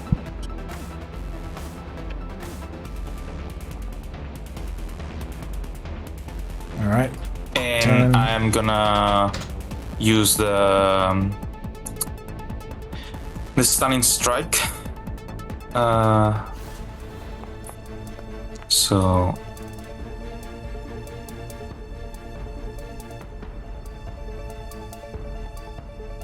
You made it already the Constitution saving throw. Oh no, that was for for her concentration. Sorry, I'll make a make a con save to see if she is pushed back. No. What do you guys think? We're over the half an hour extra. Should we? I mean, we could just wrap it up. Depends how you feel. She's bloodied, and she's not able to summon anything else. But yep. I was gonna say I don't have commitments tomorrow because I'm a student, so I can go for it as long. It's just obviously, but I can't really speak for the group. Okay. What does everyone else think? Maybe we I can go for a bit more. I gotta get up. Not much more, but just a bit. Okay. Chabs, you gotta get up. Yeah, I'm happy if you guys wanted to continue to send PC Tok'ra. He's just pretty swing away, but if you're the only one that's heading off, we could do that. There's just kind of a quick summary at the end, so. I gotta work tomorrow as well. I'll be up at 6, so. Ooh. Yeah, like totally understandable if you gotta go. Angelo, anyone else? Yeah. How long do you think we've got left? It's hard for me to know. It's just she's bloodied, so she's getting there. Another half an hour, yeah. Yeah, it could be another half an hour. Look, I would say I don't want to have to do this, but I do have to get up at 6 tomorrow as well. I was up at 5:30 today. Yeah, no, I completely understand. All right, let's wrap it up. Let's just say that you were able to ultimately vanquish Ingrid. You've gotten there anyway. Yeah, because it wouldn't make sense to do like a quick 1 hour session next Wednesday, right? I mean, we could do it like a 1 hour session. I mean, it probably wouldn't even be 1 hour. I feel like I don't know. Does everyone want to? Nah, let's call it. Let's call it. Yeah, let's just finish it here. We'll say that you were able to ultimately vanquish her. Do we give each of us a single attack to decide who is the one delivering the final blow, for example? Yeah, everyone can make an attack roll if you want to do that. We'll just Highest roll wins, or yeah, highest roll wins. Use your strongest spell. Guiding bolt. friends. Friends. I'm gonna use my luck point. Oh, Wow. Nice.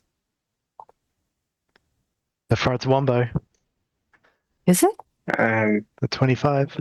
Oh, What am I doing? Don't know if I can beat that. Oh, nat 1. Yes. Ooh. oh, but she's invisible. You're just competing against each other. I win. Oh, sleep. Yeah, roll that. Wait, does Vakos just put everyone else to sleep? Just so we can have the final blow. 29. Yeah, look at that. This will take an hour at this rate. All right. So I'll give it to Wumbo if no one else is gonna.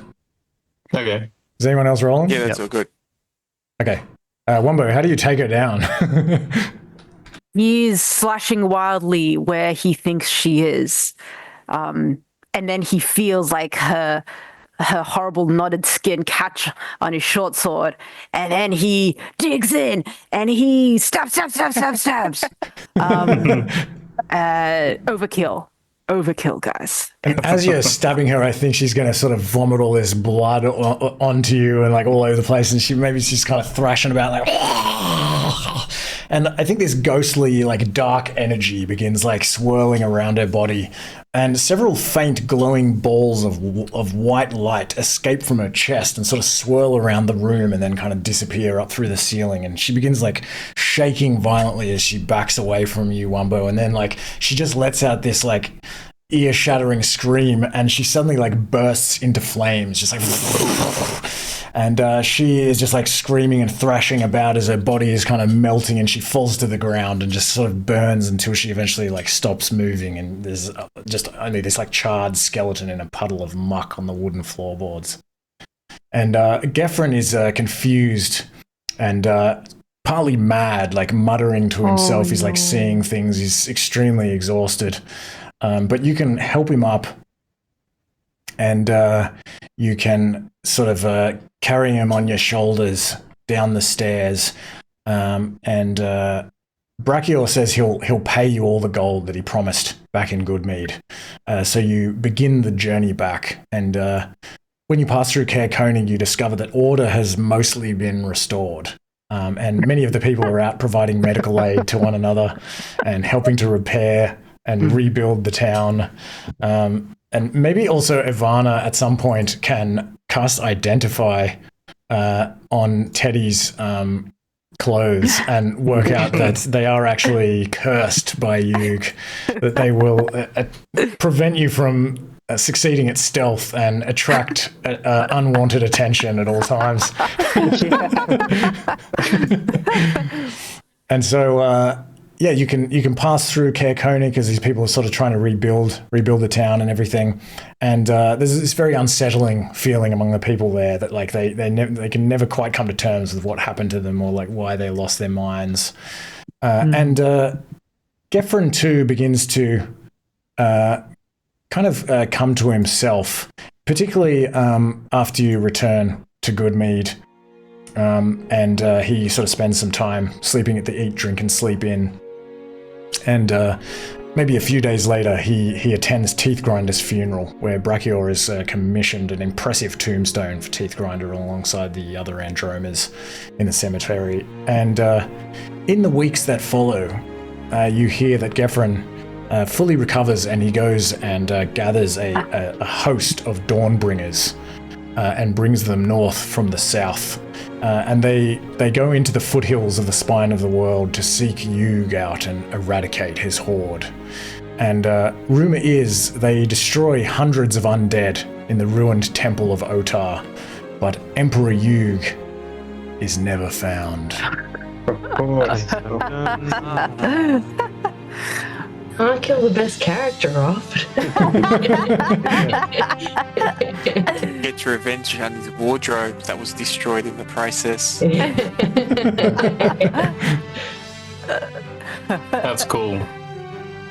Awesome. But yeah, Very cool. thanks for playing, everyone. Fantastic. Sorry, a little bit of an anticlimax. No, it's cool. Yeah, that was a wild no, battle. Yeah, it's cool. All right. And, I just realized that I never used the dust. oh yeah, That's the the Dutch of dust of- itching and coughing or whatever it is that Very useful Elijah gave against him. probably against the invincibility. But yeah, I had a mad It's just time not playing in with a all of you, celebration. and you just spent the rest of the way coughing and spluttering. Picking your nose. But yeah, Send some ads, guys. It was nice. yeah. Thanks everyone. Yeah, I really wanted to yeah. give the story a proper ending for a long time, so it's been really cool. And yeah, sorry to keep you all up again, but It's all good. thanks for Thanks for playing it through taking the with me. time out of your day for it. It's been, Yeah, 100%. My pleasure. Yeah, running the games. My pleasure. It's so much work. I appreciate it. Exactly. The whole. I wanted to say at some point we never really came up with a name for the party, and I thought the Appreciators would be a good name. The appreciators. You're gonna Like- put like appreciators of Ted broomsticks. That's everybody else. That's Teddy and the appreciators. Awesome. That's nice. Our assets are guys. the only things appreciating.